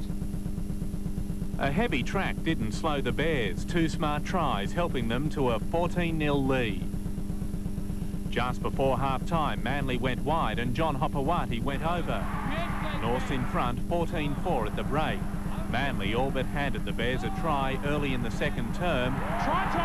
And when Greg Florimo scored his first try of the year, Norths had padlocked the door. It was a one-sided fight. The Bears gutted the reigning premiers with a 41-8 victory. To the ARL ladder, and Manly's margin is now just 1 point over Norths, with Parramatta next, while Newcastle and South Sydney still have a match in hand. Super League and Penrith's Craig Gower made Auckland look like dummies. And when Gower wasn't scoring, he set the course for his teammates. But an improved second half from Auckland put the Panthers on the back foot. Final score, Penrith 26, Auckland 22. In the late game, Perth's Mark Geyer was put on report for a high tackle in his return match from a 10-week suspension. Most of that ban for eye gouging Adelaide's Chris Quinn. Today the two sides came together. A short time ago, Adelaide recording a comfortable victory. Last night, Canterbury defeated North Queensland 29-22 at Stockland Stadium. Both sides scored 4 tries each. Darryl Halligan, 6 goals from 6 attempts. The difference. Peter Overton, National 9 News. Mark Parking in 7 years. The best attacking team in the comp, Brisbane, met the best defensive side in the Telstra Cup on a cold, damp Sydney night, with Cronulla looking dangerous early. Chance for Cronulla. The kick through by Eddinghausen has gone over the sideline. It was Brisbane, though, that lodged first points. And Tallis is over the line. Bill Harrigan. Cronulla unlucky not to square up the contest, the ref controversially calling a double movement. And he's pinging for a double movement. The next time they crossed the line, though, there were no doubts. Here's a try for Bill. And another try just before half-time took the Sharks to a 14-4 lead. Nickel score! Tawira! A A second try to Bell just after the break took the home side further ahead. There's a chase on from Walters. He won't get him, will he? No! Bell's across. And with its fullback, Darren Lockyer, carried from the field after this tackle, the competition leader was in trouble. Cronulla, though, showed no mercy. And he's over the line to score. Andrew Ettenhausen rubbing salt into the Northerners' wounds with his 139th career try. Oh, here's another try. Ettenhausen, of all people, is there and puts it over the line. The final score, 32-4. We got off to a bit of a slow start, but as the game went on, we sort of got our rhythm and got into the game. But it was important we got off to a good start in the second half. Brisbane are the sort of side that can, they can score 14 points like that. So, it was important for us to start well in the second half. Defeated West 20-18, completing their best winning streak in 20 years. The King and someone pretending to be his former son-in-law amused the big crowd, but in the real thing there was no room for impersonators. Despite scoring first, Parramatta barely resembled a team on an 8-game winning streak. West's long-range penalty shot regathered by a player with one of the oldest pair of legs on the paddock. Try! Leg back! But Eparama Navali helped the Eels rediscover the right stuff with touchdowns both sides of half-time. The replacement winger scoring 3 tries. Damien Kennedy got West within 2, but the 9-game winning streak is Parramatta's best since 1977. Last night in Newcastle, some brave hearts seemed set to be broken when Sydney City took an 8-0 lead against the Knights. But a dance from Robbie O'Davis made the soaking suddenly worthwhile. He's home singing in the rain. Leo Dinova kicked a penalty goal, then put the ball behind enemy lines for a 6-point lead. But on full time, 2 freakish kicks gave the Roosters hopes of a consolation. He's on his way. He's got a chase on his hand. He gets there. With the siren gone, Ivan Cleary tied it up. Yes! There it is, the equaliser. In Super League, kicks proved a curse for Penrith against North Queensland. The Cowboys' Ray Mercy claiming 3 tries. An unbelievable try! Winger Luke Phillips also bagged 16 points on a night where everything bounced the Cowboys' way. He's going to score! And in tonight's Super League clash, Hunter currently lead Adelaide. Andrew McKinlay, National 9 News. Manly outgunned South Queensland. Balmain defeated Souths, while the Steelers are celebrating their victory over the Bears.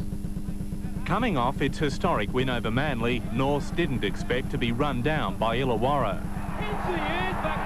The Bears retaliated through a sharp backline. But Trent Barrett's field goal put the Steelers 9-8 in front at half-time. Handling errors dogged the Bears. Illawarra sealing the game right on the siren, 15-8. McGregor! Manly had plenty to prove against South Queensland today. Terry Hill led the charge with 4 tries in awful conditions. At one stage, the Crushers came within 4 points, but that's as close as it got. Manly 46-12 winners. A fight was about as hot as the first half got between Souths and Balmain. 2-2 at the break, Balmain scored 2 second-half tries for a 16-2 win. Gold Coast kicking maestro Wes Patton set up 3 of his side's 4 tries against St George. Martin Bella enjoying only his 7th try in a 15-year career. He's gone over. The Gold Coast won 22-14, but with 12 men. Graham Mackay sent off for kicking, while the Dragons' Mark Coyne is on report for a dangerous tackle. To the ladder and Manly leads from Parramatta, Illawarra is into the top 7, while Newcastle and Souths have a match in hand. Peter Overton, National 9 News. There were 2 Super League games played today. Brisbane thrashed the Western Reds, while the Auckland Warriors upset Cronulla by 3 points. Cronulla was tipped to have no problems against Super League cellar dwellers, but roughhouse play left Paul Green with a vacant room upstairs. Teammate Chris McKenna also leaving little margin for error, placed on report for this high tackle.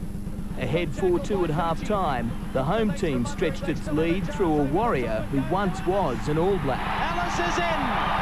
Adam Dykes appeared to reduce Cronulla's deficit, but after watching several replays, the video referee ruled otherwise. The boot of Stacey Jones gave Auckland an extra point breathing space, and although Dykes would not be denied, the win ended the Warriors' 7-game losing streak, the longest in the club's history. An early blow for Brisbane against the Western Reds with Steve Renoff sidelined. The Reds kept pace in the first half, trailing by 6 at the break before Alan Langer shifted the Broncos into top gear. 7 second-half tries, bringing up another half-century. Last night, a mud bath between the Hunter Mariners and Adelaide Rams. With 5 minutes to go, the video referee ruled against Adelaide appeals for a try. But his ruling on full time went Hunter's way, securing the Mariners' 7th straight victory at home. Brisbane is now 5 points clear on the Super League table. Canterbury and Canberra play for their points tomorrow night. Andrew McKinlay, National 9 News. 3 tries in the first 12 minutes that never really allowed the Bulldogs back into the match. The Raiders always welcome their visitors with fireworks. The smoke had barely cleared when Ferner detonated his own surprise. Ferner will score! After just 2 minutes, the Bulldogs were chasing a 6-point deficit. The home side, without Mullins and Nagas, shuffled their attack, their replacements making an impact. Up the blind side, Prentice, he's over! Canterbury were dazed and the Raiders smelt blood. Wickie's away, and he's over! Before half-time, the visitors gathered their thoughts, going to the break with a 10-point problem. And Berrigan will score! Barry Berrigan goes around behind the uprights. In the second half, the Raiders were again in control, Canberra running out 28-10 victors. Answering the call from Stewart, puts the grubbing kick in, a race, big wow! Lightning is over! We spoke about it before the game that we owed Canterbury one. They made fools of us at Belmore at the start of the season, and that we spoke about that at great lengths, and we said that our enthusiasm would be shown by our defence, and it was certainly that. McGuinness have spearheaded Western Suburbs to a 10-point win over Balmain at Campbelltown. The brothers scored all the Magpies' 4 tries in a match that puts West back in the top 7. In a match billed as a grand final for both teams, Balmain's Tim Brasher failed to back up after last night's test. Brasher's absence had no ill effects early as his team took the lead, but the Australian fullback could only watch as Kev McGuinness carved up the Tigers to score twice. Here goes McGuinness, steps the fullback. The Lower Milfords danced down the sideline, made it 10-all at half-time, and although Tom Rodonicus was fuming at the break, Ken McGuinness began matching Kev's first half feats. McGuinness, the brothers are having a day to remember.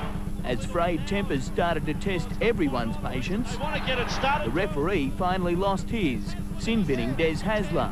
Down by 4, Balmain was disallowed an equaliser. Oh, no, he scored! But there was no denying the Magpies' desire for a spot in the top 7. Ken keeping the try scoring all in the family.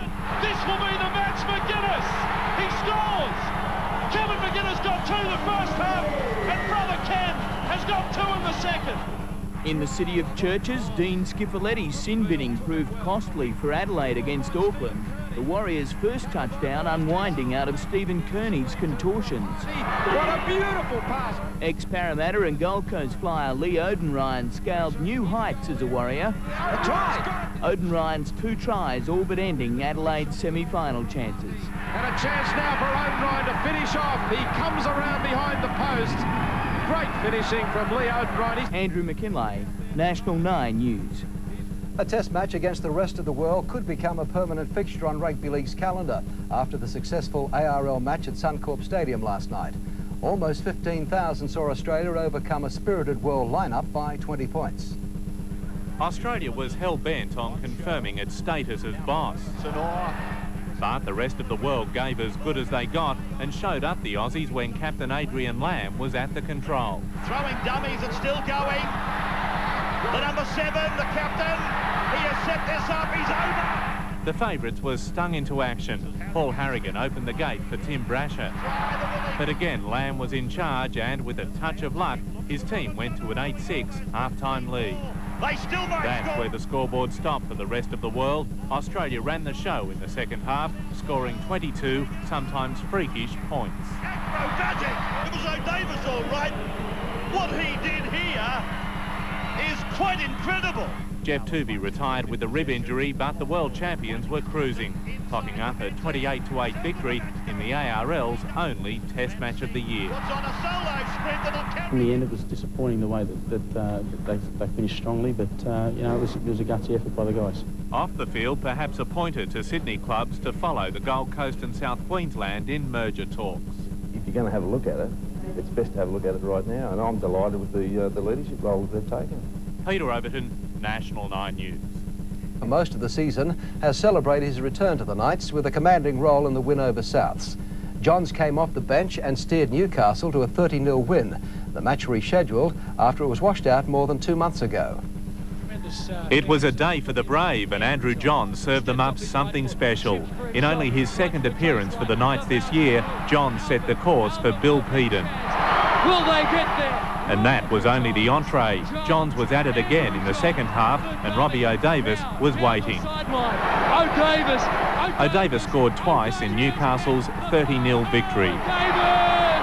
A familiar surname and look in the Perth lineup against Canterbury. Geyer has to go across. Not the suspended Mark, but younger brother Matthew. Playing at fullback, he had a clear view of Canterbury's opening try. The Bulldogs kept their noses in front for the remainder of the match, but the Reds fought all the way. Final score, Canterbury 38, Perth 26. Well, they nearly butchered it. A confidence-boosting victory for North Queensland over Hunter. The Cowboys led by 16 points at half-time and never looked back, scoring a 33-14 win. Cronulla couldn't hit the mark in the first half against Penrith. Stevens tries to nail him through the shark turf. But in an extraordinary 16-minute period in the second term, the Sharks scored 5 unanswered tries. Cronulla 44-20 winners. Weaving and stepping and trying to find the try line. He'll get there eventually. Brisbane and Canberra play for their points tomorrow night, while Canterbury has moved into the top 3. Peter Overton, National 9 News. Their opportunities got the Broncos home and firmed them even further for the Super League title. Sitting first and third on the table, the game was as much about getting a psychological advantage for the semis as it was about competition points. Brisbane with the chance to draw first blood. It's a pass away. Oh, that was a try-saving play by Noah. Spoiling Canberra defence getting in the way, as did Tallis's foot, tripping Stewart, earning him his own trip to the sin bin. With their opponents down to 12 men, the Raiders should have lived up to their name. A dozen horsepower, though, still enough for the Broncos.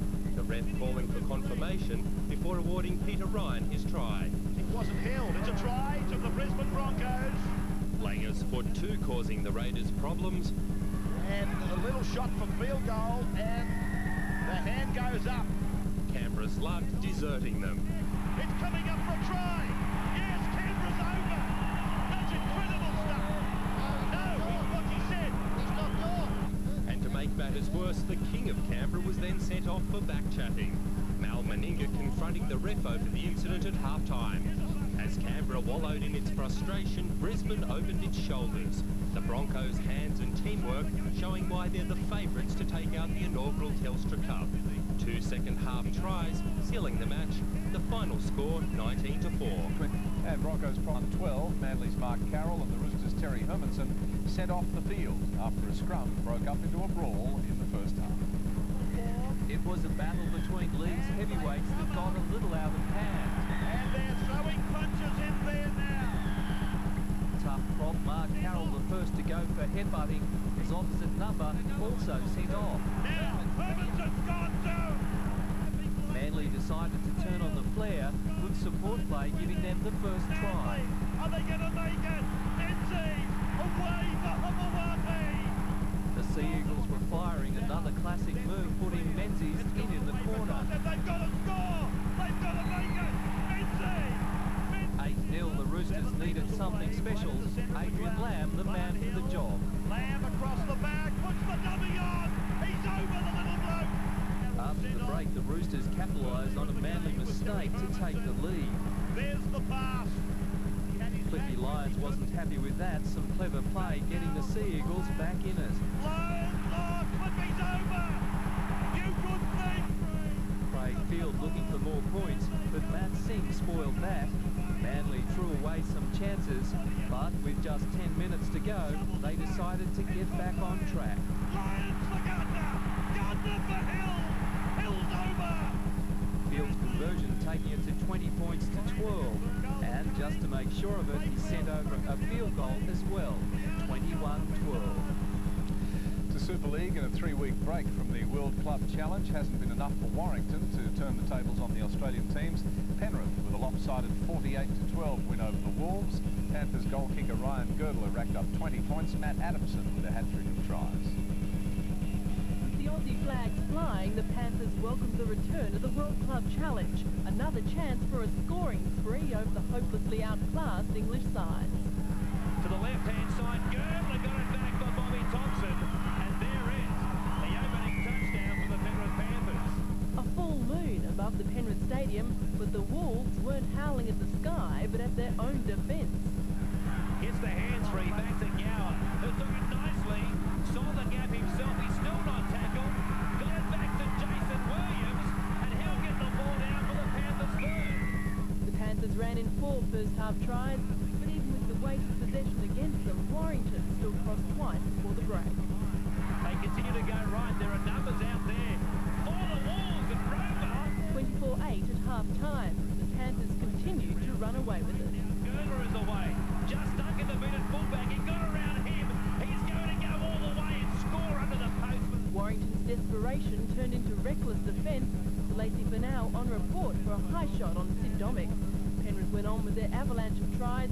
4 more in the second half. Matt Adamson with a hat-trick. Straight through the tackle. Got past Duncan for the second time this evening. Penrith celebrating 48 points to 12. Matches, Penrith beat Warrington, Leeds turned the tide, beating Adelaide, and Oldham home by 4 over North Queensland. But tonight Perth reinforced the superiority of the Aussie clubs. Perth's loss to Sheffield in the first round of the World Club Challenge began 6 weeks of humiliation. The Reds, without a win since, started confidently. Sliding through beautifully. The Eagles' defence paper thin. Perth grabbed a second. Out to Higgins and he splits them open. 12-0 to the Reds, but the Eagles showed some fancy footwork of their own. Carr gets a good ball away and it's try time for Sheffield. Perth were quick to reply, finding the luck that's deserted them in recent weeks. It's a chance for Brady Smith trying to fling it back inside, does so, and Ryan collects it and will score a try. With Devine keeping his record with the boot at 100%, the Reds raced away, leading 24-6 at the break. Flicks a lovely short pass to Rodwell. That was a great pass from Sean Devine. It was more of the same in the second half. Matt Geyer putting the issue beyond doubt. 10 metres out, sprints in for the try. And with Sheffield self-destructing, Wayne Evans grabbed the first of his 2 tries. It's a gift. Tempers flared late in the game, but with the match won, the Reds decided to throw it around. Gives a pass to Rodwell. Lovely football by the Reds, and Fred Sipatu will score the try. Perth at long last giving their home fans something to cheer about, notching their biggest win ever in a 48 points to 12 crushing of Sheffield. And in England, while Adelaide caused Leeds some early embarrassment, Kurt Bigley has ripped the shorts off Marvin Golden. The home side soon got back into stride, flashing home for a 22-14 win. Everyone on the feet, roaring Sterling home, and Sterling scores! To ARL and Illawarra travelling north to take on the South Queensland Crushers. The Steelers took a while to build their 26-point win. Captain Paul McGregor inspired a big second half. Runs pretty hard. Infectious, poor handling spread quickly between South Queensland and Illawarra. The home side the first to find remedy. He's regathered, but what do you make of that one? The Crushers unlucky not to extend their lead. He's in the process of picking the ball up. He's picking it up, he hasn't forced it. No way! And that is a try. With the Steelers eyeing off a spot in the top 7, they were soon to turn things around, going to the break 2 points clear. The Crushers' youth and enthusiasm, though, matching their more fancied rivals. He's got speed! Watch him go, Aaron Moore! We'll back him all the way! Moore will score! What a try to Aaron Moore! But again, the Steelers forged ahead, while South Queensland denied the right of reply. How would he give a penalty against the Crushers there? They were all over him. The Crushers took their frustration out in sporadic defensive rage, but it would be defence that eventually let them down. Holding the pass up for Glen Eyre. A touch of class from Paul McGregor. Steelers captain Paul McGregor setting up a try and bagging to himself. Then McGregor, here comes another. McGregor stretches out the slam dunk to score. Illawarra scoring 6 tries to 2 for a 28-point win. Leapfrogging Sydney City and West in the process to put themselves in the top 7 on the ARL ladder. Barrett kicking for McGregor on the chase. McGregor will get there. That is sweet play. Army came out and forced to see the Eels chalk up their 10th win of the season against Newcastle at Parramatta Stadium. In other games, Norths 34, Gold Coast 28. St George scraped home against Souths, while more than 20,000 saw the Eels win 28-22. Big crowds have become rare sights at rugby league grounds, but these days controversies are commonplace. Replays revealing a sleight of hand helped provide Parramatta's first points. Hits his hand, no try. A bullet-like pass from Andrew Johns found its target for Mark Hughes to equalise, and with the game being played at breathtaking pace, Newcastle led 12-10 at the break. Parramatta hit back with 4 second-half tries, 3 solo efforts knocking the wind out of Newcastle. The first from 5/8 Jason Bell, matched by halfback John Simon, but fullback Paul Carriage played the largest lone hand. He might go all the way. Paul Carriage. The Eels repelled a final Newcastle assault, scoring their 10th win in a row. North Sydney seems set to run away from the Gold Coast. 3 first-half tries to Ben Eichen, giving Norths a 26-point lead. Support player on the outside, that's another. But another second-half hibernation from the Bears sparked a Gold Coast revival. Even cameras had trouble tracking. Norths waking up with a late try and some last-ditch defence. Chris almost gets there. A similar storyline at Cogra. Jamie Ainscoe's field goal proving crucial for St George against Souths. A late try to Phil Howlett got the Rabbitohs within a point. Julian O'Neill missing a penalty goal in the final minute. With round 16 completed, Manly remain on top of the table, Wests rounding out the top 7. In Super League's World Club Challenge, Hunter remains unbeaten. The Mariners set up their 18-point win over Castleford with 2 quick tries just on half-time. In Auckland, the Warriors clocked up a cricket score against Bradford, Sean Hoppy haunting the Bulls' hapless defence from start to finish. Andrew McKinlay, National 9 News. For English Club St Helens. The Sharks expected a feeding frenzy on home waters, but St Helens were intent on being difficult bait. For 15 minutes, Cronulla were anchored midstream, but Jeff Bell's bustling offence got them hook, line and sinker. Will he make it? Yes, he has! Green's conversion sailed through the posts, but St Helens jibe back, Cunningham making it 6-4. St Helens! Late in the first half, the tide turned for Cronulla. St Helens couldn't plug the holes. Dykes will score! Beautiful piece of play! St Helens started the second stanza strongly, but Cronulla defended well. All hands on deck! The Sharks turned hardy defence into attack, persistence paying dividends. Donaghy will go in! Then the skipper scored. St Helens all washed up. Eddinghausen picks up Cronulla's 4th try. Paul Newlove tried desperately to steady the ship, but the Cronulla captain kept St Helens at bay for a 28-12 victory. Farrenhofen, 7 News. World Club Challenge, and arguably the biggest shock was the Canberra Raiders being outclassed by the London Broncos early today. London winning 38-18, virtually ending the Raiders' chances of making the finals. It will help Cronulla's hopes, though. The Sharks continued their winning run, beating an improved St Helens. Cronulla coach John Lang has always been an unflappable type.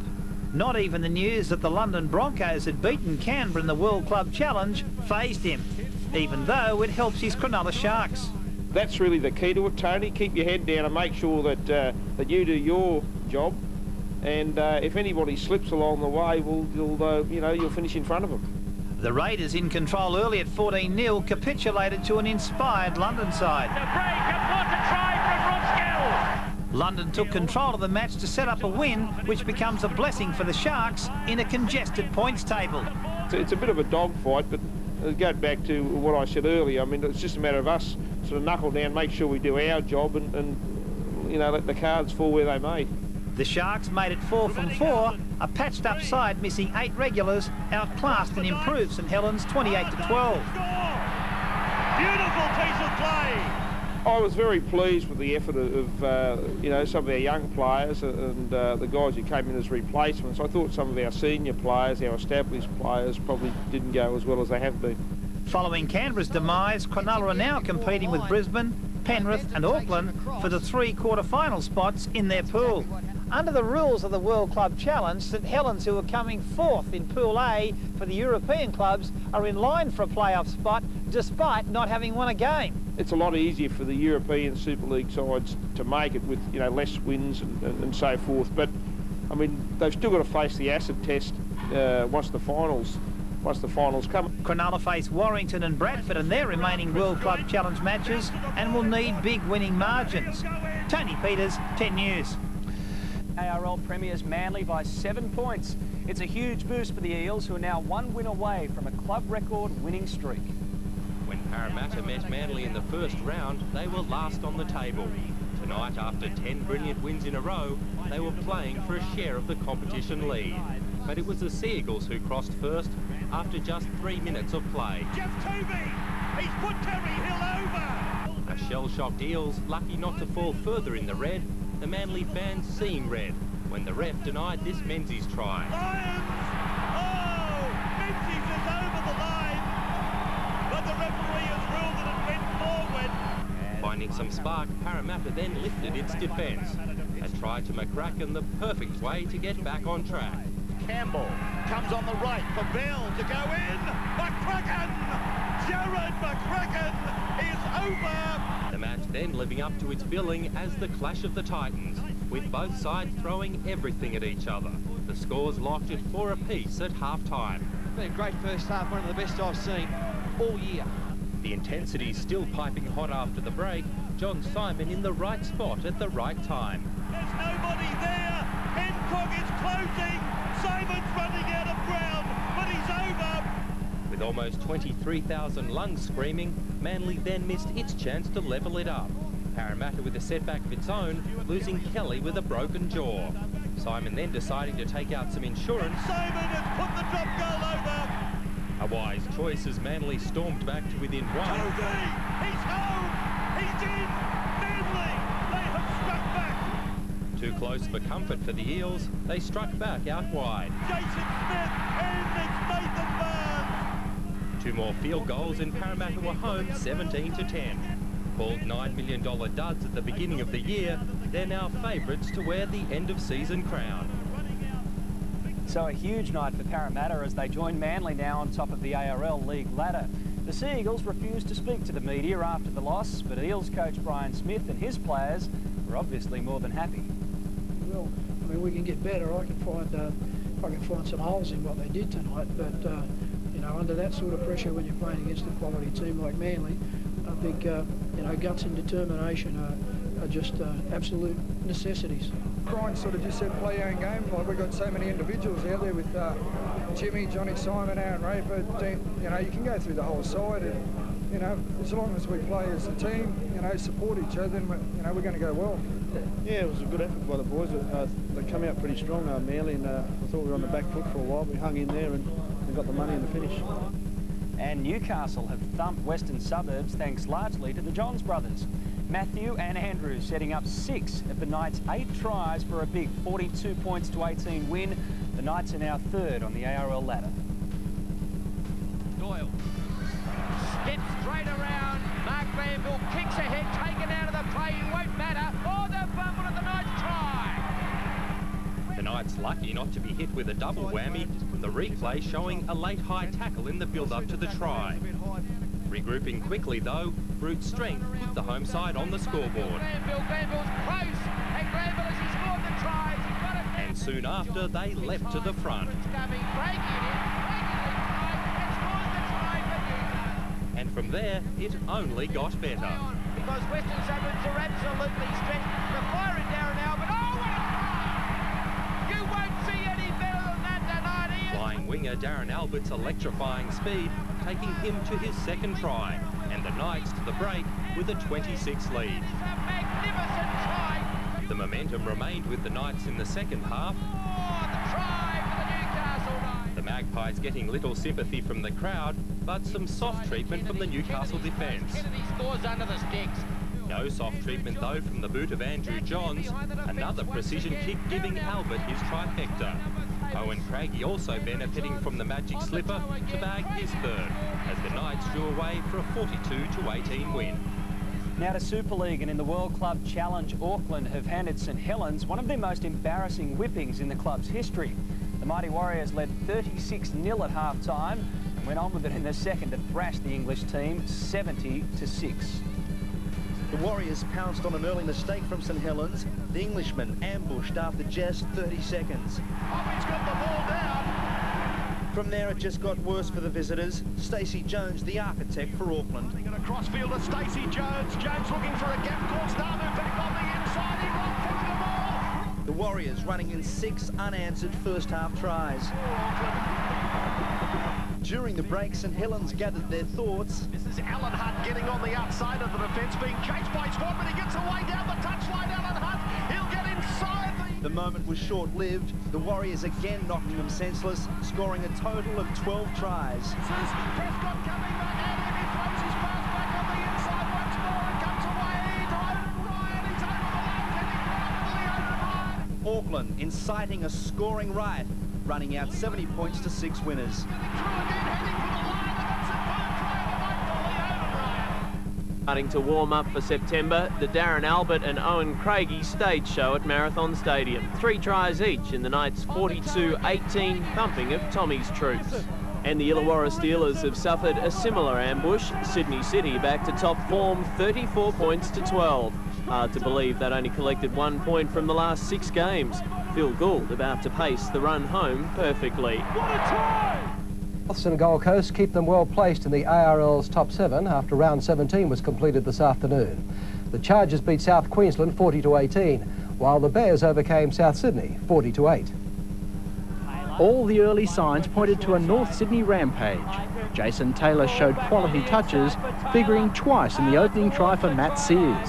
The Bears have scored. 250-game veteran Greg Florimer with the short ball for Chris Caruana led to Taylor's overhead pass to Brett Dallas to cross for the Bears' second. When you're hot, you're hot. Souths trimmed the lead to 20-8 when Darryl Trindle chipped ahead for Danny O'Keefe to pounce. He's there. Great try. Last year, this fixture ended in a draw, and despite another O'Keefe over-the-top effort, North snuffed out any Rabbitoh fight back with 3 second-half tries. Stringer! He gets a double, the youngster. At Carrara, tries by Wes Patton and Marcus Bai gave Gold Coast a 10-2 half-time lead against South Queensland. The Chargers coasted after the break to win 40-18, handing the Crushers their 15th loss of the season. Last night, Balmain and St George produced a scoreless first half before William Kennedy lit up Leichhardt, crossing for the Tigers' second try in a 10-4 win. They won't catch him. No way in the world. After 17 rounds, Parramatta joined Manly on top. Gold Coast moved to 5th, while Illawarra round up the top 7. In Super League's World Club Challenge, Hunter aimed to extend an 8-match winning streak at home against Paris. Out and there's the first try. Kevin Iro. The Mariners got bogged down early before brushing aside the French team to win 32-0. And that's a great try. At the Wacker, Sean Devine's kick and recover for a try. And John Wilshire's neat flick pass put Perth on the way to a likely victory against Castleford. And last night, Cronulla turned on the entertainment at Shark Park, crossing for 8 tries to whitewash Warrington 44-0. Charles Christian, National 9 News. World Club Challenge continues its slide from showpiece to high farce. Wigan scoring an all-too-rare win for the European teams overnight. Penrith racked up another cricket score, but the tournament rules mean the Panthers will be battling to make the playoffs despite their unbeaten run. For a team set to make the World Club Challenge finals without even winning a game, the Bradford Bulls showed little thanks. Their defence, though, a lot more charitable. The Panthers have now won 5 games from 5, but their presence in the playoffs will depend on for and against, and Bradford's 14 points could prove costly. Bradford are in. The Club Challenge playoffs designed to field 4 teams from Australasia and 4 from Europe, despite the overwhelming dominance of the Southern Hemisphere sides. Bradford's biggest impression made off the ball. Penrith left to rely on the failure of other teams if they're to make the quarterfinals. We're well aware of it, but Simo's told us not to worry about it. I mean, there's a round to go. there's a possibility that one of the Australasian teams could get beaten. And Canterbury's unhappy challenge continued. Glenn Hughes, the first of 2 players sent off against Wigan. Second rower Steve Reardon marched for using an elbow against the defence. Well, this won't help their cause. Calm it down. Wigan running in 3 late tries to turn a 12-point deficit to a 7-point victory. You need 13 players on the paddock, and I think when both teams were at full strength, it was a good game of football. Leanne West, 10 News. Premier's Manly got up in an absolute thriller over Newcastle in round 18 of the ARL tonight. The Sea Eagles narrow 14-12 victors in Newcastle. Fullback Shannon Nevin making the most of his call-up from reserve grade, kicking 3 goals and scoring a try. Rugby League City. With a full house behind them, the Knights were expected to prove a handful for Manly, and their fans couldn't have hoped for a better start. Johns puts up a kick. There's a chance on for the wingers. Oh, mistake! Mistake by Manly, but I think he might have lost it. He's pointed to the spot. The replay, though, showed Evan Cochran drop the ball over the line. The Sea Eagles shrugging off the controversy to score just a few minutes later. Manly are over the line, and it is Shannon Nevin. A special occasion for Knights prop Tony Butterfield then soured. Celebrating his 150th game, he was lectured by the ref. Knock it off, or you can take a walk. When you come into the scrums, if you want to barge in like that, you may not stay. You're kidding? No, I'm not kidding. The incident resulting in a Manly penalty, Nevin booting the visitors to an 8-6 lead. Straight between the posts. Big hits followed just before half-time, Newcastle with a chance to regain the lead. Hughes has got the pass away for Craigie. Andrew Johns, but it's gone forward. The no-try ruling sending Manly to the break with a slender 2-point advantage. That was extended in the second term when Hopawate won the jump for the ball. It is purposeful, and Manly's John Hopawate is over the line. But with Andrew Johns barking the orders, Newcastle came storming back to set up a grandstand finish. Rogan for the corner. Did he get it down? I think he did. The Manly defence, though, toughing it out. The Sea Eagles home, 14-12. Just very disappointing. Like all the blokes, I think all the boys are shattered. We thought we were a bit unlucky in the end, but it just wasn't to be. We didn't get the points, so we just have to wait now to have another crack at them in the semi-finals. And a win for Perth tonight in Super League's World Club Challenge. The Reds scoring 5 tries against Paris to complete a clean sweep of their 3 home games. For a team that beat Perth last time around, Paris's start to the match left everyone wondering how. Fleming will race away and plant the ball down underneath the post. Perth's first try after just 30 seconds. 12 minutes later, they were over again. Going himself, Robbie George gets the pass back to Matthew Fuller. Fuller will go in and score. The home side's defence, though, just as vulnerable. Paris set to go to half-time within reach. He's able to outsprint the Phil Berman and will go in and score. But seconds before the break, Paris cracked again. The conversion giving Perth a 10-point lead. With Paris still a chance of making the playoffs, halfback Jason Martin with a valuable contribution to their for and against. But Perth always in control. 2 second-half tries for a 30-12 win. The match winning streak came to a dramatic end this afternoon when Illawarra sprung a stunning last-minute upset at Parramatta Stadium. In the ARL's other round 18 game, South Queensland pipped Souths, Norths held off Balmain, while the Steelers ended the Eels' run 28-24. Illawarra seemed unlikely to burst Parramatta's bubble, especially with John Simon in fine form, the halfback setting up Shane Werrett. But when Wayne Clifford crossed for 2 tries in as many minutes, the Eels' winning streak was under threat. Carriage has made a mess of it. Werrett didn't help him. Despite 2 disallowed tries, Jason Bell's intercept put Parramatta back in front. And he gets there. Ahead by 10 points with 10 minutes to play, Para seemed set to match their record of 12 wins in a row, but it was brought undone by Trent Barrett's brilliance. Chance for Barrett. That's a sensational try. North's Greg Florimo celebrated 250 first-grade games in front of a full house, but Balmain threatened to wreck Flo's day. Both teams scored 3 tries each, with Jason Taylor's goal-kicking proving the difference. But Florimo's celebrations ended on a flat note when he was knocked out. Billy Moore also stretched it off, suffering knee and ankle injuries. South's captain Daryl Trindle was sent off for this high tackle against South Queensland. The Crushers scoring their 3rd win for the season thanks to Craig Wilson's field goal. Last night against St George, West's Ken McGuinness celebrated signing a new 3-year contract with the Magpies in style. McGuinness will run in for try number 9 this year. 3 second-half tries kept West's semi-final hopes alive, but Saints' chances of being around in September now seem slim. Once again, Manly is outright competition leader with Parramatta slipping to 3rd, Gold Coast rounding out the top 7. Andrew McKinlay, National 9 News. A clear-cut win by Hunter today has clinched a spot in the Super League's World Club Challenge quarter-finals. Auckland maintained its unbeaten run, beating Warrington 16-4, while the Mariners thrashed Sheffield 58-12. Sheffield shocked the locals when the Eagles burrowed in to score first, but Hunter replied with 3 tries in 10 minutes, overturning the deficit with slick backline rushes to lead 14-6. Nick Sisti crashes over the line. The Mariners inflated the score with 2 more tries before half-time. Robbie Ross with the handiwork to help Noel Goldthorpe put Hunter on top 24-8. Goldthorpe will score the try. There was never any threat to Hunter's imposing home record. The locals waltzed through for 6 more tries to win handsomely. It's got 2. In the driving wind and rain in Christchurch, Sid Eru lunged through for Auckland against Warrington. Try on the scoreboard, but they got it wrong. Back to the 20. The wrong button was pressed, while on-field cameras became part of the tackle count as Anthony Swan dived. Auckland handled the conditions better, crossing 3 times in a 12-point win. But Stacey Jones is going to back himself and he's going to get a try.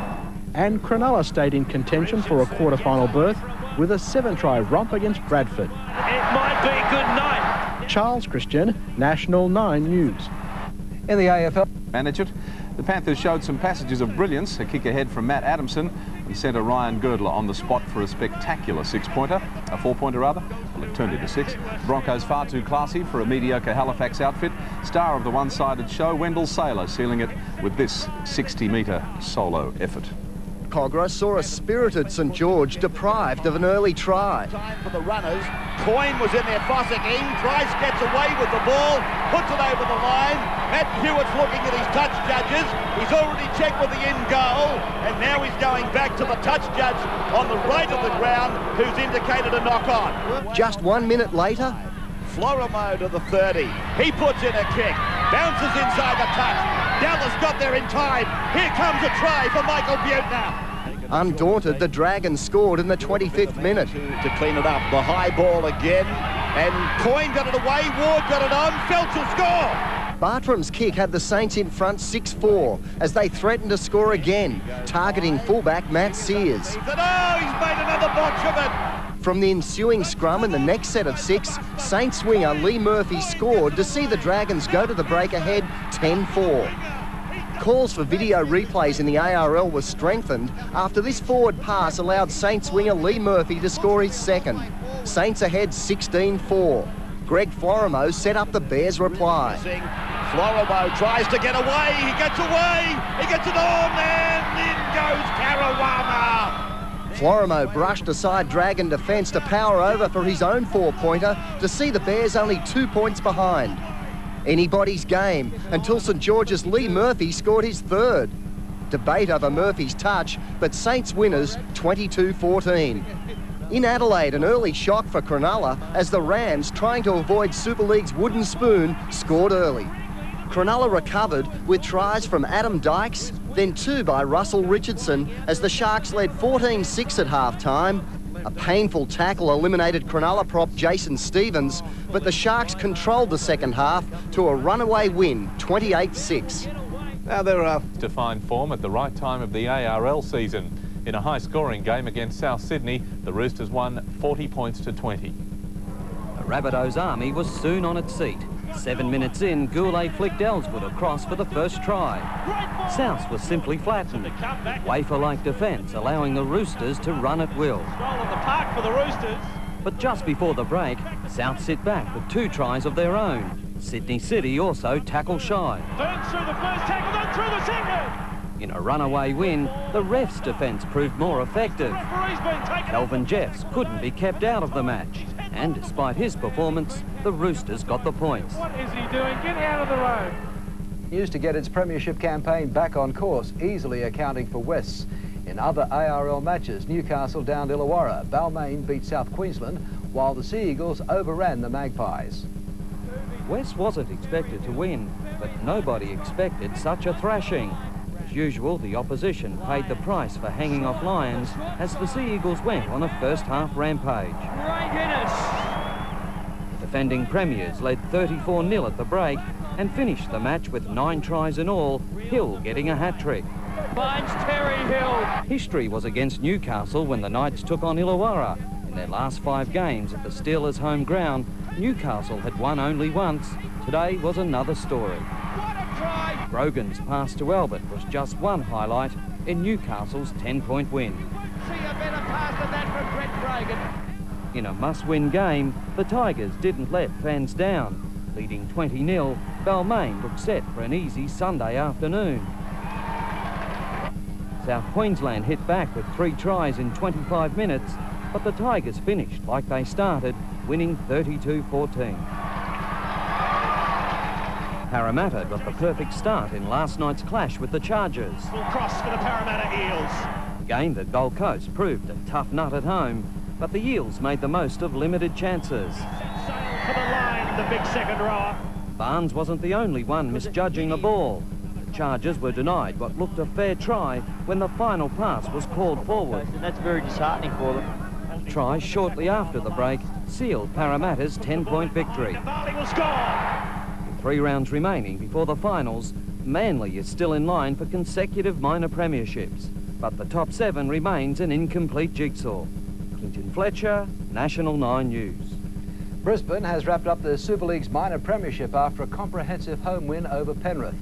In the late game, Perth beat Hunter, while the Broncos won 54-12, scoring 10 tries. It took Brisbane 20 minutes to score their first 4-pointer, but it was the first of many. That's a great individual try. The Panthers struck back quickly through their skipper. And Carter is over. Has he scored or not? He has.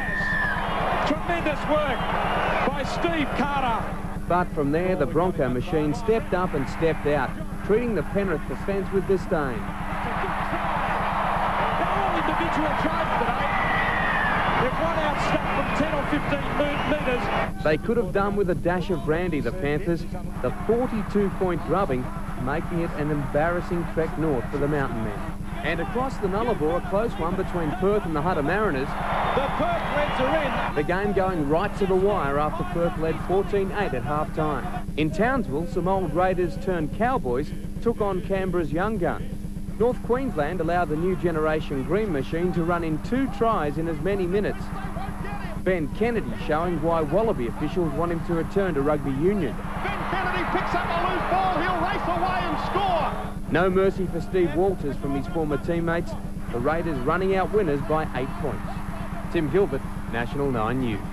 In a hat-trick of tries to the flying winger Hazem El Masri, bringing his season tally to 22 and breaking coach Chris Anderson's club record of 19. But there's some question as to whether El Masri's 7 tries during the World Club Challenge should be included.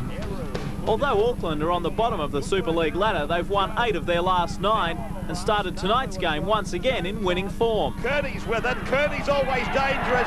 Ridge is with him. Ridge gives it on. Auckland are in to score. The first half was frantic, and despite Canterbury missing several opportunities, Hazem El Masri ensured there was no doubt about the Bulldogs' first try. Then he busts them. El Masri's away. He's going to score. He's inside the 20. Auckland can't run him down, and El Masri scores. Auckland exposed some weak Bulldogs' defence, however, just before half-time failed to maintain their solid level of defence. And Matt Ryan goes in to score. And there's the kick from near the touchline. Beautiful kicking by Darryl Halligan. 14-12 at the break, and Canterbury wasted no time in the second half in putting the game beyond doubt. Ryan gets a pass away. El Masri goes in. El Masri scoring a hat-trick of tries and surpassing Canterbury coach Chris Anderson's record of 19 tries in one season, although officials are questioning its validity due to the recent World Club Challenge. There's no confusion, he hasn't broken the field. I think I have. Just getting a bit of ball now and making the most of the opportunity, so I'm happy. also had their defence in top gear. David Fairley being pushed back, being shunted back. Fairley was in the thick of the action again, a suspect pass sending Buettner across. Was there a forward pass? The tackling turned nasty when Shane McMenemy was felled by what appeared to be a swinging arm. He's been hammered here, over the top. Josh Stewart sent off, McMenemy taken off by team doctors. Even with the extra man, West failed to convert the advantage to points before the break. The Bears ahead 6-0. After half-time, though, the Magpies were quick to make the numbers count. He's over! But West seemed intent on throwing away opportunities until McGuinness darted through. Weaving, probing. Kevin McGuinness, he's over! A Leeds field goal gave the Magpies a 7-point buffer, but the Bears weren't finished, Ben Eichen into the gap and beating the cover. But time was running out. Jason Taylor's frustration put him in the sin bin. West sealing it with a late try against 11 men. The final score 19-10. In Super League, second-place Canterbury took on Penrith. The Panthers desperate to cling on to 5th spot, and the desperation showed. Ryan Girdler kicked and chased for this gem. Numbers here. Will the ball stay in play? The Panthers ahead 14-2 at half-time. The run of tries continued after the break. El Masri scored Canterbury's only 4-pointer. Tony Lockett eats your heart out. But the Panthers were on a rampage, running in 8 tries to win 44 points to 8. Raymond Dale for Nightline. Wait for Manly officials with Nick Kosef on report for a high tackle in today's win against Illawarra. In other results, Newcastle beat the Gold Coast, St George downed the Crushers, while Manly remains on target for the minor premiership. Numbers on the left. Manly made a powerhouse start as Kalala proved unstoppable. Look at the strength of the man. But with the finals now close, Kosef may have trouble on his hands after Mackay was taken around the head. Oh, he's got him right on the button. After the break, a sleepy Nevin allowed Illawarra to close the gap. But Lions got the Premiers back on track as one team's finals hopes said goodbye. The perfect bounce gave Newcastle the perfect start against the Gold Coast. And it could be a try, it will be to Wayne Richards. When he ran the ball, Andrew Johns was just as dangerous, helping the Knights to a 12-point lead. The Chargers tried to make a match of it, but in front of their home crowd, Newcastle finished big winners. And St George kept the Crushers scoreless in a tight contest in Brisbane. Bell's try made it 4-0 at half-time, and while the Dragons' defence held for the entire match, South Queensland's couldn't do likewise. Last night, South's Parramatta clash started as a battle of the halfbacks. 18-year-old Willie Peters opened the scoring for the Rabbitohs, while the well-travelled John Simon got the Eels going early. And Justin Morgan. But the fight in the Bunnies was met by a team who threw everything at them. 3 quick tries after the break helped Parramatta to a 36-18 win. John Simon gets there. With 2 rounds remaining, Manly remains on top. Newcastle has joined Norths and West has... Clinton Fletcher, National 9 News. In Super League, the Adelaide Rams suffered their biggest loss so far this season against Canberra at Bruce Stadium. The Raiders in the 42-point victory to reinforce they're a real premiership threat. Canberra was expected to glide safely through its clash with Adelaide, but the Raiders didn't have it all their way in the first half. Ronnie Maybon is in under the... Ahead by 8 points at the break, the home side exploded in the second stanza, scoring 4 tries in the first 10 minutes. Kenny Nagas, I said he had limited opportunities in the Green Machine was running on all cylinders. Ben Kennedy scoring twice to take his yearly tally to 13. Brett Mullins picked up a hat-trick as the Raiders stormed to a massive 42-point win. The inside pass to Mullins. Cronulla also lurks as a threat in Super League's Telstra Cup. Victory against the Cowboys virtually confirmed the Sharks' first finals game will be played at home. Mitch Healy's kicking game creating havoc for North Queensland. Adam Dykes, wow! Craig Greenhill's tackling style could cause him a problem or two, but it was Cronulla's game. The outside backs using every blade of grass on Shark Park. Inside to Peachy! Peachy gets the van going! Matthew Ridge was the star for Auckland in its 8-point win over Perth at Ericsson Stadium. Beautiful work by Ridge! But the Kiwi fullback could face some trouble off the field after 2 suspect incidents involving his knees.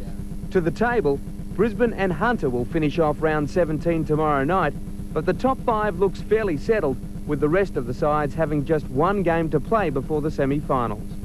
Tim Gilbert, National 9 News. 4-16. Dynamic centre Steve Renniff scored 2 tries. Is on report for a tackle late in the game. The Hunter, living on the edge of the semi-final cut, managed to spook the Broncos early. Gavin Thompson, he gets a clean take. Thompson, the pass comes back for Pinchinelli, and he scores for the Hunter Mariners.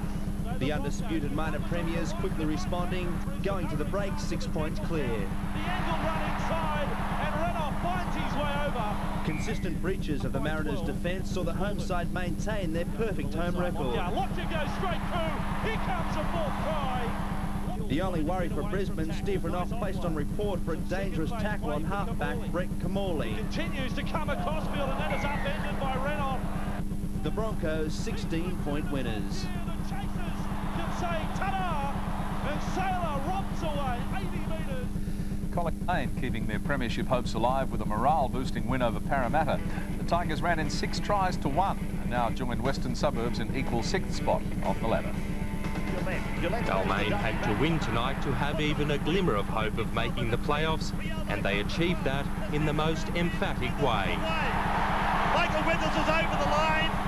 In a dramatic upset, the Tigers ran in 6 tries to Parramatta's 1. I think it might be. And the scoreline could have been even more lopsided if Withers could have found the radar in his boot. Withers, he's hooked it badly. No. Second on the ARL ladder, the Eels were a shadow of the side that was tipped to challenge for the end-of-season crown. Balmain, the best defensive side in the league, showing a desperate hunger in attack. The 11 will score.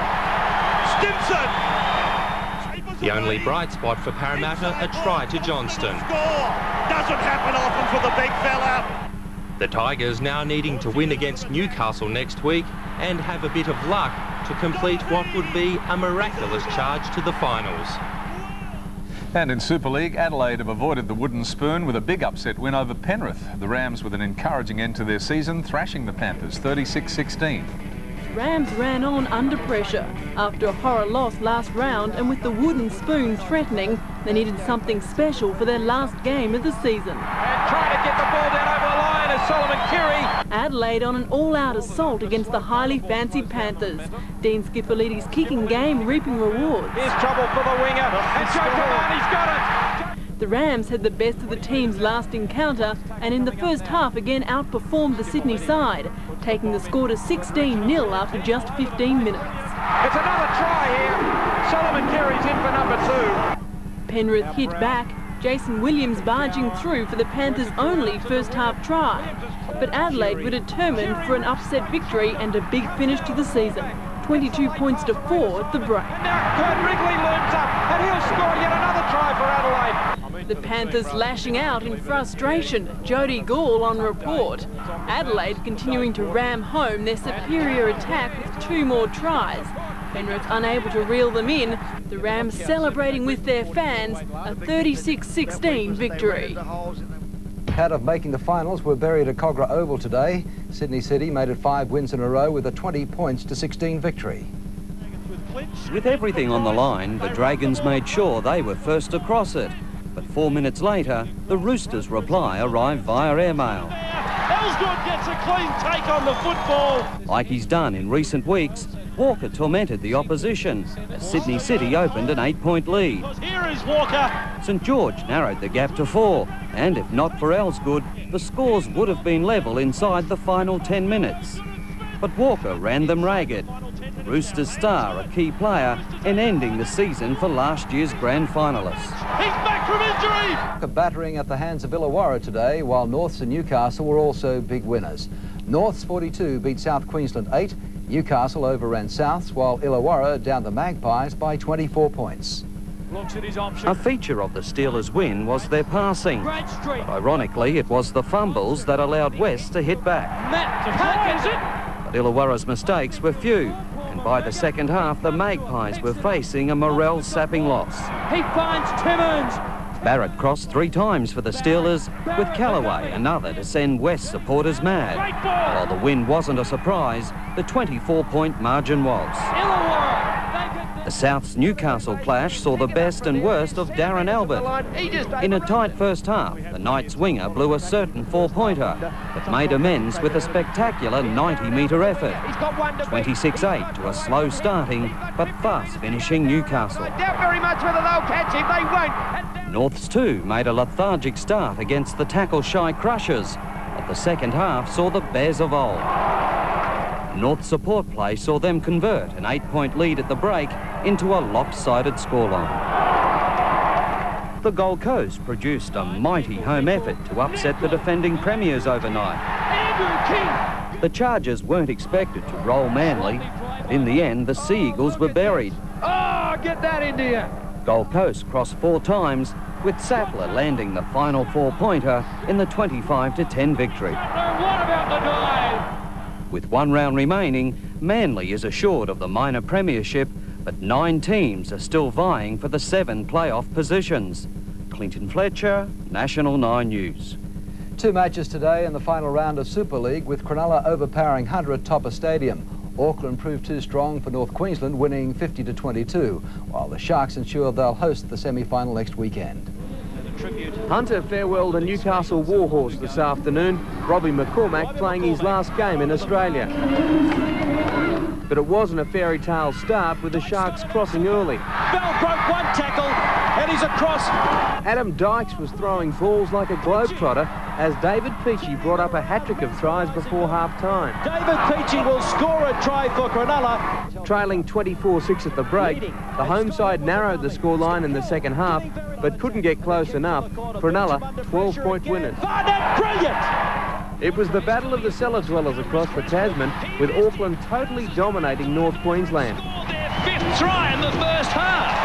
Former All Black Mark Ellis scored 3 tries as the Warriors brought up their half-century in handing the Cowboys Super League's inaugural wooden spoon. He'll plunge over. Last night, Canberra's win over Perth came at a huge cost, with star back rower Ben Kennedy breaking his arm. That could be a terrible blow.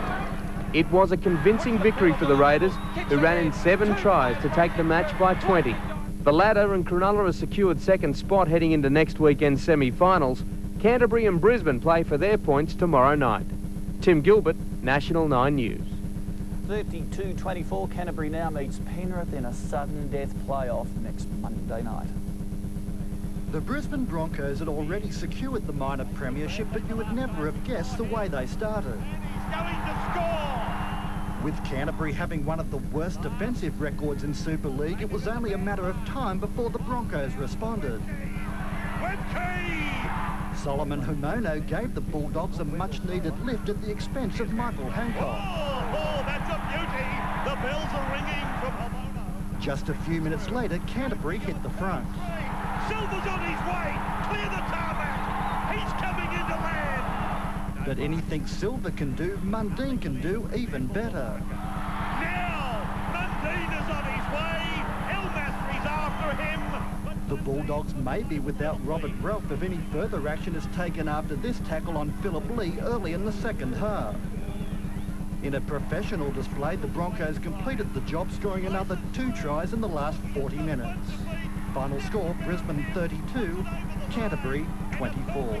Mark Arthurson, 7 News. 1,000 Novocastrians farewelled several local heroes, including 10-year veteran Mark Glanville. As a parting gesture, the Knights produced 3 stunning tries in 10 minutes. Through, Milford gets high, but did Albert get higher? He did. Owen Craigie setting up the try of the match for a 14-0 lead. Now there's a bounce there for Craigie. Quick head for Johns. Oh, what a try! Newcastle's only blemish in the first half led the Tigers back in the game, but when an intercept try was called back for offside early in the second term, the Knights capitalised, crossing a further 3 times. The loss ending the career of Ellery Hanley, while the Knights accelerate into the semis. While Sydney City beat North 29-20. After reinstating 7 regular first graders, coach Phil Gould wanted rested. The lesser light shone for the Roosters. Chad Halliday's try delighting teammates who did manage to wrangle the week off. Greg Burke putting Sydney City ahead 8-0. Greg Burke around 1. At full strength and favourites, Norths came back twice to level, but Brad Fittler's field goal kicked Sydney City clear. The 2 teams meet again in next week's finals. Wests only needed a win against Wooden Spooners South Queensland for a spot in the finals, but in their last match as a club, the Crushers scored 6 tries to record their highest score and biggest winning margin. At Brookvale, South set course for an upset against Manly. The Rabbitohs led the minor premiers at half-time, but the Sea Eagles found some second-half form to win by 18 points. Have been disappointing. Last night, no easy riding for Gold Coast against Illawarra. Paul McGregor cruising as the Steelers raced to a 20-0 lead at half-time. Crowd to their feet. Clifford with the inside ball. Martin Bella tried to finish his first-grade career with a bang, but he failed to dent the scoreline, Illawarra advancing to the finals. Despite the loss, Gold Coast make the finals for the first time, merger partner South Queensland getting the Chargers through ahead of Wests. Andrew McKinlay, National 9 News. Cronulla has issued Super League minor premiers Brisbane an impressive warning ahead of their semi-final next weekend. Last night, the Sharks turned on the class in the preliminary semi-final at Shark Park, beating Canberra 22-18. Fireworks to open Super League semi-final series, and Andrew Eddinghausen's flick pass to Matt Rogers sparked the Sharks to open the scoring. It's Eddinghausen! Cronulla then doubled the lead. E.T. touched base again with Rogers for another try in the corner. Rogers! Canberra's Laurie Daly created something from nothing, ad-libbing for Luke Prittis. That is superb! Chris McKenna fed Russell Richardson a short ball, and the winger put Cronulla on top 16-6. He'll make it! Daly's defence rounded up a runaway Richardson, but if ever there was a double act for the night, Rogers and Eddinghausen could almost work their moves to music. Such was their flowing combination. Rogers! This is almost impossible to keep up with. Rogers was caught then, but from dummy half, he turned Canberra's defence inside out, and no one laid a hand on him for 68 metres. Rogers is over! That's his second try! Tries by Croker and Fullervie brought Canberra to within 4 points, but most of the 17,000 fans went home happy. Charles Christian, National 9 News. About 15-14, courtesy of a Ryan Girdler field goal. With so much at stake, the opposing forwards tried to outmuscle each other. Oh, big shoulder! Matt Adamson was placed on report after this incident in the early minutes. Canterbury took the advantage, though, where it mattered most. The response just 4 minutes later couldn't have been better. Penrith scored a try that defied the wet conditions. Backs him up again! Oh, Robbie Beckett! With another try and this dropped goal, which eventually proved crucial, the Panthers had a 7-point buffer at half-time. And I think it's over the crossbar! But that advantage was lost early in the second half. The Panthers still led, but only by 1. As it turned out, that was the only try in the second half. While Penrith didn't score a point in the final 40 minutes, their defence was outstanding. Final score, Panthers 15, Bulldogs 14. Mark Arthurson, 7 News. The victory, they go on to meet the winner of the Roosters North Sydney match next Friday night. The soon-to-be-merged Gold Coast had nothing to lose, swinging the ball out wide in the opening minutes of their first-ever semi-final. Illawarra struck back, courtesy of a charging run by Philly Saru. Timmins finds Saru, he'll score. The Steelers, though, had trouble holding the ball, letting Gold Coast's Wes Patton call the shots. This kick bouncing off the posts, and Illawarra's fullback far too slow to respond. And I tell you what, Jeremy Sloss has got a hand to it. Patton again featured to send Graham Mackay over. Mackay's big and he's over the line. The Gold Coast ahead by 10 points at half-time. Illawarra came out breathing fire. This apparent high tackle not spotted by the ref. The Gold Coast defence let them down as the Steelers began to peg back the lead. Oh, what a run! The Chargers gained valuable territory after Illawarra was penalised for this tackle. Then a clever kick saw Sattler scurry across. Sattler will score! The Steelers began a late charge, but a Patton field goal gave the Gold Coast a 7-point buffer. And that is the ball game. And to rub salt in the wound, an Illawarra fumble let the Chargers cross again. The final score 25-14. Against Sydney City, but the scores were level when the final siren sounded, and the Roosters kept the momentum going in extra time to run out 33-21 winners and set up a sudden death clash with the Gold Coast on Friday. Football stayed on hold for a few moments, their thoughts and hearts with the Princess of Wales. A pumped-up North Sydney caught unaware Roosters napping after 5 minutes to go to a shock 6-0 lead. Sydney City made dumb mistakes, booting the ball into touch on the full from the kick-off, but the Bears were hungry. Got it back for Dallas! 13-0 half-time, but Sydney City set about an incredible comeback. Walker's double made it 14-all, Taylor's third field goal 15-14. Lamb answered that to equalise, but in 20 minutes of extra time, the Roosters run away to win 33-21. The Brisbane Broncos are the first team ever through to a Super League Grand Final, following their stunning win over Cronulla in Townsville last night. 5 tries in the first half saw them race to a 30-2 lead. The Sharks not only lost the match, but also skipper Andrew Eddinghausen, who looks like missing the rest of the season with glandular fever. Cronulla fans will be wondering what went wrong after the Sharks failed to score a try against the Broncos. An opening penalty, their only joy, as Kevin Walters began a Broncos onslaught. From dummy half they go! Oh, that's a soft try! Brisbane grabbed their second of the match, courtesy of Steve Renouf. Renouf coming through on the inside! Brisbane didn't let up. After 25 minutes, they'd scored 4 tries and Renouf had scored 2. Here comes another one! The Broncos! They are smoking! Sharks captain Andrew Eddinghausen was a late withdrawal, courtesy of a bout of glandular fever. The scoreboard only making him feel worse. Continues for Brisbane, and Mundine. Oh, is this going to be another try? It is for Michael De Beer. Cronulla improved slightly in the second half, letting in only 1 more to Brad Thorne. But its grand final hopes may rest with ET's recovery powers before the next final against Penrith or Canberra. Russell Barwick reporting for Sports World. Play Manly in the next round of the playoffs. Parramatta to meet Norths. The Knights made a woeful start to the match. Kickoff is out on the full and has gone over. And it didn't get much better for Newcastle in the next 20 minutes as Parramatta crossed 3 times to lead 18-0. Oh, what a turn of Parramatta! But Newcastle kept their hopes alive, storming back into the game with 3 tries of their own to be just 2 points behind before the break. Their comeback came at a cost. Matthew Gidley was taken to hospital while this head clash ended Robbie O'Davis's game. It was a war of attrition. Parramatta also felt the force of finals football. Jason Bell carried off. But the Knights recovered for 2 second-half tries, the last supplying a controversial finish to an action-packed game. Last night in Townsville, Brisbane tore through Cronulla's soft first-half defence to leave the Sharks' title hopes in tatters. Through on the inside. A 6-0 thrashing made worse for Cronulla by the news captain Andrew Eddinghausen may miss the rest of the season with a virus. Brisbane, the healthy premiership favourites. Heidi Ahrens, 10 News. Enough time to win comfortably, 32-12. And now meet Cronulla for the right to play Brisbane in the grand final.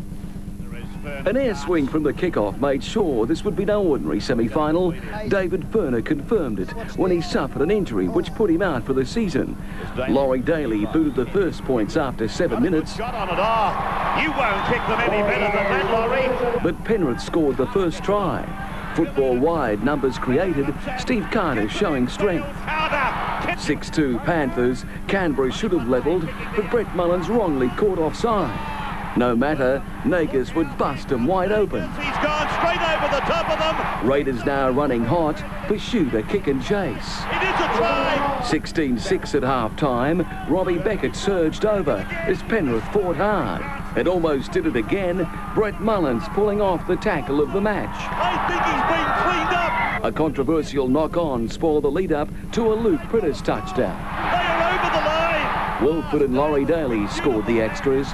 Canberra, written off by many critics, had beaten the gallant Penrith 32-12. The team spirit we've got amongst the club, I'm still confident we can get Cronulla. Farron Hotham, 7 News. He wore down a badly wounded Parramatta outfit today to take out the major qualifying final at the football stadium. The Eels season ended when the Bears came from behind to take the game 24-14 and will now meet the loser of tomorrow's match between Manly and Newcastle. Riddled with injuries, a patched-up Parramatta left early scars on North's defence. Jim Dimmick's pass did the damage for Ian Heron. David Riolo's run doing likewise for Shane Werrett. You can put the glasses down for another one. 10-0. With the Bears in a tangle, the Eels were unravelled by a large slice of North Sydney luck. Touch that play on. Oh, here's a chance. Bit back to Dallas. Dallas is going to score. Have you seen that before? Josh Stewart sparred with Dimmick, but no one decked the lock forward near North's line. Para ahead 14-6 at half-time. The Eels laid siege again in the second half, but this time the Bears held firm for 3 sets of tackles before David Hall's converted try got Norths within 2 points. Taylor combining with Chris Caruana to give them the lead. Steps inside Riolo. Oh, here come the Bears. 4 minutes later, Eichen combined with Caruana to return the captain's favour. Now straightening up was Benny Eichen. Then back for Caruana. Then back inside for Taylor. What a try from Jason Taylor. North's 10-point victory ending the Eels' first finals campaign for 11 years. Andrew McKinlay, National 9 News. On the eve of what many are predicting is the grand final preview, Newcastle has lost halfback Andrew Johns for its meeting with Manly. Meanwhile, the Gold Coast finals run has ended, beaten 32-10 by Sydney City. Everybody loves a story like this one. For Gold Coast fans, it wasn't a happy ending, and for one of the game's veterans, it was not the planned farewell. Now, big Munster Bella. A bad night too for the Roosters' number 4. Brandon Pearson broke his arm and is out for the rest of the final. Come to that injury, we're going to report. Even when only 6 points separated the sides, Sydney City always looked a step ahead. Here he comes, he's over the line. But when Mackay was penalised, and then sin bin for back-chatting, the Roosters ran riot. Down a man, Gold Coast looked helpless as Sydney City crossed for 3 more tries to end the Chargers' fairy tale season. I was probably laying on the player like a little bit longer than what I should have, but no different to what they done for the 80 minutes. Well, everyone predicted that we were going to finish with the wooden spoons, and we've made the semi-finals. The Roosters' win made it 8 from 8. They'll now play the winner of tomorrow's Manly-Newcastle clash for a spot in the grand final. Clinton Fletcher, National 9 News. Will play Sydney City while Newcastle meet North Sydney in next weekend's ARL playoffs for a berth in the grand final. In today's major qualifying final, the Sea Eagles defeated the Knights by 15 points. Manly started as if their premiership title was on the line. Tries to Kalia and then Hill saw the Sea Eagles fly to a 12-0 lead. He set sail for the line.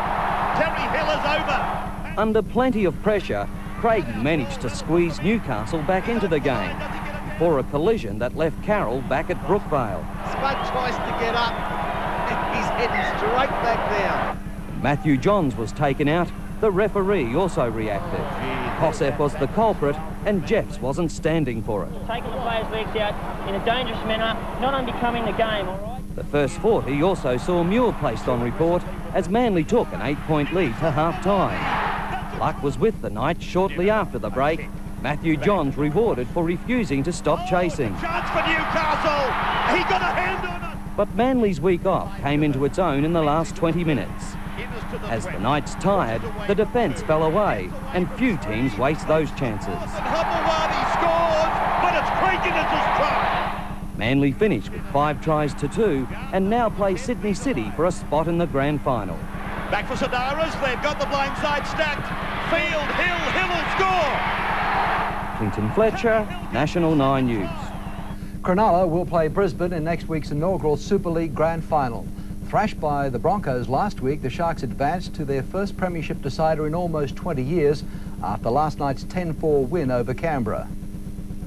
The Sharks needed to look more lethal if they were to make their first grand final since 1978. Nagus comes back to a shoulder. Big tackle. With E.T. back home after missing the loss to Brisbane, his side was firing. Held up when he got to the line. Matt Rogers kicked 2 penalty goals to put the Sharks 4 ahead before doubling it with the ball in his hand. Flick pass for Rogers. He's over the line. A pensive Canberra coach no doubt turned vocal at half-time, and his side halved the gap early in the second stanza. Are on the board. But that's as close as they'd get despite a couple of near misses. I don't know. No try. Cronulla through to their first premiership decider in close to 2 decades. And that's as far as the Raiders captain thinks they'll go. They're going to have a tough weekend next weekend. For Cronulla's skipper, the win is the pinnacle of his time in the top grade. 15 seasons of first grade football for tonight. You know, that's what virtually what the game sort of meant to me. Tim Gilbert, National 9 News. Newcastle reaching the ARL Grand Final after a dramatic victory over Norths at the football stadium. The Knights won 17-12, ending yet another Bears campaign at the final hurdle. Newcastle arrived full of confidence. Fans hoping to see the Knights reach their first ever grand final in 10 seasons, while North's 54-year quest has kept their fans sticking on. On a slippery surface, Newcastle used the kick to advantage. Andrew Johns grub a pinball through the Bears' defence, and Robbie O'Davis celebrated. He's got to go on, Robbie. North stayed in touch with Jason Taylor's goals, but with Paul Harrigan leading the charge... It was like a 10-pin and a bowling ball. The Johns brothers worked the Knights' attack, and the Bears again got in each other's way. Newcastle could have added more to an 8-point lead. O'Davis's pass to Richards ruled forward just after half-time. I think that's all right. Turbocharged Darren Albert came from the clouds to stop Sears from scoring. Cover! What a tackle! Before Greg Florimo's over-the-shoulder offload triggered the Bears after 65 minutes, cutting the Knights back to 12-8. It's a try to the Bears! Michael Buettner across to level the scores 5 minutes from time. Chance there for Buettner! Norths are over! But North's elation turned to despair. Matthew Johns potted a field goal before Harrigan's anticipation and Leah Dinova's blind pass allowed Owen Craigie to dance on the grave of another North Premiership challenge. But they will! The Newcastle Knights! Craigie scores! Charles Christian, National 9 News. A record crowd is expected here at the ANZ Stadium for Super League's first ever grand final. The Broncos are hot favourites to claim their third premiership, while Cronulla will be looking to win its first. All week, Cronulla has been thriving on the underdog tag.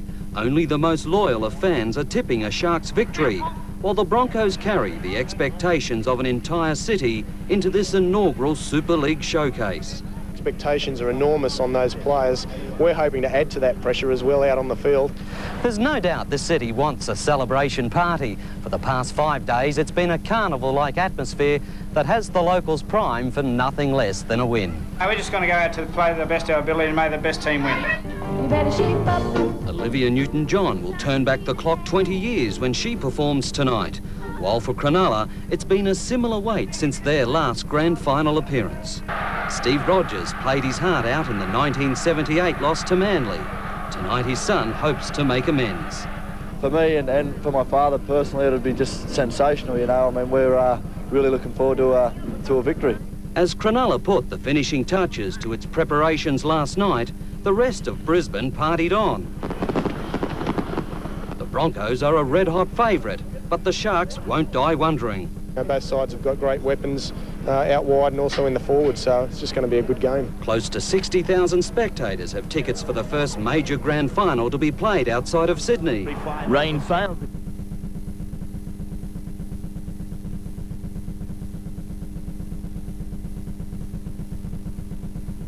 Did not deserve his marching.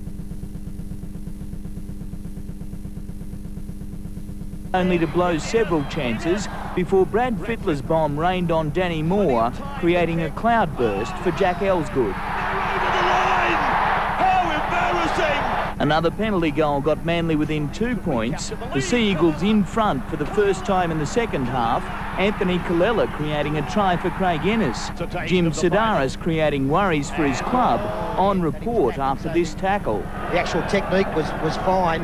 It was just the result that was the problem. Certainly no malice here. You know, I'm very confident I'll be getting off next week. The heavy conditions frustrated Fittler and Carroll, but from deep in their own mud, Manly emerged playing dry weather football.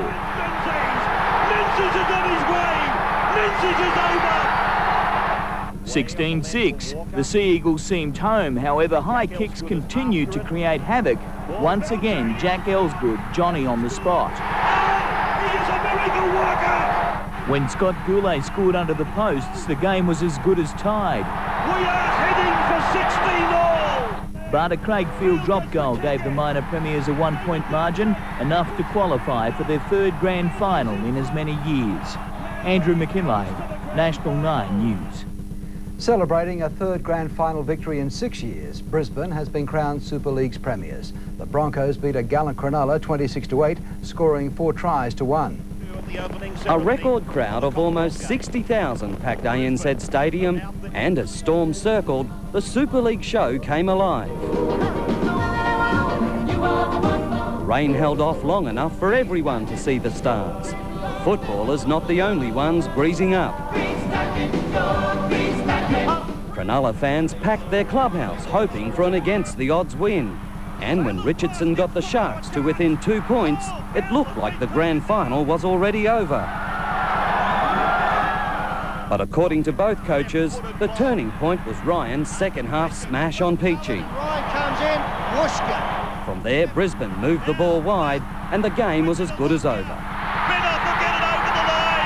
Peach took a great bomb, and then somebody just absolutely, jammed him with a tackle, and the ball just popped out. I wasn't critical of Peach for it.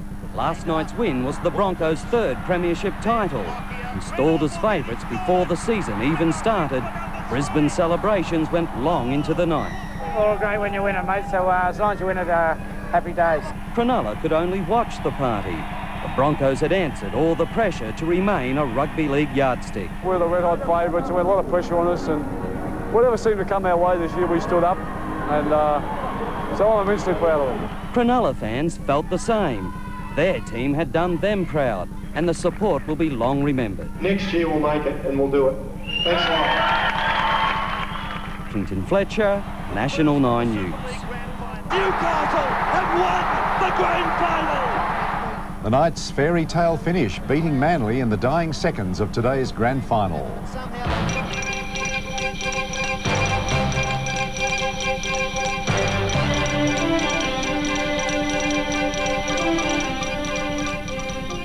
Good evening. The city of Newcastle has had little to celebrate of late, but tonight the Steel City is in the grip of a premiership frenzy. Ken joins us live from the Sydney Football Stadium, and what a fitting finish to a great grand final, Ken. It was very, very special, Ian. In a season full of off-field turmoil, the brightest grand final the game could have wished for, as Newcastle staged a courageous late fight back to win the ARL Premiership. A record crowd of more than 42,000 saw the Knights crown premiers after a sensational 22-16 win over Manly. The stadium put on its best face for its biggest day of the year. Just after 6 a.m, the ground was unmasked and on went the final coat of paint. Meanwhile, the exodus from Newcastle was underway. 70 coaches, 2 special trains, a sky-high message of support and the occasional stirrer, all added to the grand final mix. The Manly faithful know the routine. This is their third September trek to the stadium in as many years. The Sea Eagles favourite to win a second successive Optus Cup and showing no signs of nerves. The tradition continued at St George, the grand final breakfast complete with prime ministerial backing. Mid-morning at the SFS and more than 40,000 people were streaming in. The combatants were next, Shannon Nevin confident. Feel good. Andrew Johns ready to play. You're right. There was a pre-match salute to the ARL's living legends, then Jimmy Barnes rolled out the former signature tune of rugby league. Listen, you're simply the best. You're better than all the rest. You're better than anyone.